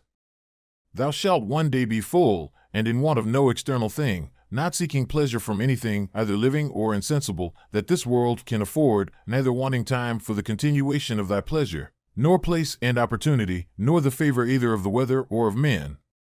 When thou shalt have content in thy present estate, and all things present shall add to thy content, when thou shalt persuade thyself that thou hast all things, all for thy good, and all by the providence of the gods, and of things future also shalt be as confident that all will do well, as tending to the maintenance and preservation in some sort of his perfect welfare and happiness, who is perfection of life, of goodness, and beauty, who begets all things, and containeth all things in himself, and in himself doth recollect all things from all places that are dissolved, that of them he may beget others again like unto them. Such one day shall be thy disposition, that thou shalt be able, both in regard of the gods, and in regard of men, so to fit and order thy conversation, as neither to complain of them at any time, for anything that they do, nor to do anything thyself, for which thou mayest justly be condemned.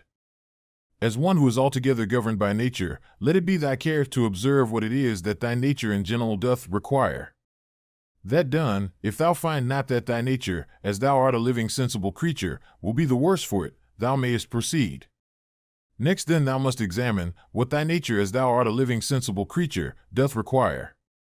And that, whatsoever it be, thou mayest admit of and do it, if thy nature as thou art a reasonable living creature will not be the worse for it. Now whatsoever is reasonable is also sociable. Keep thyself to these rules, and trouble not thyself about idle things. Whatsoever doth happen unto thee, thou art naturally by thy natural constitution either able or not able to bear. If thou beest able, be not offended, but bear it according to thy natural constitution, or as nature hath enabled thee. If thou beest not able, be not offended. For it will soon make an end of thee, and itself, whatsoever it be, at the same time end with thee. But remember, that whatsoever by the strength of opinion, grounded upon a certain apprehension of both true profit and duty, thou canst conceive tolerable, that thou art able to bear that by thy natural constitution. Him that offends, to teach with love and meekness, and to show him his error. But if thou canst not, then to blame thyself, or rather not thyself neither, if thy will and endeavors have not been wanting. Whatsoever it be that happens unto thee, it is that which from all time was appointed unto thee. For by the same coherence of causes, by which thy substance from all eternity was appointed to be, was also whatsoever should happen unto it, destinated and appointed. Either with Epicurus, we must fondly imagine the atoms to be the cause of all things, or we must needs grant a nature. Let this then be thy first ground, that thou art part of that universe, which is governed by nature. Then secondly, that to those parts that are of the same kind and nature as thou art, thou hast relation of kindred. For of these, if I shall always be mindful, first as I am a part, I shall never be displeased with anything that falls to my particular share of the common chances of the world. For nothing that is behoveful unto the whole can be truly hurtful to that which is part of it. For this being the common privilege of all natures, that they contain nothing in themselves that is hurtful unto them, it cannot be that the nature of the universe, whose privilege beyond other particular natures is, that she cannot against her will by any higher external cause be constrained, should beget anything and cherish it in her bosom that should tend to her own hurt and prejudice. As then I bear in mind that I am a part of such an universe, I shall not be displeased with anything that happens. And as I have relation of kindred to those parts that are of the same kind and nature that I am, so I shall be careful to do nothing that is prejudicial to the community. But in all my deliberations shall they that are of my kind ever be, and the common good, that, which all my intentions and resolutions shall drive unto, as that which is contrary unto it, I shall by all means endeavor to prevent and avoid. These things once so fixed and concluded, as thou wouldst think him a happy citizen, whose constant study and practice were for the good and benefit of his fellow citizens, and the carriage of the city such towards him, that he were well pleased with it, so must it needs be with thee, that thou shalt live a happy life. All parts of the world, all things I mean that are contained within the whole world, must of necessity at some time or other come to corruption.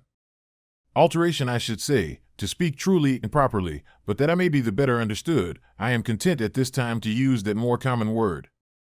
Now say I, if so be that this be both hurtful unto them, and yet unavoidable, would not, thinkest thou, the whole itself be in a sweet case, all the parts of it being subject to alteration? Yea, and by their making itself fitted for corruption, as consisting of things different and contrary?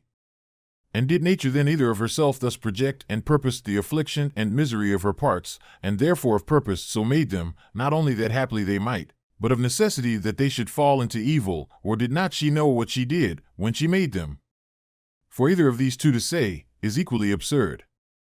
But to let pass nature in general, and to reason of things particular according to their own particular natures, how absurd and ridiculous is it, first to say that all parts of the whole are, by their proper natural constitution, subject to alteration, and then when any such thing doth happen, as when one doth fall sick and dieth, to take on and wonder as though some strange thing had happened?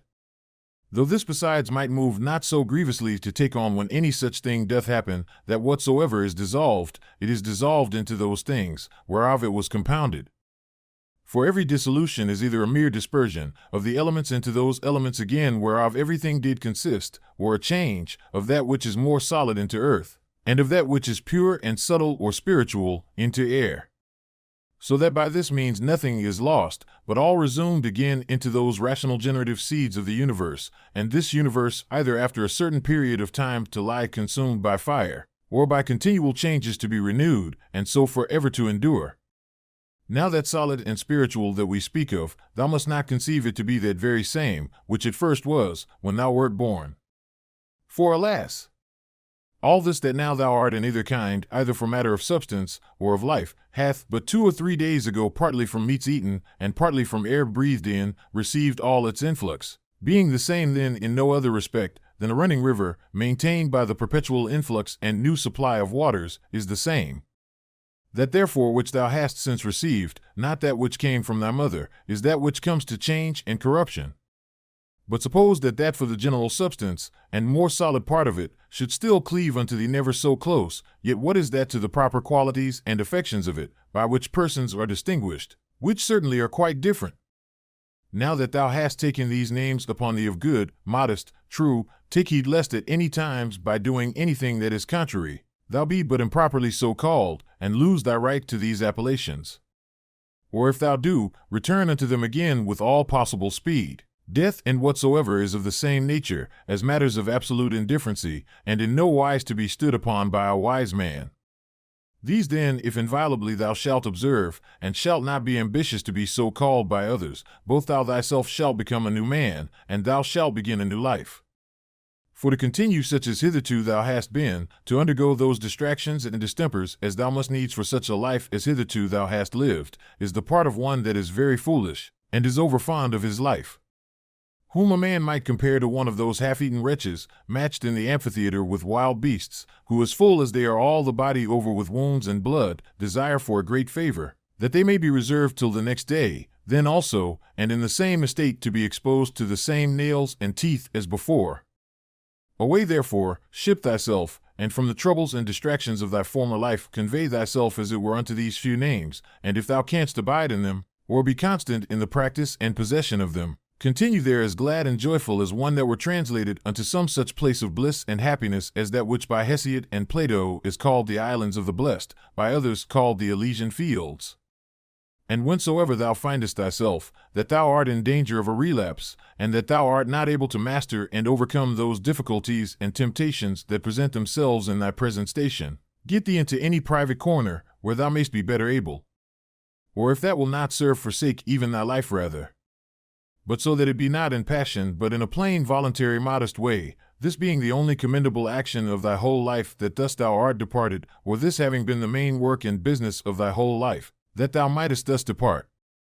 Now for the better remembrance of those names that we have spoken of, thou shalt find it a very good help to remember the gods as often as may be, and that, the thing which they require at our hands of as many of us, as are by nature reasonable creation, is not that with fair words and outward show of piety and devotion we should flatter them, but that we should become like unto them, and that as all other natural creatures, the fig tree for example, the dog, the bee, both do, all of them, and apply themselves unto that which by their natural constitution is proper unto them, so man likewise should do that, which by his nature, as he is a man, belongs unto him. Toys and fooleries at home, wars abroad, sometimes terror, sometimes torpor, or stupid sloth, this is thy daily slavery. By little and little, if thou doest not better look to it, those sacred dogmata will be blotted out of thy mind. How many things be there, which when as a mere naturalist, thou hast barely considered of according to their nature, thou doest let pass without any further use? Whereas thou shouldst in all things so join action and contemplation, that thou mightest both at the same time attend all present occasions, to perform everything duly and carefully, and yet so intend the contemplative part too, that no part of that delight and pleasure, which the contemplative knowledge of everything according to its true nature doth of itself afford, might be lost. Or, that the true and contemplative knowledge of everything according to its own nature, might of itself, action being subject to many lets and impediments, afford unto thee sufficient pleasure and happiness. Not apparent indeed, but not concealed. And when shalt thou attain to the happiness of true simplicity and unaffected gravity? When shalt thou rejoice in the certain knowledge of every particular object according to its true nature, as what the matter and substance of it is, what use it is for in the world, how long it can subsist, what things it doth consist of, who they be that are capable of it, and who they that can give it, and take it away? As the spider, when it hath caught the fly that it hunted after, is not little proud, nor meanly conceited of herself, as he likewise that hath caught an hare, or hath taken a fish with his net, as another for the taking of a boar, and another of a bear, so may they be proud, and applaud themselves for their valiant acts against the Sarmatai, or northern nations lately defeated. For these also, these famous soldiers and warlike men, if thou dost look into their minds and opinions, what do they for the most part but hunt after prey?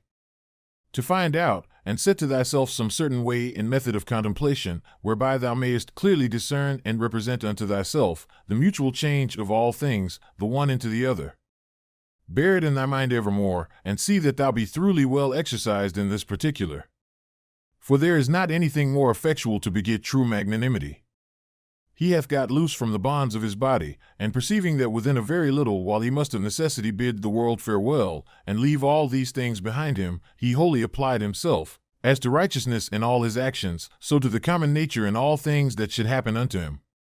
And contenting himself with these two things, to do all things justly, and whatsoever God doth send to light well of it, what others shall either say or think of him, or shall do against him, he doth not so much as trouble his thoughts with it.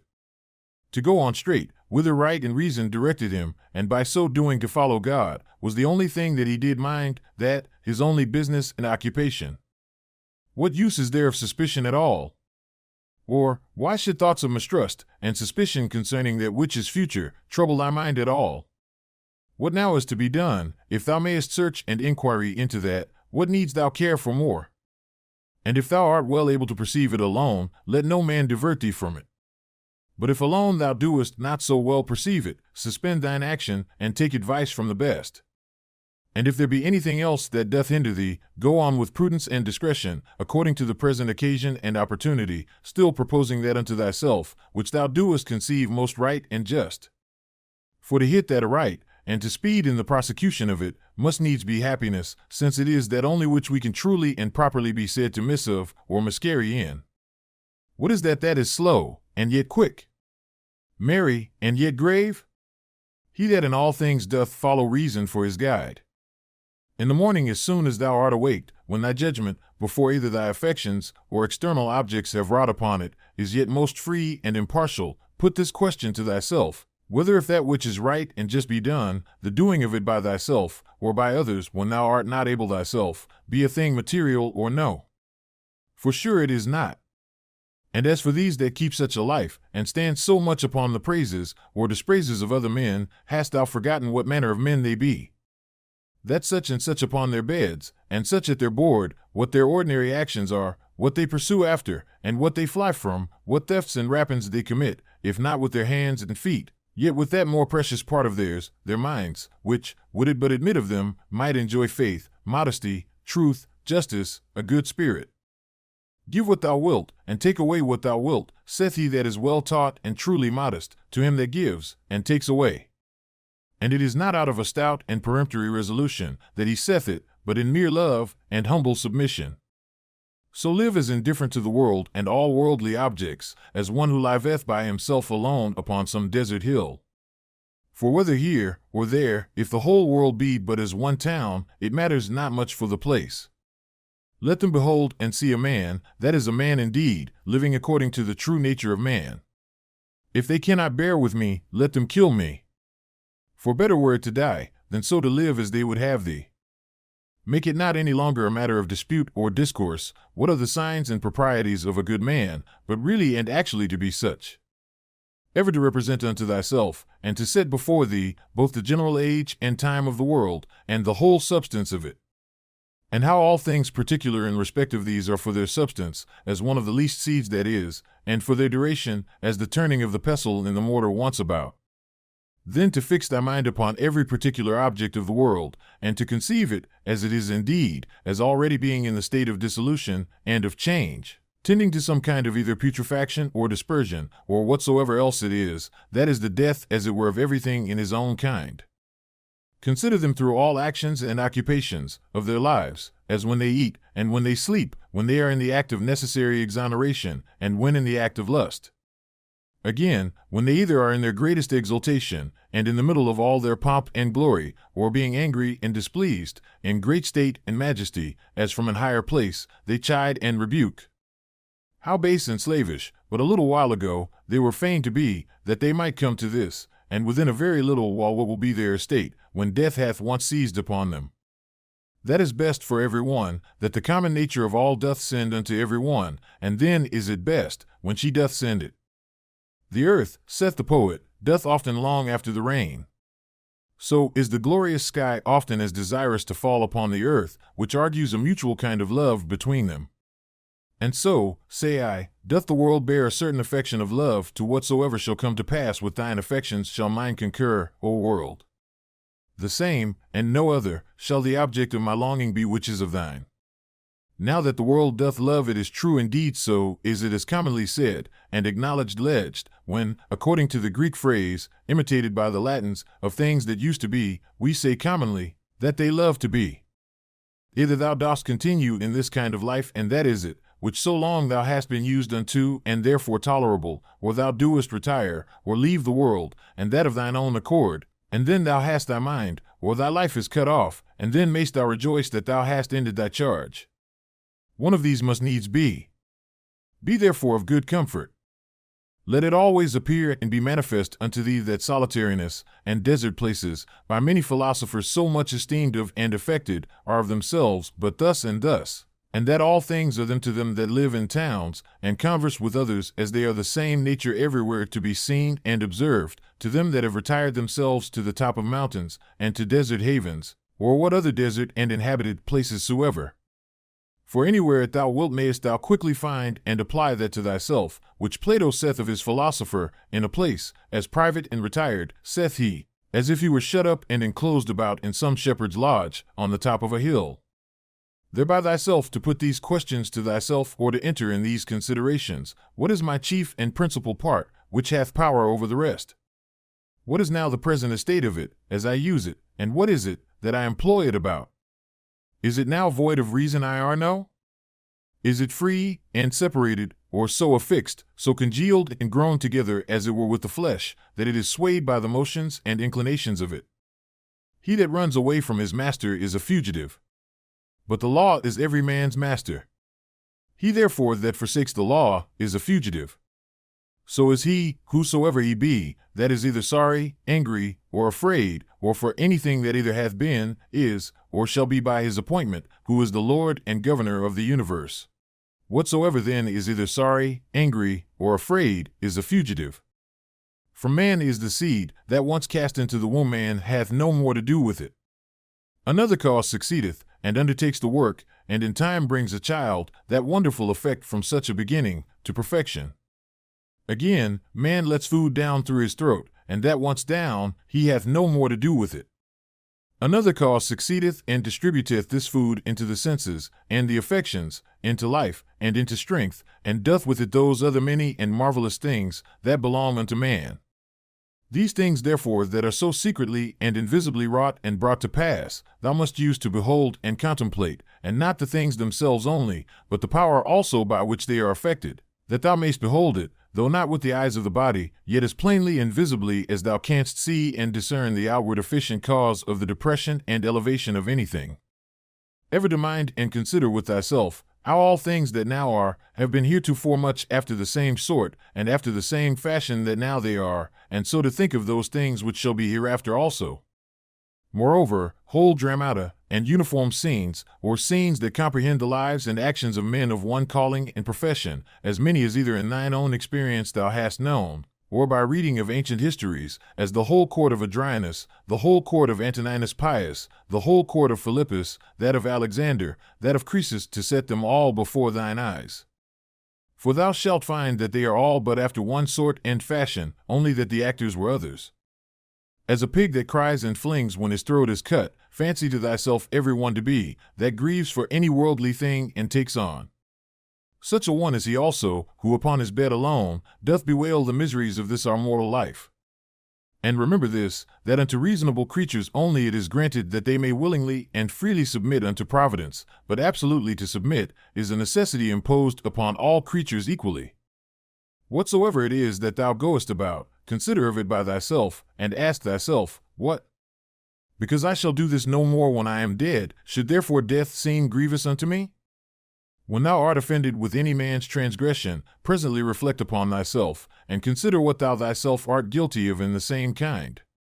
As that thou also perchance dost think it a happiness either to be rich, or to live in pleasure, or to be praised and commended, and so of the rest in particular. For this if thou shalt call to mind, thou shalt soon forget thine anger, especially when at the same time this also shall concur in thy thoughts, that he was constrained by his error and ignorance so to do. For how can he choose as long as he is of that opinion? Do thou therefore, if thou canst, take away that from him, that forceth him to do as he doth. When thou sayest Satyro, think of Socraticus and Eutychus, or Hymen, and when Euphrates, think of Eutychio, and Sylvanus, when Alciphron, of Tropiophorus, when Xenophon, of Crito, or Severus. And when thou doest look upon thyself, fancy unto thyself some one or other of the Caesars, and so for every one, some one or other that hath been for estate and profession answerable unto him. Then let this come to thy mind at the same time, and where now are they all? Nowhere or anywhere? For so shalt thou at all time be able to perceive how all worldly things are but as the smoke that vanisheth away, or, indeed, mere nothing. Especially when thou shalt call to mind this also, that whatsoever is once changed shall never be again as long as the world endureth. And thou then, how long shalt thou endure?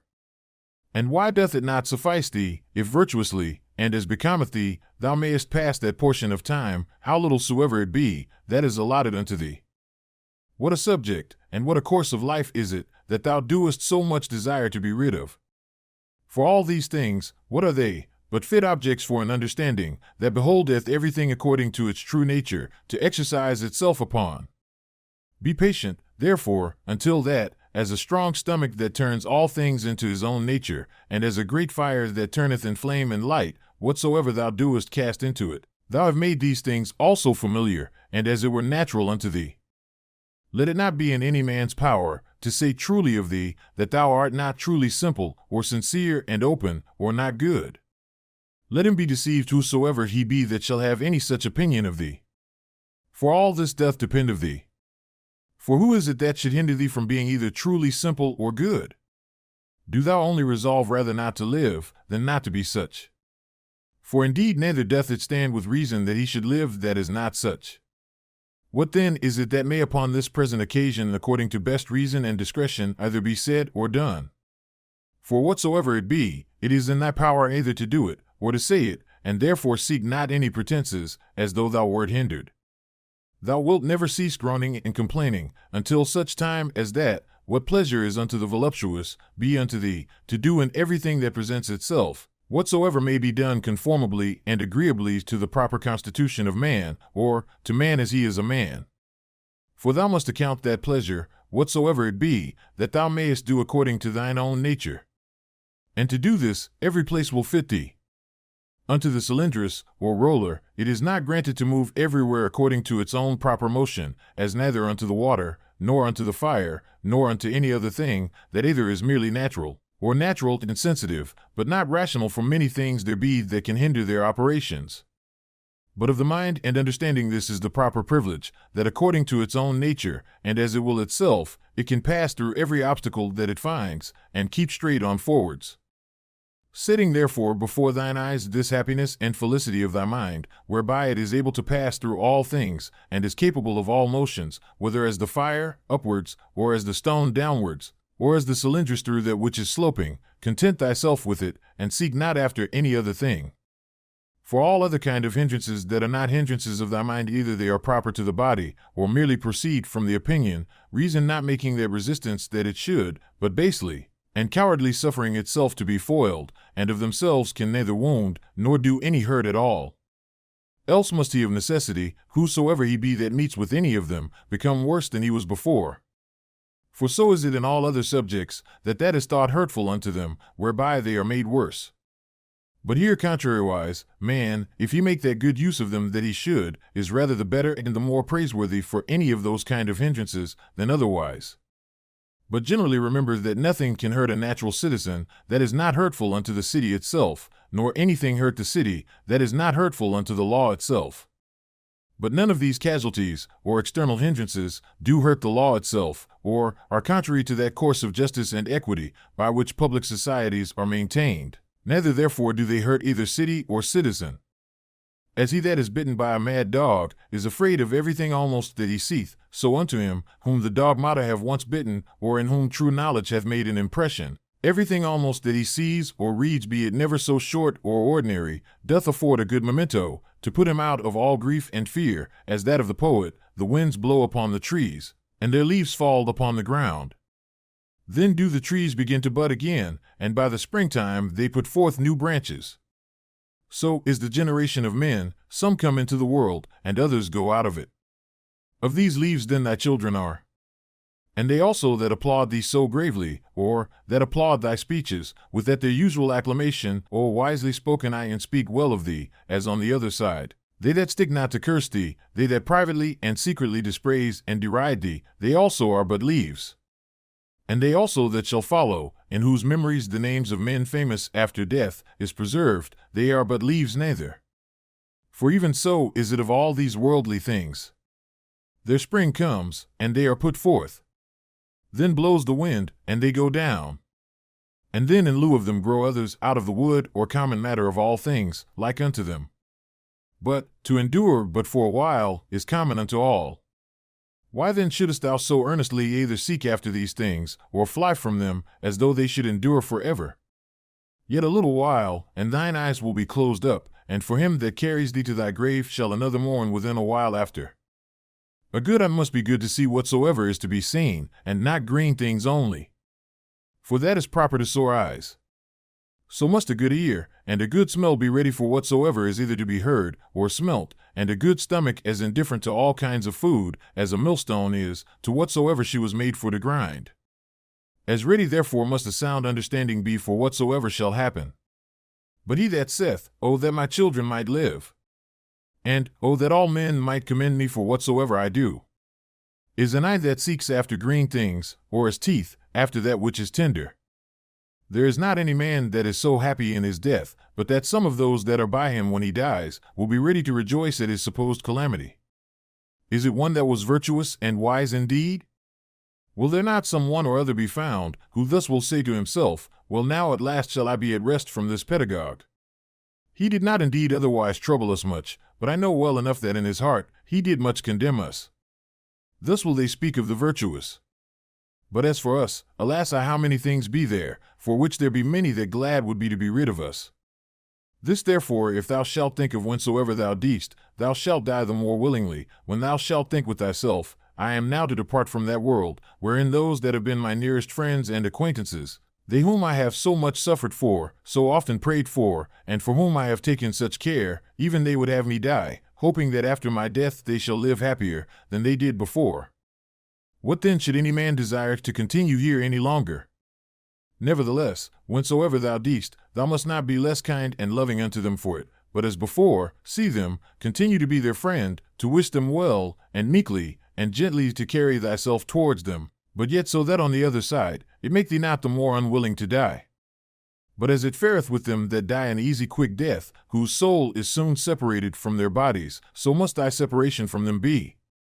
To these had nature joined and annexed me, now she parts us, I am ready to depart, as from friends and kinsmen, but yet without either reluctancy or compulsion. For this also is according to nature. Use thyself, as often as thou sayest any man do anything, presently, if it be possible, to say unto thyself, What is this man's end in this his action? But begin this course with thyself first of all, and diligently examine thyself concerning whatsoever thou doest. Remember that which sets a man at work, and hath power over the affections to draw them either one way or the other way, is not any external thing properly, but that which is hidden within every man's dogmata and opinions, that is rhetoric, that is life, that, to speak true, is man himself. As for thy body, which is a vessel, or a case, compasseth thee about, and the many and curious instruments that it hath annexed unto it, let them not trouble thy thoughts. For of themselves they are but as a carpenter's axe, but that they are born with us, and naturally sticking unto us. But otherwise, without the inward cause that hath power to move them, and to restrain them, those parts are of themselves of no more use unto us, than the shuttle is of itself to the weaver, or the pen to the writer, or the whip to the coachman. the natural properties and privileges of a reasonable soul are that she seeth herself, that she can order and compose herself, that she makes herself as she will herself, that she reaps her own fruits whatsoever, whereas plants, trees, unreasonable creatures, what fruit soever, be it either fruit properly or analogically only, they bear them unto others, and not to themselves. Again, whensoever and wheresoever, sooner or later, her life doth end, she hath her own end nevertheless. For it is not with her, as with dancers and players, who if they be interrupted in any part of their action, the whole action must needs be imperfect. But she in what part of time or action soever she be surprised, can make that which she hath in her hand whatsoever it be, complete and full, so that she may depart with that comfort, I have lived, neither want I anything of that which properly did belong unto me.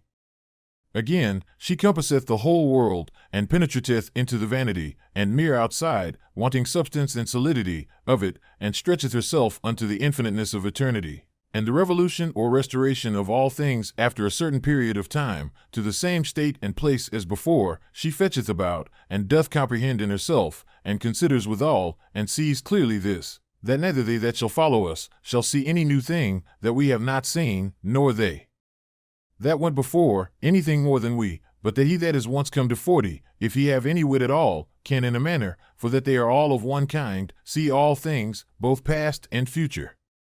As proper is it, and natural to the soul of man to love her neighbor, to be true and modest, and to regard nothing so much as herself, which is also the property of the law, whereby by the way it appears, that sound reason and justice comes all to one, and therefore that justice is the chief thing that reasonable creatures ought to propose unto themselves as their end. A pleasant song or dance, the pancratiast's exercise, sports that thou art wont to be much taken with, thou shalt easily contemn. If the harmonious voice thou shalt divide into so many particular sounds whereof it doth consist, and of every one in particular shall ask thyself, whether this or that sound is it, that doth so conquer thee. For thou wilt be ashamed of it.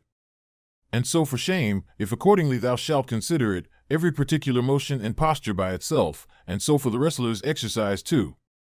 Generally then, whatsoever it be, besides virtue, and those things that proceed from virtue that thou art subject to be much affected with, remember presently thus to divide it, and by this kind of division, in each particular to attain unto the contempt of the whole.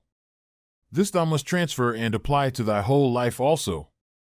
That soul which is ever ready, even now presently, if need be, from the body, whether by way of extinction, or dispersion, or continuation in another place and estate to be separated, how blessed and happy is it! But this readiness of it, it must proceed, not from an obstinate and peremptory resolution of the mind, violently and passionately set upon opposition, as Christians are wont, but from a peculiar judgment, with discretion and gravity, so that others may be persuaded also and drawn to the like example, but without any noise and passionate exclamations. Have I done anything charitably? Then am I benefited by it. See that this upon all occasions may present itself unto thy mind, and never cease to think of it. What is thy profession? To be good. And how should this be well brought to pass, but by certain theorems and doctrines, some concerning the nature of the universe, and some concerning the proper and particular constitution of man? Tragedies were at first brought in and instituted, to put men in mind of worldly chances and casualties, that these things in the ordinary course of nature did so happen, that men that were much pleased and delighted by such accidents upon this stage, would not by the same things in a greater stage be grieved and afflicted, for here you see what is the end of all such things. And that even they that cry out so mournfully to Cytheron must bear them for all their cries and exclamations, as well as others. And in very truth many good things are spoken by these poets, as that, for example, is an excellent passage, but if so be that I and my 2 children be neglected by the gods, they have some reason even for that. And again, it will but little avail thee to storm and rage against the things themselves. Again, to reap one's life as a ripe ear of corn, and whatsoever else is to be found in them, that is of the same kind. After the tragedy, the ancient comedy was brought in, which had the liberty to inveigh against personal vices, being therefore through this her freedom and liberty of speech of very good use and effect, to restrain men from pride and arrogancy. To which end it was, that Diogenes took also the same liberty. After these, what were either the middle or new comedy admitted for, but merely, or for the most part at least, for the delight and pleasure of curious and excellent imitation. It will steal away, look to it. Why, no man denies, but that these also have some good things whereof that may be one, but the whole drift and foundation of that kind of dramatical poetry, what is it else, but as we have said? How clearly doth it appear unto thee, that no other course of thy life could fit a true philosopher's practice better than this very course that thou art now already in. A branch cut off from the continuity of that which was next unto it must needs be cut off from the whole tree, so a man that is divided from another man is divided from the whole society. A branch is cut off by another, but he that hates and is averse cuts himself off from his neighbor, and knows not that at the same time he divides himself from the whole body or corporation. But herein is the gift and mercy of God, the author of this society, in that, once cut off, we may grow together and become part of the whole again. But if this happen often, the misery is that the further a man is run in this division, the harder he is to be reunited and restored again, and however the branch which, once cut off afterwards was grafted in, gardeners can tell you is not like that which sprouted together at first, and still continued in the unity of the body. To grow together like fellow branches in matter of good correspondence and affection, but not in matter of opinions. They that shall oppose thee in thy right courses, as it is not in their power to divert thee from thy good action, so neither let it be to divert thee from thy good affection towards them. But be it thy care to keep thyself constant in both in the right judgment and action, and in true meekness towards them, that either shall do their endeavor to hinder thee, or at least will be displeased with thee for what thou hast done. For to fail in either in the one to give over for fear, or in the other to forsake thy natural affection towards him, who by nature is both thy friend and thy kinsman, is equally base, and much savoring of the disposition of a cowardly fugitive soldier.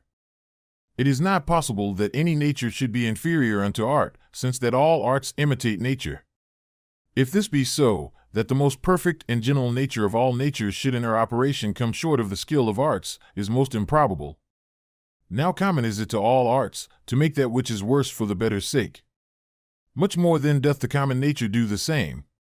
Hence is the first ground of justice. From justice all other virtues have their existence. For justice cannot be preserved, if either we settle our minds and affections upon worldly things, or be apt to be deceived, or rash, and inconstant. The things themselves, which either to get or to avoid thou art put to so much trouble, come not unto thee themselves, but thou in a manner goest unto them. Let then thine own judgment and opinion concerning those things be at rest, and as for the things themselves, they stand still and quiet, without any noise or stir at all, and so shall all pursuing and flying cease. Then is the soul, as Empedocles doth liken it, like unto a sphere or globe, when she is all of one form and figure, when she neither greedily stretcheth out herself unto anything, nor basely contracts herself, or lies flat and dejected, but shineth all with light, whereby she does see and behold the true nature, both that of the universe and her own in particular. Will any contemn me? Let him look to that, upon what grounds he does it. My care shall be that I may never be found either doing or speaking anything that doth truly deserve contempt. Will any hate me? Let him look to that.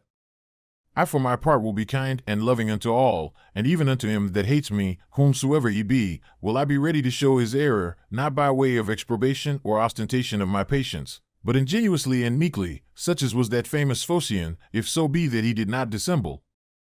For it is inwardly that these things must be, that the gods who look inwardly, and not upon the outward appearance, may behold a man truly free from all indignation and grief.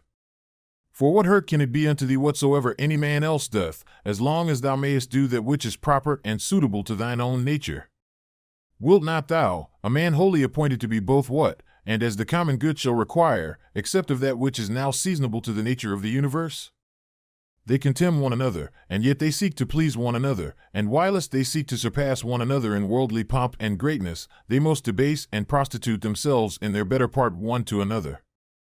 How rotten and insincere is he that saith, I am resolved to carry myself hereafter towards you with all ingenuity and simplicity. O man, what doest thou mean? What needs this profession of thine? The thing itself will show it. It ought to be written upon thy forehead. No sooner thy voice is heard, than thy countenance must be able to show what is in thy mind, even as he that is loved knows presently by the looks of his sweetheart what is in her mind. Such must he be for all the world, that is truly simple and good, as he whose armholes are offensive, that whosoever stands by, as soon as ever he comes near him, may as it were smell him whether he will or no. But the affectation of simplicity is nowise laudable. There is nothing more shameful than perfidious friendship. Above all things, that must be avoided. However, true goodness, simplicity, and kindness cannot so be hidden, but that, as we have already said, in the very eyes and countenance they will show themselves. To live happily is an inward power of the soul, when she is affected with indifferency towards those things that are by their nature indifferent. To be thus affected, she must consider all worldly objects both divided and whole, remembering withal that no object can of itself beget any opinion in us, neither can come to us, but stands without still and quiet, but that we ourselves beget, and as it were print in ourselves opinions concerning them. Now it is in our power not to print them, and if they creep in and lurk in some corner, it is in our power to wipe them off. Remembering, moreover, that this care and circumspection of thine is to continue but for a while, and then thy life will be at an end. And what should hinder, but that thou mayest do well with all these things? For if they be according to nature, rejoice in them, and let them be pleasing and acceptable unto thee. But if they be against nature, seek thou that which is according to thine own nature, and whether it be for thy credit or no, use all possible speed for the attainment of it, for no man ought to be blamed, for seeking his own good and happiness. Of everything thou must consider from whence it came, of what things it doth consist, and into what it will be changed, what will be the nature of it, or what it will be like unto when it is changed, and that it can suffer no hurt by this change. And as for other men's either foolishness or wickedness, that it may not trouble and grieve thee, first generally thus, what reference have I unto these? And that we are all born for one another's good, then more particularly after another consideration, as a ram is first in a flock of sheep, and a bull in a herd of cattle, so am I born to rule over them. Begin yet higher, even from this, if atoms be not the beginning of all things, than which to believe nothing can be more absurd, then must we needs grant that there is a nature that doth govern the universe. If such a nature, then are all worse things made for the better's sake, and all better for one another's sake. Secondly, what manner of men they be, at board, and upon their beds, and so forth. But above all things, how they are forced by their opinions that they hold, to do what they do, and even those things that they do, with what pride and self-conceit they do them. Thirdly, that if they do these things rightly, thou hast no reason to be grieved. But if not rightly, it must needs be that they do them against their wills, and through mere ignorance. For as, according to Plato's opinion, no soul doth willingly err, so by consequent neither doth it anything otherwise than it ought, but against her will. Therefore are they grieved, whensoever they hear themselves charged either of injustice, or unconscionableness, or covetousness, or in general, of any injurious kind of dealing towards their neighbors.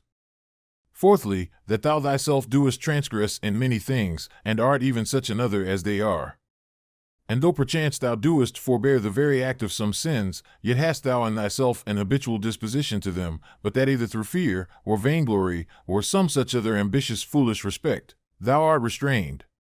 Fifthly, that whether they have sinned or no, thou doest not understand perfectly. For many things are done by way of discreet policy, and generally a man must know many things first, before he be able truly and judiciously to judge of another man's action. Sixthly, that whensoever thou doest take on grievously, or makest great woe, little doest thou remember then that a man's life is but for a moment of time, and that within a while we shall all be in our graves. Seventhly, that it is not the sins and transgressions themselves that trouble us properly, for they have their existence in their minds and understandings only, that commit them, but our own opinions concerning those sins. Remove then, and be content to part with that conceit of thine, that it is a grievous thing, and thou hast removed thine anger. But how should I remove it? How? Reasoning with thyself that it is not shameful. For if that which is shameful be not the only true evil that is, thou also wilt be driven whilst thou doest follow the common instinct of nature, to avoid that which is evil, to commit many unjust things, and to become a thief, and anything that will make to the attainment of thy intended worldly ends. Eighthly, how many things may and do oftentimes follow upon such fits of anger and grief, far more grievous in themselves than those very things which we are so grieved or angry for. Ninthly, that meekness is a thing unconquerable, if it be true and natural, and not affected or hypocritical. For how shall even the most fierce and malicious that thou shalt conceive be able to hold on against thee, if thou shalt still continue meek and loving unto him, and that even at that time, when he is about to do thee wrong, thou shalt be well disposed, and in good temper, with all meekness to teach him and to instruct him better? As for example, my son, we were not born for this, to hurt and annoy one another. It will be thy hurt, not mine, my son, and so to show him forcibly and fully that it is so in very deed, and that neither bees do it one to another, nor any other creatures that are naturally sociable. But this thou must do, not scoffingly, not by way of exprobation, but tenderly without any harshness of words. Neither must thou do it by way of exercise or ostentation, that they that are by and hear thee may admire thee, but so always that nobody be privy to it, but himself alone, yea, though there be more present at the same time. These 9 particular heads, as so many gifts from the Muses, see that thou remember well, and begin one day, whilst thou art yet alive, to be a man indeed. But on the other side thou must take heed, as much to flatter them, as to be angry with them, for both are equally uncharitable, and equally hurtful. And in thy passions, take it presently to thy consideration, that to be angry is not the part of a man, but that to be meek and gentle, as it savors of more humanity, so of more manhood. That in this, there is strength in nerves, or vigor and fortitude, whereof anger and indignation is altogether void. For the nearer everything is unto unpassionateness, the nearer it is unto power. And as grief doth proceed from weakness, so doth anger. For both he that is angry and that grieveth, have received a wound, and cowardly have as it were yielded themselves unto their affections. If thou wilt have a 10th also, receive this 10th gift from Hercules the guide and leader of the Muses. That is a madman's part, to look that there should be no wicked men in the world, because it is impossible. Now for a man to brook well enough, that there should be wicked men in the world, but not to endure that any should transgress against himself, is against all equity, and indeed tyrannical. For several dispositions or inclinations there be of the mind and understanding, which to be aware of, thou must carefully observe, and whensoever thou doest discover them, thou must rectify them, saying to thyself concerning every one of them, this imagination is not necessary, this is uncharitable, this thou shalt speak as another man's slave or instrument, than which nothing can be more senseless and absurd. For the 4th, thou shalt sharply check and upbraid thyself, for that thou doest. Suffer that more divine part in thee, to become subject and obnoxious to that more ignoble part of thy body, and the gross lusts and concupiscences thereof. What portion soever, either of air or fire there be in thee, although by nature it tend upwards, submitting nevertheless to the ordinance of the universe, it abides here below in this mixed body. So whatsoever is in thee either earthy or humid, although by nature it tend downwards, yet is it against its nature both raised upwards, and standing, or consistent. So obedient are even the elements themselves to the universe, abiding patiently wheresoever, though against their nature, they are placed, until the sound as it were of their retreat and separation. Is it not a grievous thing then, that thy reasonable part only should be disobedient, and should not endure to keep its place, yet though it be nothing enjoined that is contrary unto it, but that only which is according to its nature? For we cannot say of it when it is disobedient, as we say of the fire, or air, that it tends upwards towards its proper element, for then goes it the quite contrary way. For the motion of the mind to any injustice, or incontinency, or to sorrow, or to fear, is nothing else but a separation from nature. Also when the mind is grieved for anything that has happened by the divine providence, then doth it likewise forsake its own place. For it was ordained unto holiness and godliness, which specially consist in an humble submission to God and his providence in all things, as well as unto justice, these also being part of those duties, which is naturally sociable, we are bound unto, and without which we cannot happily converse one with another, yea, and the very ground and fountain indeed of all just actions. He that hath not one and the selfsame general end always as long as he liveth, cannot possibly be one and the selfsame man always. But this will not suffice except thou add also what ought to be this general end. For as the general conceit and apprehension of all those things which upon no certain ground are by the greater part of men deemed good, cannot be uniform and agreeable, but that only which is limited and restrained by some certain proprieties and conditions, as of community, that nothing be conceived good, which is not commonly and publicly good, so must the end also that we propose unto ourselves be common and sociable. For he that doth direct all his own private motions and purposes to that end, all his actions will be agreeable and uniform, and by that means will be still the same man. Remember the fable of the country mouse and the city mouse, and the great fright and terror that this was put into. Socrates was wont to call the common conceits and opinions of men, the common bugbears of the world, the proper terror of silly children. The Lacedaemonians at their public spectacles were wont to appoint seats and forms for their strangers in the shadow. They themselves were content to sit anywhere. What Socrates answered unto Perdiccas, why he did not come unto him, lest of all deaths I should die the worst kind of death, said he, that is, not able to requite the good that hath been done unto me. In the ancient mystical letters of the Ephesians, there was an item that a man should always have in his mind some one or other of the ancient worthies. The Pythagoreans were wont betimes in the morning the first thing they did, to look up unto the heavens, to put themselves in mind of them who constantly and invariably did perform their task, as also to put themselves in mind of orderliness, or good order, and of purity, and of naked simplicity. For no star or planet hath any cover before it. How Socrates looked, when he was fain to gird himself with a skin, Xantippe his wife having taken away his clothes, and carried them abroad with her, and what he said to his fellows and friends, who were ashamed, and out of respect to him, did retire themselves when they saw him thus decked. In matter of writing or reading thou must needs be taught before thou can do either, much more in matter of life. For thou art born a mere slave, to thy senses and brutish affections, destitute without teaching of all true knowledge and sound reason. My heart smiled within me. They will accuse even virtue herself, with heinous and opprobrious words. As they that long after figs in winter when they cannot be had, so are they that long after children, before they be granted them. As often as a father kisseth his child, he should say secretly with himself, said Epictetus, tomorrow perchance shall he die. But these words be ominous. No words ominous, said he, that signify anything that is natural, in very truth and deed not more ominous than this, to cut down grapes when they are ripe. Green grapes, ripe grapes, dried grapes, or raisins, so many changes and mutations of one thing, not into that which was not absolutely, but rather so many several changes and mutations, not into that which hath no being at all, but into that which is not yet in being. Of the free will there is no thief or robber out of Epictetus, whose is this also, that we should find a certain art and method of assenting, and that we should always observe with great care and heed the inclinations of our minds, that they may always be with their due restraint and reservation, always charitable, and according to the true worth of every present object. And as for earnest longing, that we should altogether avoid it, and to use averseness in those things only, that wholly depend of our own wills. It is not about ordinary petty matters, believe it, that all our strife and contention is, but whether, with the vulgar, we should be mad, or by the help of philosophy wise and sober, said he. XXXI, Socrates said, what will you have? The souls of reasonable or unreasonable creatures. Of reasonable. But what? Of those whose reason is sound and perfect? Or of those whose reason is vitiated and corrupted?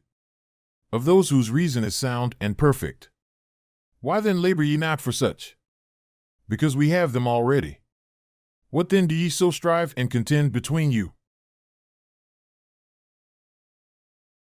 Whatsoever thou doest hereafter aspire unto, thou mayest even now enjoy and possess, if thou doest not envy thyself thine own happiness. And that will be, if thou shalt forget all that is past, and for the future, refer thyself wholly to the divine providence, and shalt bend and apply all thy present thoughts and intentions to holiness and righteousness. To holiness, in accepting willingly whatsoever is sent by the divine providence, as being that which the nature of the universe hath appointed unto thee, which also hath appointed thee for that, whatsoever it be. To righteousness, in speaking the truth freely, and without ambiguity, and in doing all things justly and discreetly. Now in this good course, let not other men's either wickedness, or opinion, or voice hinder thee, no, nor the sense of this thy pampered mass of flesh, for let that which suffers look to itself. If therefore whensoever the time of thy departing shall come, thou shalt readily leave all things, and shalt respect thy mind only, and that divine part of thine, and this shall be thine only fear, not that some time or other thou shalt cease to live, but thou shalt never begin to live according to nature, then shalt thou be a man indeed, worthy of that world, from which thou hadst thy beginning. Then shalt thou cease to be a stranger in thy country, and to wonder at those things that happen daily, as things strange and unexpected, and anxiously to depend of diverse things that are not in thy power. God beholds our minds and understandings, bare and naked from these material vessels, and outsides, and all earthly dross. For with his simple and pure understanding he pierceth into our inmost and purest parts, which from his, as it were by a waterpipe and channel, first flowed and issued. This if thou also shalt use to do, thou shalt rid thyself of that manifold luggage, wherewith thou art round about encumbered. For he that does regard neither his body, nor his clothing, nor his dwelling, nor any such external furniture, must needs gain unto himself great rest and ease. 3 things there be in all, which thou doest consist of, thy body, thy life, and thy mind. Of these the 2 former are so far forth thine, as that thou art bound to take care for them. But the 3rd alone is that which is properly thine.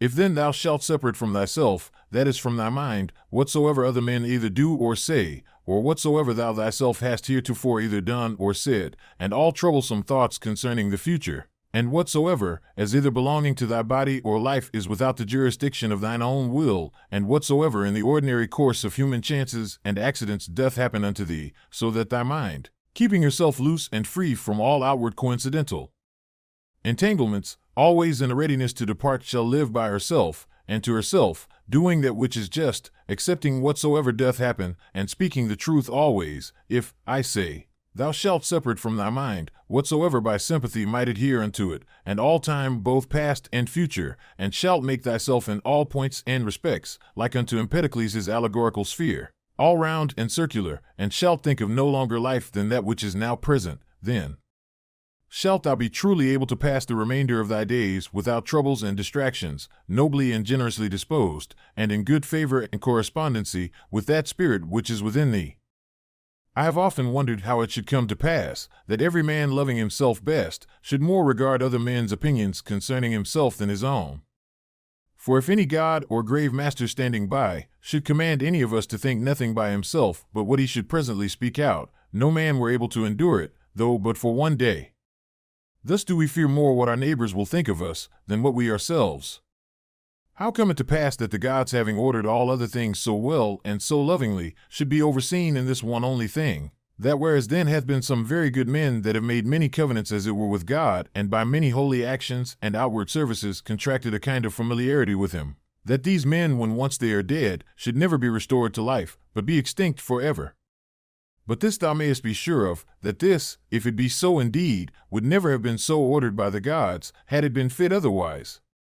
For certainly it was possible, had it been more just so, and had it been according to nature, the nature of the universe would easily have borne it.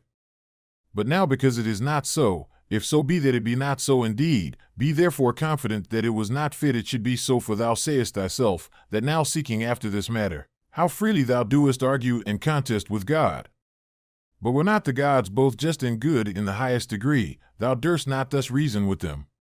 Now if just and good, it could not be that in the creation of the world they should either unjustly or unreasonably oversee anything. Use thyself even unto those things that thou doest at first despair of. For the left hand we see, which for the most part lieth idle because not used, yet doth it hold the bridle with more strength than the right, because it hath been used unto it. Let these be the objects of thy ordinary meditation, to consider what manner of men both for soul and body we ought to be, whensoever death shall surprise us, the shortness of this our mortal life, the immense vastness of the time that hath been before, and will he after us, the frailty of every worldly material object, all these things to consider, and behold clearly in themselves, all disguisement of external outside being removed and taken away. Again, to consider the efficient causes of all things, the proper ends and references of all actions, what pain is in itself, what pleasure, what death, what fame or honor, how every man is the true and proper ground of his own rest and tranquility, and that no man can truly be hindered by any other, that all is but conceit and opinion. As for the use of thy dogmata, thou must carry thyself in the practice of them, rather like unto a pancratiast, or one that at the same time both fights and wrestles with hands and feet, than a gladiator. For this, if he lose his sword that he fights with, he is gone, whereas the other hath still his hand free, which he may easily turn and manage at his will. All worldly things thou must behold and consider, dividing them into matter, form, and reference, or their proper end. How happy is man in this his power that hath been granted unto him, that he needs not do anything but what God shall approve, and that he may embrace contentedly whatsoever God doth send unto him. Whatsoever doth happen in the ordinary course and consequence of natural events, neither the gods, for it is not possible that they either wittingly or unwittingly should do anything amiss, nor men, for it is through ignorance, and therefore against their wills that they do anything amiss, must be accused. None then must be accused. How ridiculous and strange is he that wonders at anything that happens in this life in the ordinary course of nature. Either fate, and that either an absolute necessity and unavoidable decree, or a placable and flexible providence, or all is a mere casual confusion, void of all order and government. If an absolute and unavoidable necessity, why doest thou resist? If a placable and exorable providence, make thyself worthy of the divine help and assistance. If all be a mere confusion without any moderator or governor, then hast thou reason to congratulate thyself, that in such a general flood of confusion thou thyself hast obtained a reasonable faculty, whereby thou mayest govern thine own life and actions. But if thou beest carried away with the flood, it must be thy body perchance, or thy life, or some other thing that belongs unto them that is carried away, thy mind and understanding cannot. Or should it be so, that the light of a candle indeed is still bright and lightsome until it be put out, and should truth, and righteousness, and temperance cease to shine in thee whilst thou thyself hast any being? At the conceit and apprehension that such and such a one hath sinned, thus reason with thyself, what do I know whether this be a sin indeed, as it seems to be? But if it be, what do I know but that he himself hath already condemned himself for it? And that is all one as if a man should scratch and tear his own face, an object of compassion rather than of anger. Again, that he that would not have a vicious man to sin, is like unto him that would not have moisture in the fig, nor children to whelp, nor a horse to neigh, nor anything else that in the course of nature is necessary. For what shall he do that hath such an habit? If thou therefore beest powerful and eloquent, remedy it if thou canst. If it be not fitting, do it not. If it be not true, speak it not. Ever maintain thine own purpose and resolution free from all compulsion and necessity.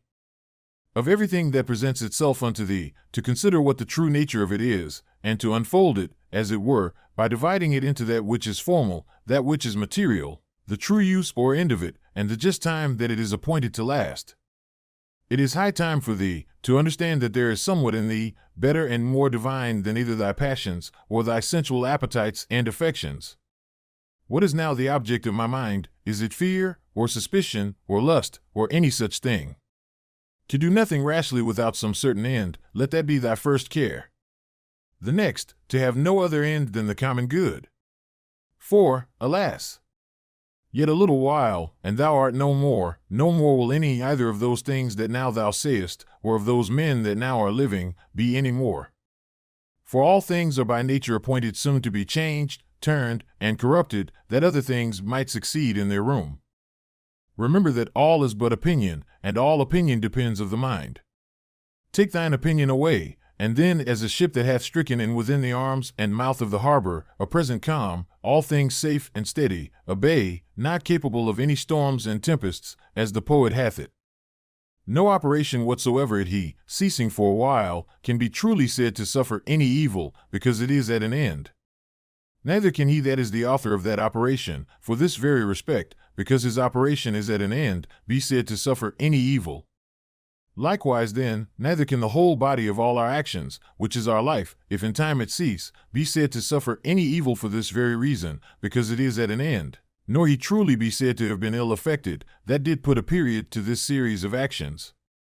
Now this time or certain period depends of the determination of nature, sometimes of particular nature, as when a man dieth old, but of nature in general, however, the parts whereof thus changing one after another, the whole world still continues fresh and new. Now that is ever best and most seasonable, which is for the good of the whole. Thus it appears that death of itself can neither be hurtful to any in particular, because it is not a shameful thing, for neither is it a thing that depends of our own will, nor of itself contrary to the common good, and generally, as it is both expedient and seasonable to the whole, that in that respect it must needs be good. It is that also, which is brought unto us by the order and appointment of the divine providence, so that he whose will and mind in these things runs along with the divine ordinance, and by this concurrence of his will and mind with the divine providence, is led and driven along, as it were by God himself, These three things thou must have always in readiness, first concerning thine own actions, whether thou doest nothing either idly or otherwise, than justice and equity do require. And concerning those things that happen unto thee externally, that either they happen unto thee by chance, or by providence, of which two to accuse either, is equally against reason. Secondly, what like unto our bodies are whilst yet rude and imperfect, until they be animated, and from their animation, until their expiration, of what things they are compounded, and into what things they shall be dissolved. Thirdly, how vain all things will appear unto thee when, from on high as it were, looking down thou shalt contemplate all things upon earth, and the wonderful mutability that they are subject unto, considering withal the infinite both greatness and variety of things aerial and things celestial that are round about it. And that as often as thou shalt behold them, thou shalt still see the same, as the same things, so the same shortness of continuance of all those things. And, behold, these be the things that we are so proud and puffed up for. Cast away from the opinion, and thou art safe. And what is it that hinders thee from casting of it away? When thou art grieved at anything, hast thou forgotten that all things happen according to the nature of the universe, and that him only it concerns, who is in fault, and moreover, that what is now done, is that which from ever hath been done in the world, and will ever be done, and is now done everywhere, how nearly all men are allied one to another by a kindred not of blood, nor of seed, but of the same mind. Thou hast also forgotten that every man's mind partakes of the deity, and issueth from thence, and that no man can properly call anything his own, no, not his son, nor his body, nor his life, for that they all proceed from that one who is the giver of all things, that all things are but opinion, that no man lives properly, but that very instant of time which is now present. And therefore that no man whensoever he dieth can properly be said to lose any more than an instant of time.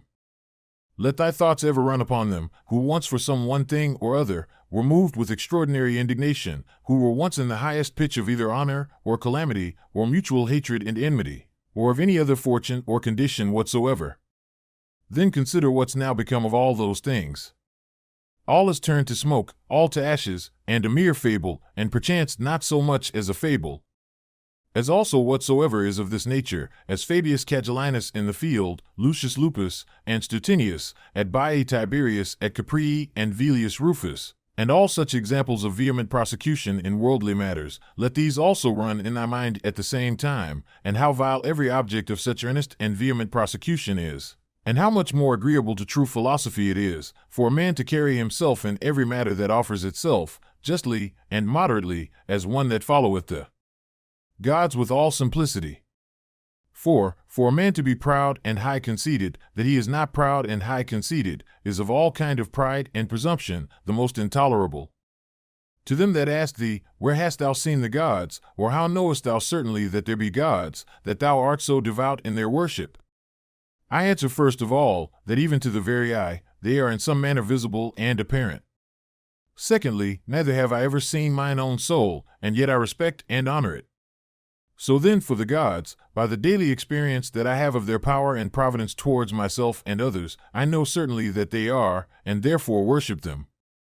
Herein doth consist happiness of life, for a man to know thoroughly the true nature of everything, what is the matter, and what is the form of it, with all his heart and soul, ever to do that which is just, and to speak the truth. What then remaineth but to enjoy thy life in a course and coherence of good actions, one upon another immediately succeeding, and never interrupted, though for never so little a while? There is but one light of the sun, though it be intercepted by walls and mountains, and other thousand objects. There is but one common substance of the whole world, though it be concluded and restrained into several different bodies, in number infinite. There is but one common soul, though divided into innumerable particular essences and natures. So is there but one common intellectual soul, though it seem to be divided. And as for all other parts of those generals which we have mentioned, as either sensitive souls or subjects, these of themselves, as naturally irrational, have no common mutual reference one unto another, though many of them contain a mind, or reasonable faculty in them, whereby they are ruled and governed. But of every reasonable mind, this the particular nature, that it hath reference to whatsoever is of her own kind, and desireth to be united, neither can this common affection, or mutual unity and correspondency, be here intercepted or divided, or confined to particulars as those other common things are. What doest thou desire? To live long. What? To enjoy the operations of a sensitive soul or of the appetitive faculty? Or wouldst thou grow, and then decrease again? Wouldst thou long be able to talk, to think and reason with thyself? Which of all these seems unto thee a worthy object of thy desire? Now if of all these thou doest find that they be but little worth in themselves, proceed on unto the last, which is, in all things to follow God and reason. But for a man to grieve that by death he shall be deprived of any of these things, is both against God and reason.